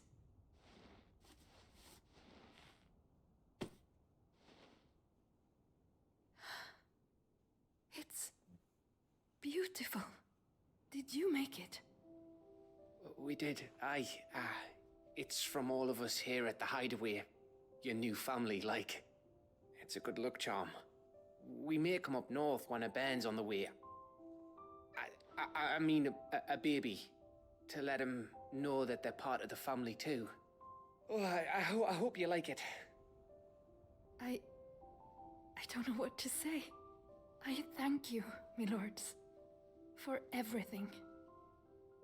If there's anything you need, just let us know. I will. Clive, fancy a swift off? I'm thirsty. I could be convinced.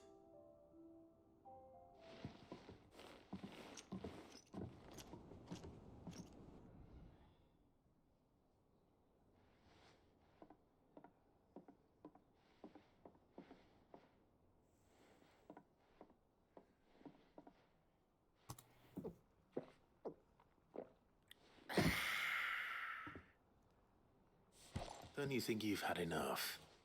No, we're celebrating. I'm gonna be a father. I think Edda might have something to say about that. You know what I mean. Bit of light in these dark times.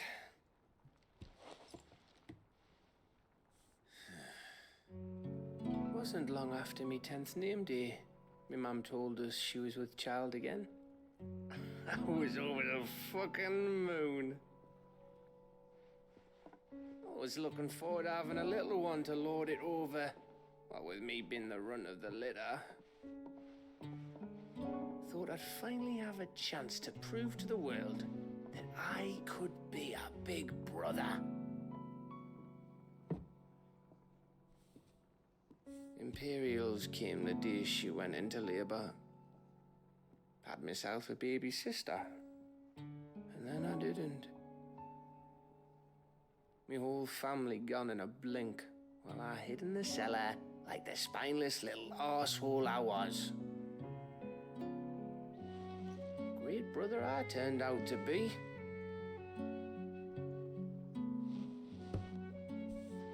I'll never be a leader. And I'll never be a hero. I'm just a daft little dog who comes running when his master calls. I'll never be like you, or Sid, or Jill, or even Torgal. Have you finished? Maybe.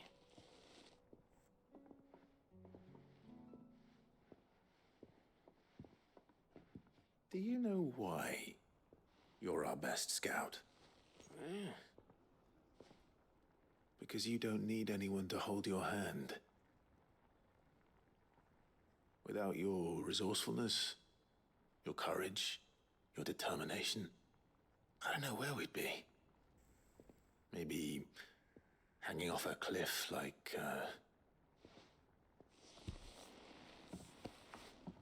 That was only the once. Exactly. You learn from it. And here you are after Founder knows how many missions, stronger for everyone. And let's not forget Rosalith. Who was it who freed me from the dungeon? Who was it who ran to Jill's rescue? That would be me. Because you're our brother, Gav. My brother.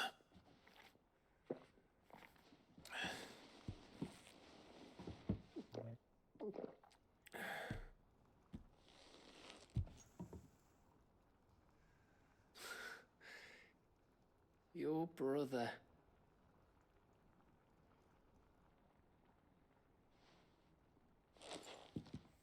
Which means that when the time comes, I get your room. And your sword.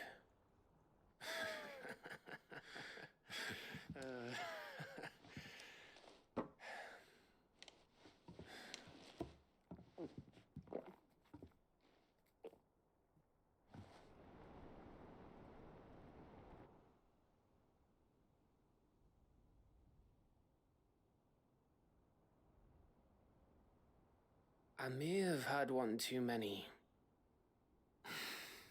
You may have had 10 too many. I said I was thirsty. Better get back to work anyway. After I walk this off. Clive? What is it? Thanks for, you know. I know.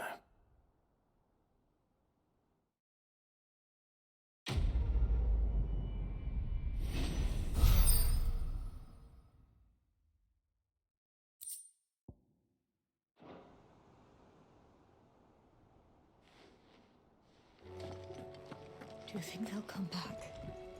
Of course they will. It's just a big crystal.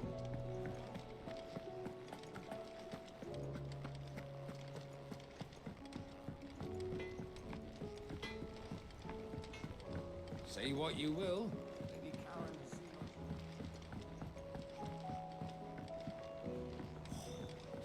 This should tide us over to a new moon.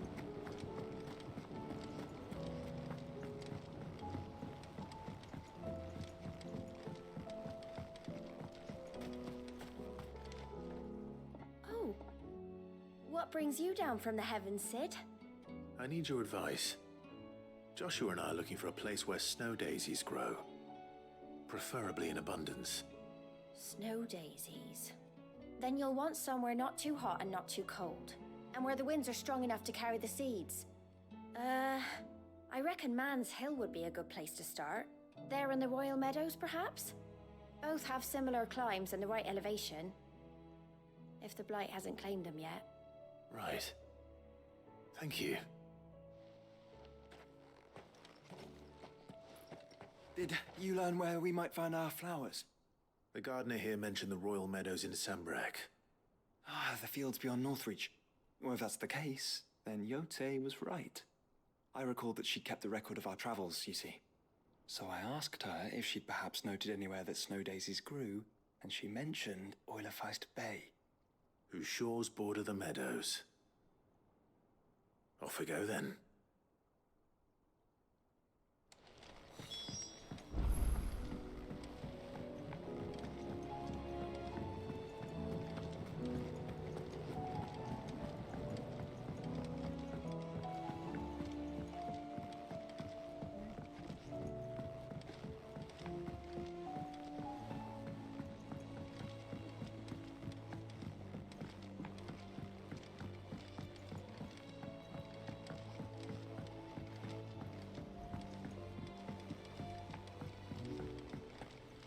Do you think Sid will tell us about his adventures in Ash? I doubt it. They had to leave him again.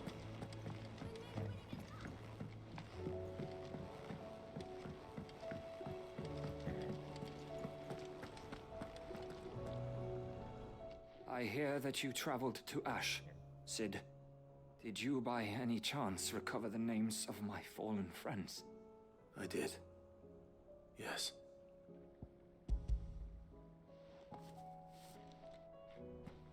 If I may, the bearer registry.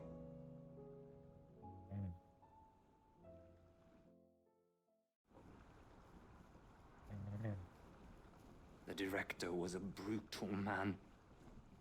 He got no worse than he deserved. The registry was all I found beneath the tree. There was no sign of a body. Or any record of what happened to the children after the orphanage closed. I pray that at least some of them survived. All their names are here. The ones we lost. My friends. My light in those dark times. I can still remember their faces, like it was yesterday. Children who were taken from their bunks in the morning, never to return. No explanation ever offered. They'd be happy to know that you survived, Herman. But why did I make it out alive, when so many others died in that awful place? It's not your fault. And blaming yourself won't bring them back. Honor their memory. See that their names live on. That way, at least. They're never truly gone. Thank you. Sid, I'm going to write a book. An account of the horrors of Badbach, and the spirit of those its custodians sought to crush. All of Valisthea will know of our suffering, and in the name of those I lost, I will not let it happen again. Neither will I.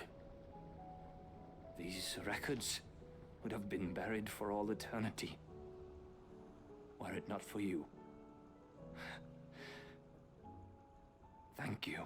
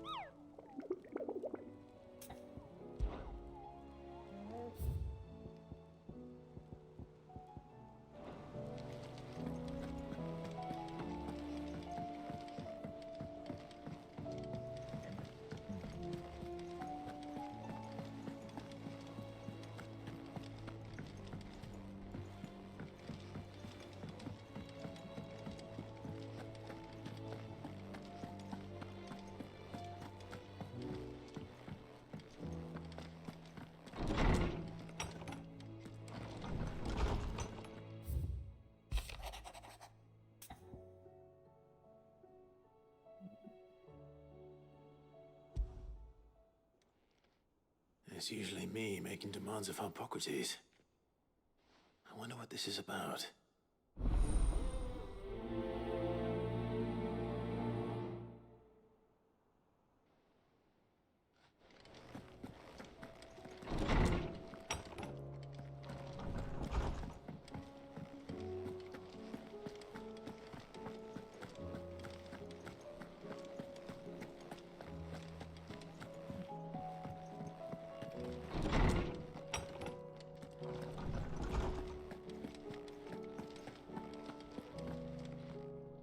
Lawsman Hippocrates. I received your note. Ah, yes. I expect you're wondering what this is all about. You spoke of making amends with Dion, but I can't imagine what for. Then I should begin by telling you that I was once his tutor. This was some years ago, of course, before I joined Sid in his hideaway. At that time, I was counted among the foremost scholars of Oriflamme, and was accordingly invited to the palace to supervise the young prince's education, all to ensure that the future emperor had a firm grounding in, well, everything an emperor should. History, religion, commerce, government. Alas, our time together was cut short when Dion left to join the Dragoons, his studies no longer being deemed necessary. I had not expected to meet with him again, least of all here. Have you spoken with him? No, I have yet to find the right moment. His Highness always seems so preoccupied, especially when alone. I would not wish to disturb his ruminations with idle words of greeting. Not when I know he dwells upon the evil Ultima had him commit in the Dominion. The guilt weighs heavily on him, I know. But as you say, that was Ultima's doing. Surely you can't blame yourself. When I first met him, it was not guilt, but his people's expectations that weighed heavily upon him. And I did nothing to ease that burden. He bore it alone, until the day he could not bear it any longer. It is one of my greatest regrets that I only ever offered him my wisdom, when what he truly needed was friendship. the blame for Dion's transgressions lies not only on his shoulders, but on mine. I see. I'm ready to help you in any way that I can. Then I beg that you bring me a wild wyvern tail. Apothecaries across the ages agree that even to glimpse such a flower is to be granted inner solace. Fabulists and fraudsters all, of course. But there is oft a seed of truth to be found where even the most outlandish opinions align. Well, it can't hurt to try. Where can I find this flower? And how will I know it? You have seen cultivated wyvern tails before, I trust. The lily-white blossoms from whose roots the poisonous ink for the brand is distilled. Well, those which grow in the wild differ only in their purple hue. The harsher the environment in which they are raised, the deeper the color.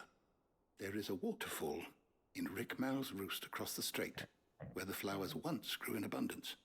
Whether they still survive there, I know not. But try as I might, I can find no likelier location. It's all right. I'll find you a wyvern tail one way or another. Thank you, Clive. And please, be safe.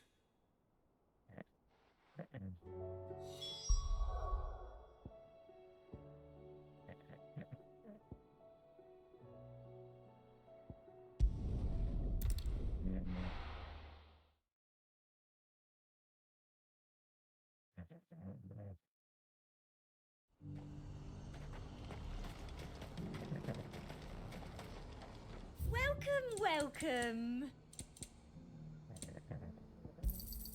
An excellent choice. I do like a customer who knows what he wants. You've a keen eye. Come back again. Got any more of those special elixirs?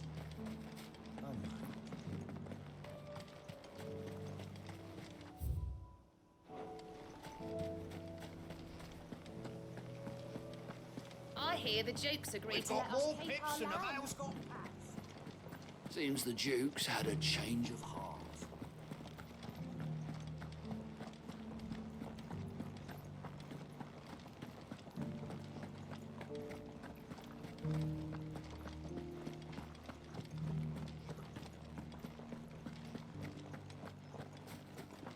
Haven't seen any of those beastly blue-eyed.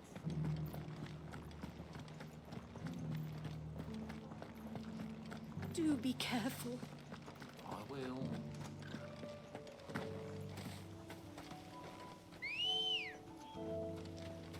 Ready, go? Yeah!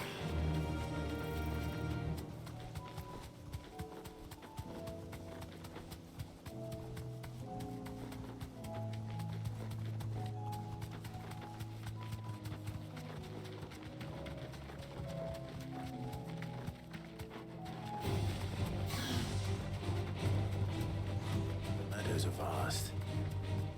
Where do we even start? Yote mentioned the coastline. We can start there.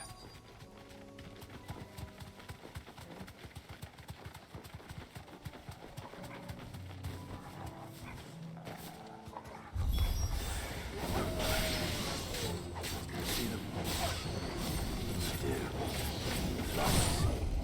We are friends. I've heard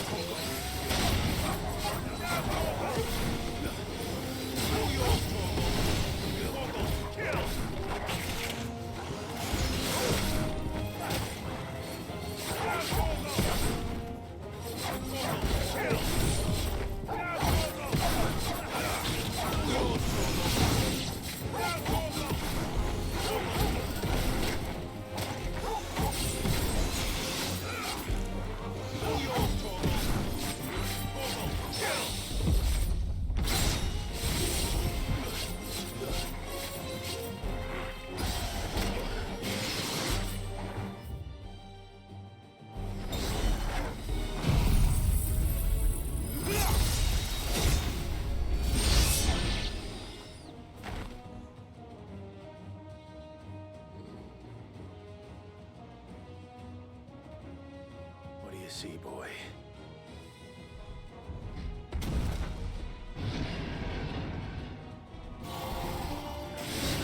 this is the last one. Only one way to find out. Too slow.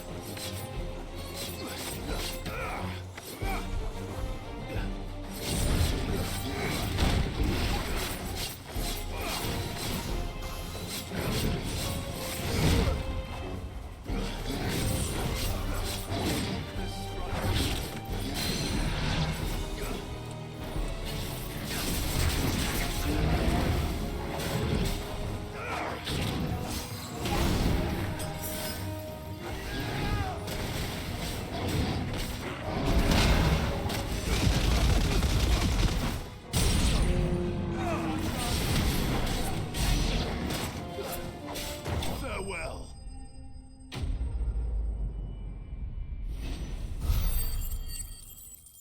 Okay, bye. Welcome back. Hello, I'm sorry. That was You're harder than I fine. expected.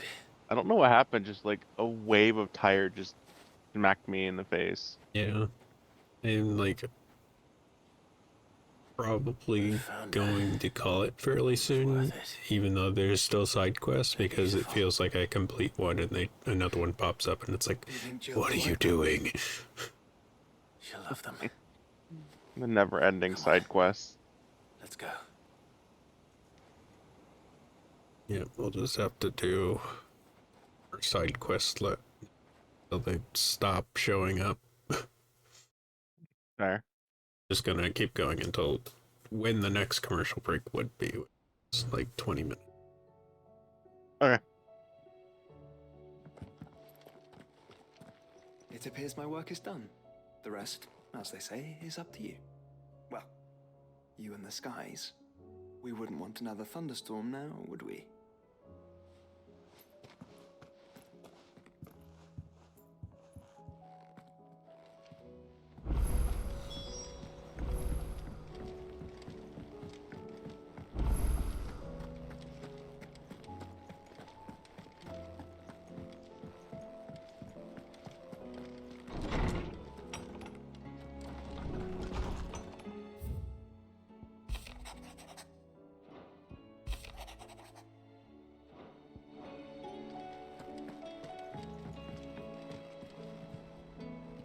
Jill, there's something I'd like to show you. There is? And where might this something be? It's, not here. Now, I know this is sudden, but how would you fancy a trip to Oriflamme? Doesn't wait for an answer, just leaves.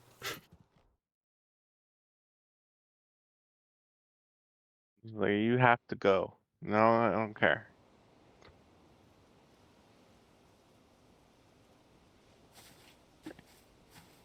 There are so many. Immediately kidnaps. This is what you wanted to show me.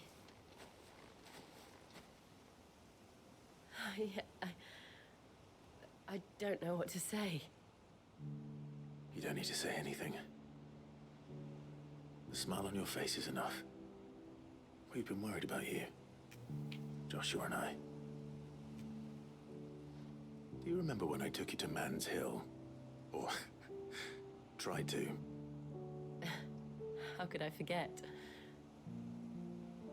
You saw me crying and thought a change of scenery might lift my spirits. In the end, it earned me a nasty cough and a stern scolding from your mother. But I felt wonderful nonetheless. I'm sorry. I had no idea what I was getting us both into. But I couldn't bear to see you like that. Before we left, my chambermaid told me she'd overheard your mother talking about my marriage prospects with some of the noblewomen at court. They were debating whether it would be more profitable to marry me off to one of the high houses instead of saving me for the ducal line. No one thought to ask me what I wanted. I was nothing to them. A pawn at best. I felt so trapped. So lonely. I didn't know. But I wasn't alone. You were there. Your hand in mine as we ran for those oaks. And I knew then, no matter what happened, I would be all right. I'll never forget that feeling.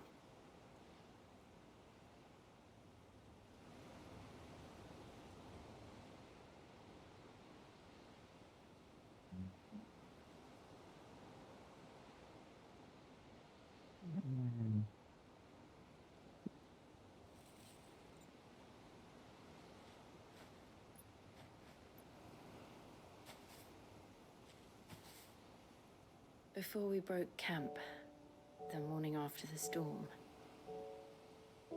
do you know what I did? No? What? I slipped away from my governess to climb the tor. And from there, I saw a sea of petals, all reaching for the sun. And I realized that no matter how terrible the night, dawn would always come.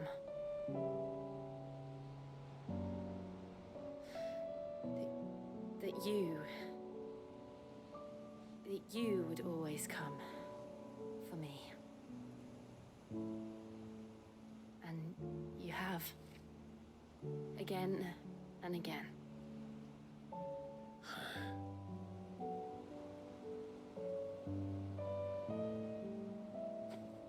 Where do you see us? When all this is over?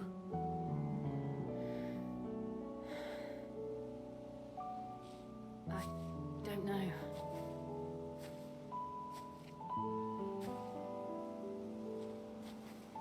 Not here, though. I think I've outgrown the twins. After everything we've been through, the realm just seems so small. I'll need some space to spread my wings. And that's what you'll have. And I'll stop at nothing to see that you do.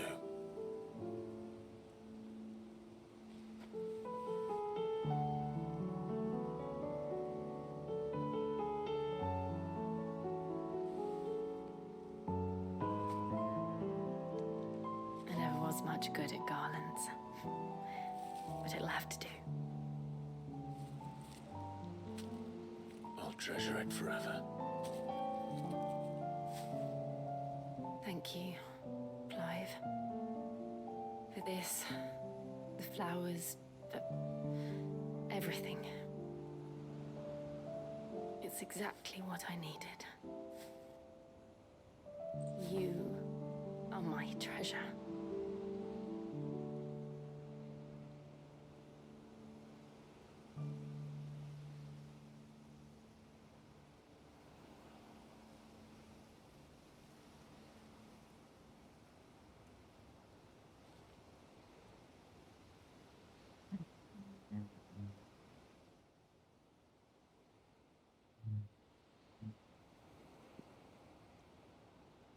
We should probably be getting back. I expect the others are wondering where we are. You're right. There's still much to do. And we'll do it together.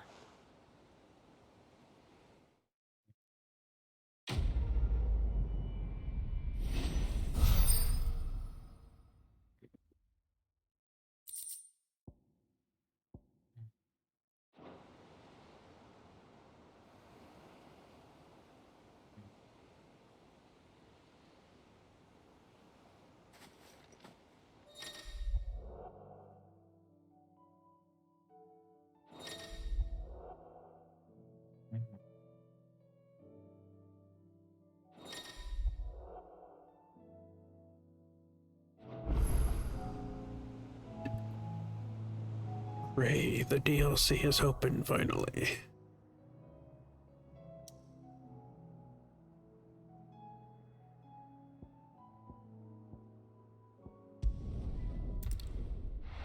A little bit more to wrap up.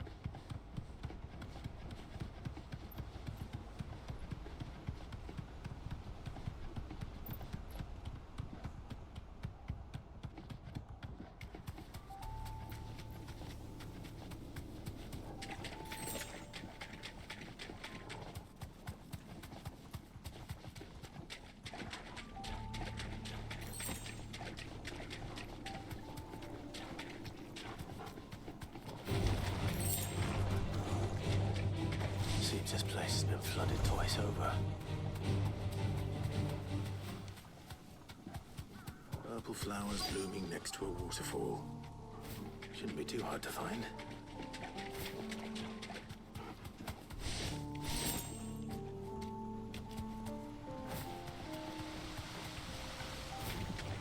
No mistakes.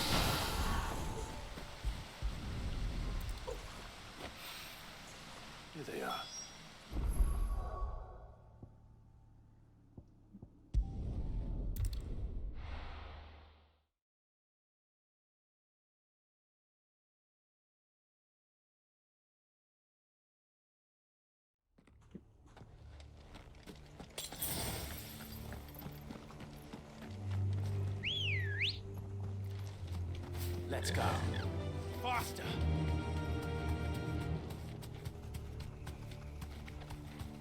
Not alone.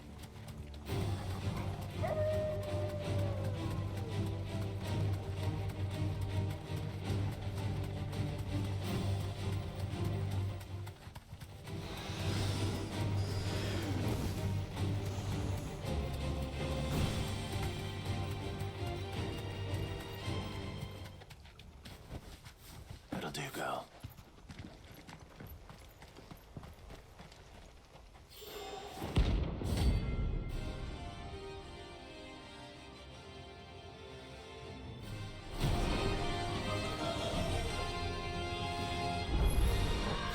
Roman's madness lives on.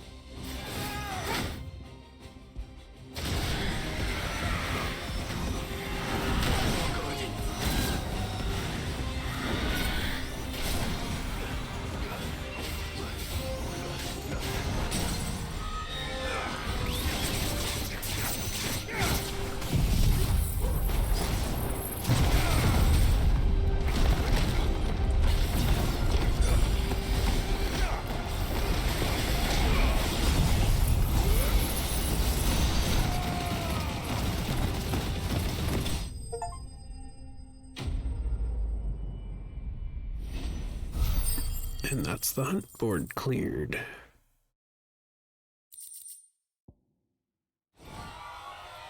Rest in peace.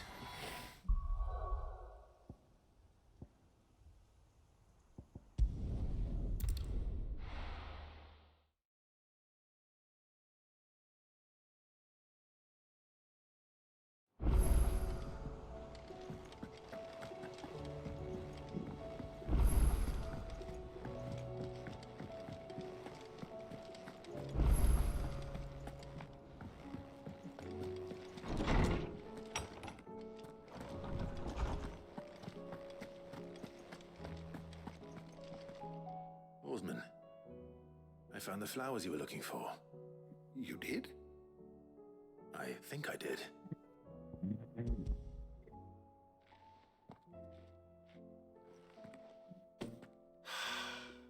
You did indeed. My dear boy, thank you.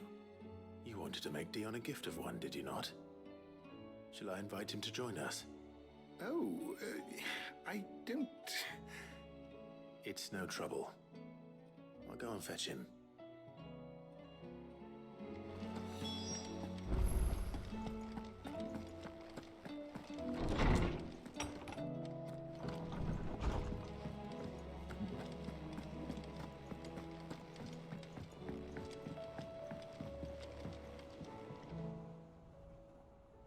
Your Highness, would you do me the honor of accompanying me? No. It is time, then. No. Only to the shelves. Our lawsman has something he'd like to give you. Master Harpocrates. No. I dare not show my face before him. Not after everything I have done. I have taken countless innocent lives. And ruined countless more. All because I was weak. I have sworn to atone for my crimes or die in the attempt. But were I to meet with him again, and see in his eyes what I have become, I fear that my resolve might falter. Then that is all the more reason to do it. Test your resolve. Prove to yourself, and to him, how strong it truly is.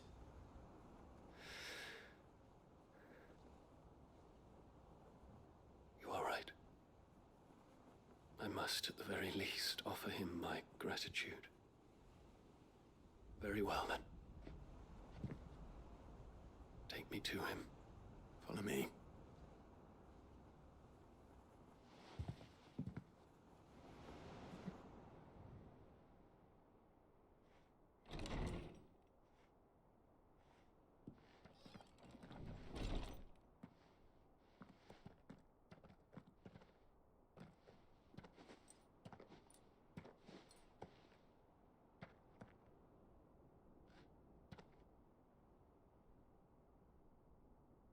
Even now, I hesitate to approach him. What must he think of me? You'd be surprised.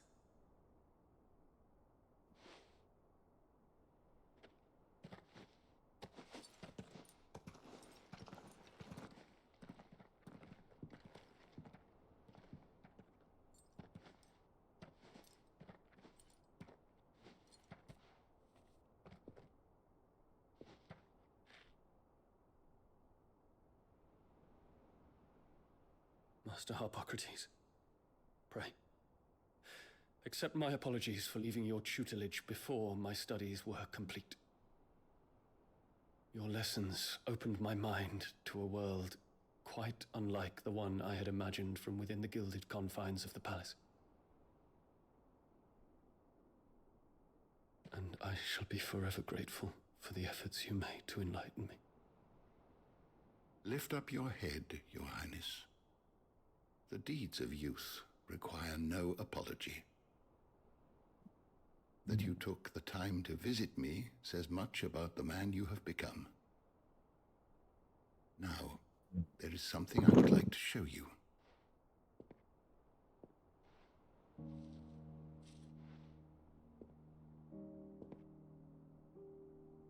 Is that a wyvern tail? The color is unfamiliar to me. Because it is unique to those found in the wild. Something in the harsh environments in which they grow lends them this striking hue.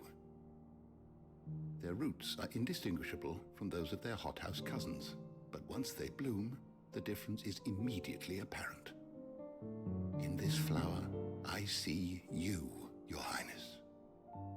Its roots were the roots of a wyvern tail, with all that implies. But they do not define it, just as yours do not define you. I want you to have it, that it might remind you of this truth.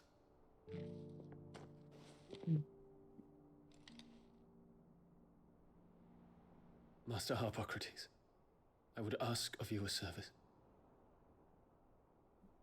Keep your gift until I have fulfilled my duty to the realm, for only then shall I be deserving of it.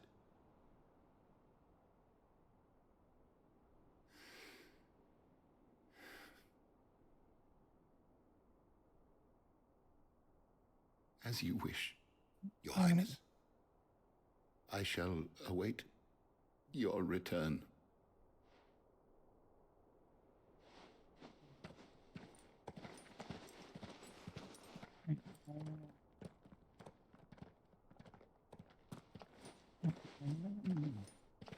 Our roots do not define us. No wonder my stepmother didn't like him. For reuniting me with memories I had thought long lost.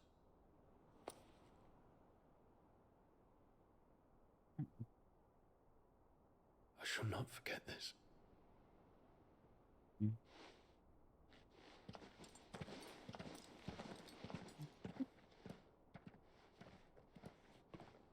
Barely. Just trying to finish all the side quests today, aside from the DLC. Thank you, Clive.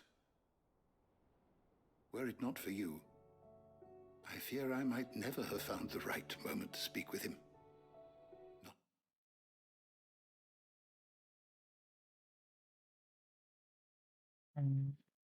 To mention the wyvern tales, I shall plant their seeds, that I might not disappoint His Highness upon his return. I hope the soil in the hideaway is to their liking. Why, these flowers bloomed in the bleak, black wastes of Waloed. I'm sure Nigel's yard will suit them to a T.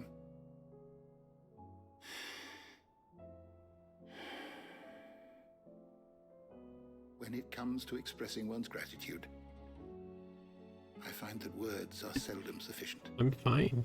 I finished the hunt board too. What's this?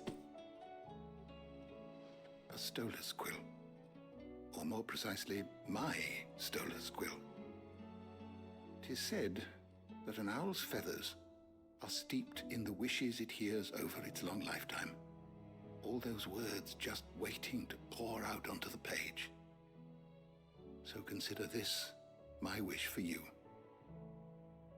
That one day you may put down your sword and pick up that pen. Well, when that day comes, I'll certainly have a lot to write about. Thank you, Harpocrates. It shall have pride of place in my chamber.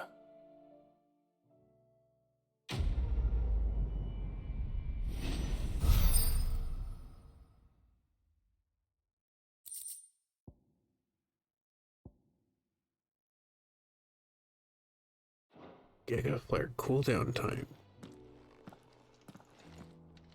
Really need cooldown time on it, but nice nonetheless.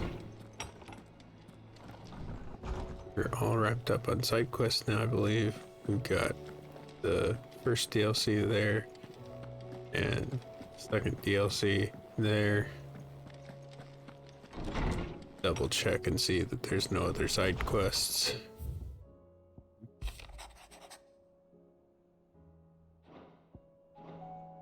Looks good. Assuming there's 2 more slots here. There's only 1 more slot. Okay. Guessing something we get from defeating Ultima. But that's gonna do it for us tonight. We are ready for next week when we'll do at least 1 DLC, if not both. Hopefully both. I don't know how long they are though. Oh, you know, just Stockpile my potions real quick. Aye, it's a dangerous world out there. It'd better all be here. You'll not find a better price than that. Come again. Or don't. I'm not... And that's going to do it for us tonight. Thank you for tuning in. Next week.